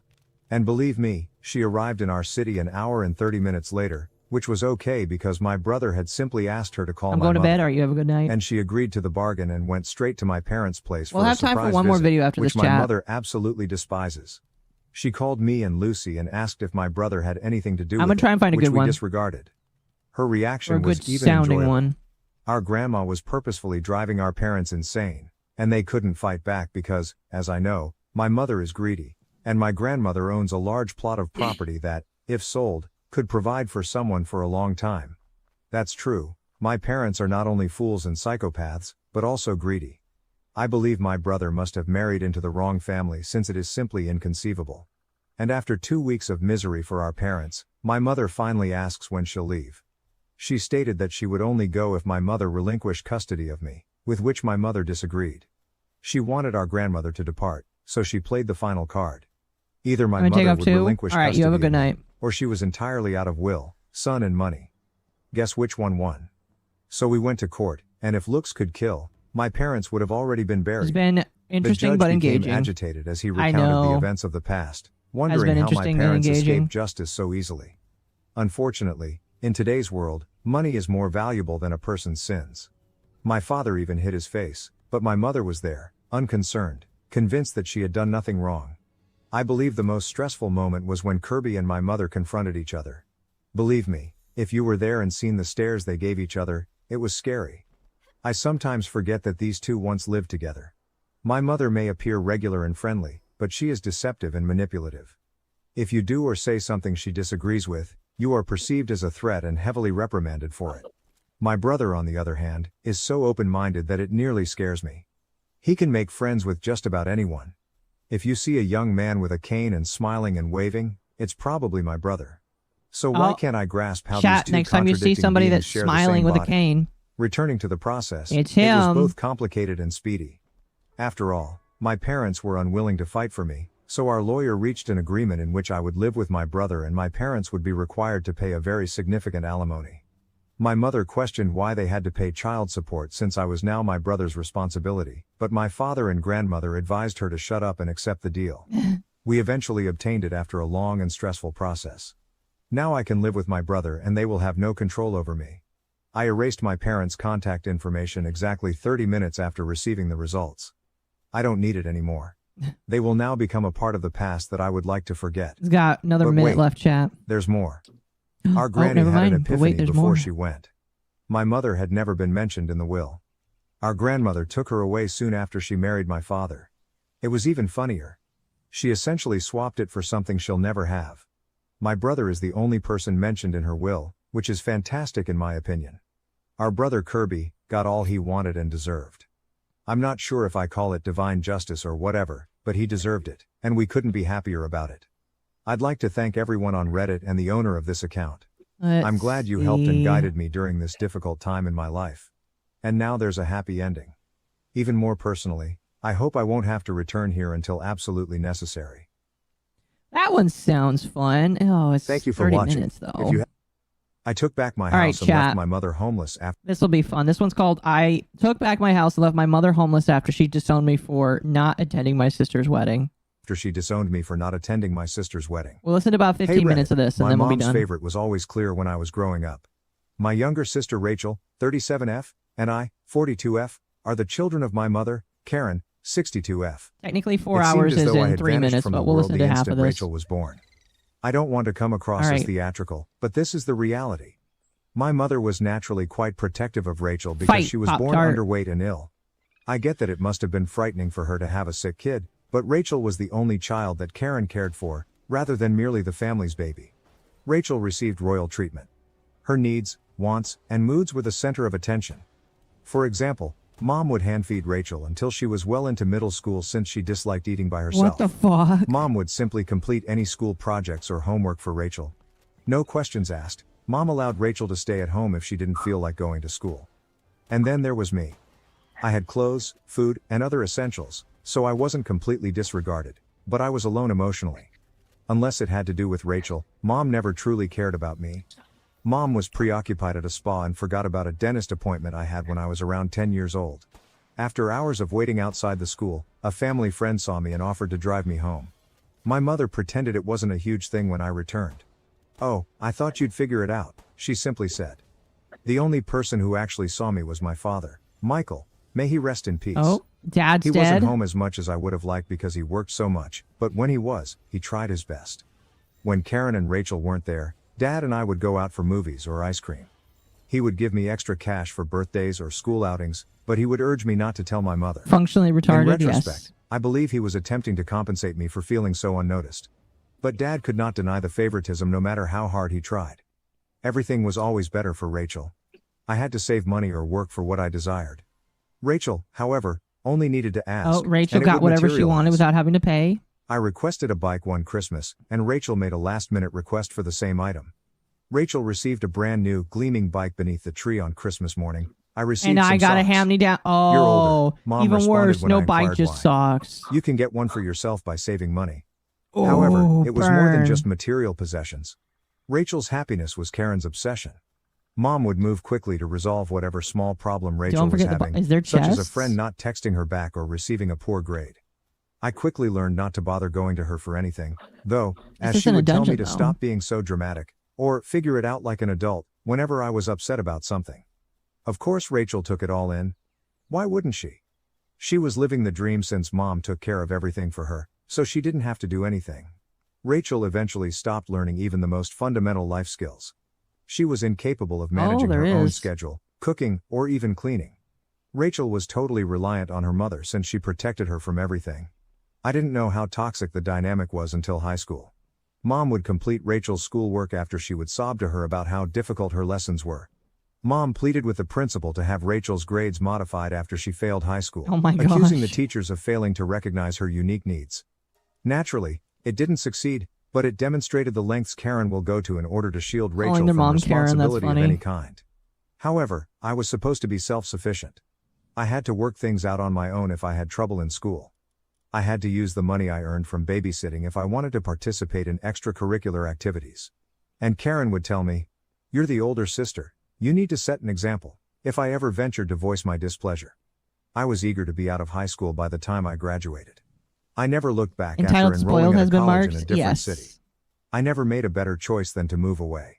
I was able to breathe for the first time. I didn't have to compete for Karen's attention or continually compare myself to Rachel. I might simply be myself. Rachel, meanwhile, remained at home and didn't leave until she was 26 years old and married. Karen continued to be involved in her life even at that point, phoning her 5 times a day to Oh, inquire he's about topics like, adorable. "What did you eat?" or "How is your hubby doing?" She even unexpectedly came up to bring Rachel groceries or clean her house, even though Rachel and her husband were more than capable of handling those tasks on their own. For my part, I was going about my life. I obtained a job after graduating from college and began constructing my future. Dad kept in touch with me by giving me frequent phone calls and coming to see me when he could. Not so much Karen. She would occasionally comment on my Facebook posts or send me a birthday text, but that was about it. I honestly didn't give a damn. Her unrelenting criticism and partiality no longer burdened me, and I was joyful. In hindsight, I believe Karen's fixation on Rachel stemmed from a desire for control. She never allowed Rachel to grow up because she wanted her to always be in need of her. 5 times a day. I had to fend for myself after being thrown out of the nest early. Although Yeah, it that was is a little painful at weird. the time, I now consider it a blessing. While Rachel became totally dependent on Karen, I learned to stand on my own 2 feet. The dynamic remained the same even after I left. Karen was Rachel's facilitator, I was the forgotten child, and Rachel was the golden child. Some things never change, which is humorous. Not funny haha, but funny in a depressing manner. But everything did 11 years ago. I thought Dad was At dead. first, Is this Dad's pre-death? frequent coughing Probably. didn't seem like a huge concern. He blamed it on a recalcitrant cold or allergies. Don't think about it However, too hard, he Jack. didn't get better as the weeks stretched into months. He actually grew worse. He was usually exhausted, breathless, and simply not himself.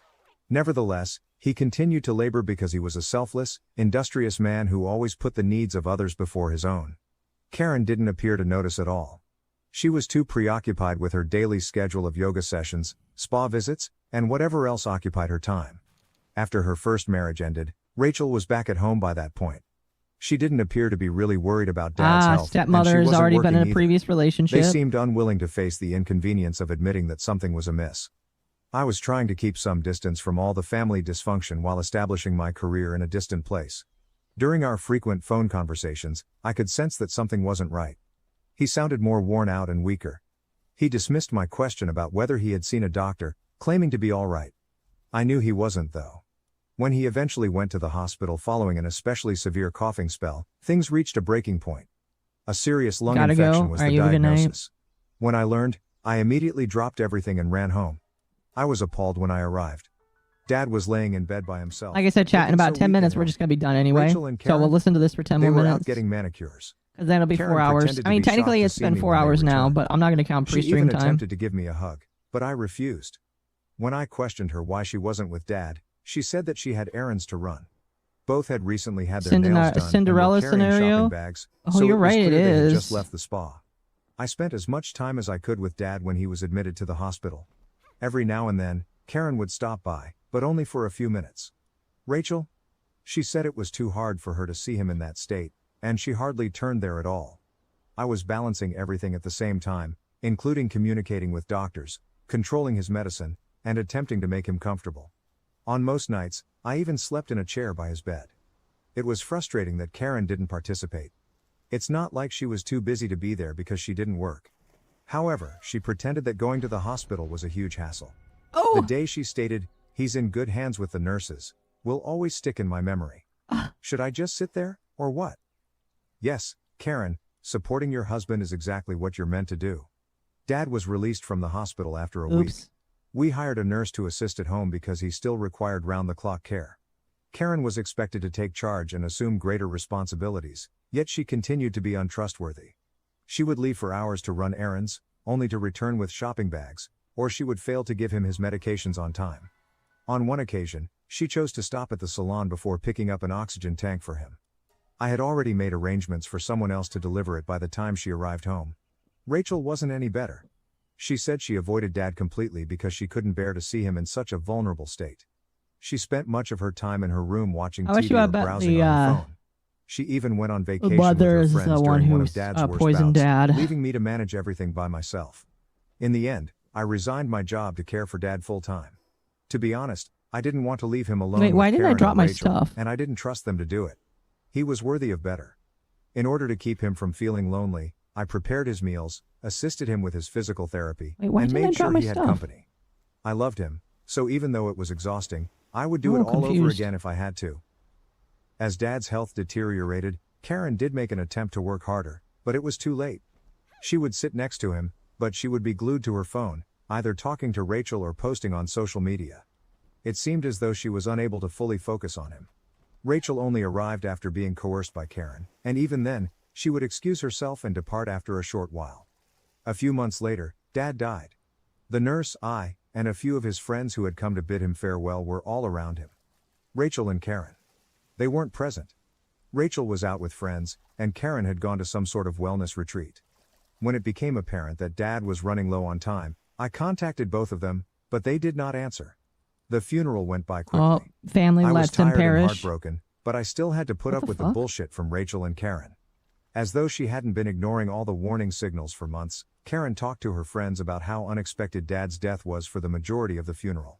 Rachel made a huge show of crying, but it felt so forced. She hadn't given a damn when it counted. The game's bugged. Dad's attorney called me a few weeks after the funeral to discuss his will. I was hoping for a tiny inheritance or a memento, but nothing more. However, I was taken aback when I met with the attorney. Dad had bequeathed the It's house, a JoJo Part his 1 savings, scenario. and his assets to me. Rachel and Karen received nothing. Given how little his wife and youngest daughter cared for him, I could only imagine how much anguish Dad must have been going through in his last months. He expressed his appreciation for everything I'd done for him by leaving everything to me. It caused a firestorm, though. When Karen and Rachel learned, they were furious. In fact, Rachel yelled at the attorney, stating that she could never be subjected to this treatment by her father. Karen called and insisted that I give them a piece of the inheritance. I declined. For the sake of my sanity, I disconnected from Rachel and Karen. Their sense of entitlement was draining. I eventually met my husband after relocating to the city where I was employed and concentrating on starting where did I again. die? We relocated abroad for his work, got married, and had a baby. To be honest, I didn't feel the need to tell Karen or Rachel about it because it was a new beginning. After a few years, I became a mother to my daughter. Karen appeared at my place out of the blue. It was unexpected to see her at my door as I hadn't spoken to her in years. She appeared more worn out and less put together. She sobbed, expressed regret, Oh no, and not expressed her Pop-Tart. want to be Don't hurt involved in my Pop-Tart. daughter's life. She even acknowledged Where's that my she shit? felt bad about the way she raised me. Gosh damn it. She said she just wanted to make amends because she had been living with remorse ever since Dad died. Although I must admit that I didn't trust her, I chose to give her a chance. It was all right for a time. Karen would occasionally send gifts and make video calls to see how my daughter was doing. For once it felt normal. Then, predictably, the hints began. I thought it would go away, so I disregarded Karen when she casually said how hard life had been for her since I took everything, or how she was having financial difficulties. Karen gave me a call around a month ago. The fact that she seemed enthusiastic made me uneasy right away because Karen doesn't call unless she needs something. She struck up a discussion by parents is inquiring gonna- about my spouse and daughter, which Oh, was did they already hurt strange. Pop-Tart? I agree. Then she They must revealed the suffer. shocking news that Rachel was getting I married gotta get my once stuff more. back first, though. As you recall, Rachel's first marriage ended almost a year later. She never really put her life back on track after moving back in with Karen. Rachel and I That's a hadn't lot of spoken handgun for ammo. more than 10 years, so this news was unexpected. Karen talked endlessly on Rachel's significance of this wedding, how it was a new beginning for her, and how pleased the family would be. I congratulated her, was courteous, and assumed that was the end of it. But obviously not. Karen went on to say something like, "You know, Rachel has had a really difficult time organizing So my this wedding non-favorite within her child pays the budget. bills was an even After split. everything she's been Yeah. through, she deserves a lovely day." I knew where this was going. I was trying to find so one of I those. said nothing. "I was hoping you could help out with the expenses," she finally added. "Considering everything your father left you, it's the least you can do." I was astounded. To begin with, Rachel and I Why don't am I even freezing? communicate. What the fuck? Second, what level of entitlement is required to demand payment from someone who isn't even invited to the wedding? Indeed, Karen made it apparent that I was not invited. "Oh, we Oh. assumed you wouldn't want to travel with a baby, but of course Not you're welcome invited to the come," wedding. Karen said in an attempt to backtrack when I brought this up. "Your sister is getting married, so you don't need an invitation." I bluntly told her no. I had nothing to pay for. Eat She the attempted to steak, place the blame on me by Pop-Tart. claiming that I had an obligation to assist Rachel as the older sister. She also mentioned Dad's wealth, saying that while Rachel was struggling, I was hoarding the family fortune. I informed her that Rachel and I were not romantically involved and advised her to get in touch with Rachel directly if she fuck needed is he assistance. fighting? Rachel, predictably, never did. Karen didn't accept rejection. She kept bringing up the same Guess point me. in her voicemails and texts over the course of the following few weeks. I was disappointing Rachel, I was self-centered, and I didn't care about my family. "If you don't help, it will ruin Rachel's Get him, big day and Pop-Tart. everyone will know it's your fault," she even stated. The problem is that Rachel and Karen were behaving as though I owed them money. But when I needed assistance, where were they? I was the one who put everything on hold to take care of Dad while he was ill. While everybody continued living their lives, I was the one who remained by his side. And now they wanted me to come through and save the day after years of silence? Not at all. Karen made matters worse by asserting that Rachel had already reserved the space and We will paid take that deposits as our for win for the musicians, end of the day. caterers, and decorations. Since the invitations had already... All right, chat, I won't torture you with this anymore. I just wanted to show this off, chat. I Reddit stories, like, none of them are real. But My oh, brain hurts. Oh, before we're done, though, let's see the comments. Oh, never mind. These comments are all true to life. They all know that they're fake. Damn. A lot of these comments know that they're fake. Never mind. Bro is becoming Tobey Maguire Spider-Man. Really? Oh, that's beautiful. All right, chat. I'm gonna give you to Mizu. They're playing Repo right now. Him and Lumi are, although Lumi has more viewers, so I'm giving you to Mizu. Yeah, go give Mizu some love. I'll be back tomorrow for Nightwave. It'll be fun. Nightwave. It's gonna be a big night. I believe so. All right, chat. I'll see you later.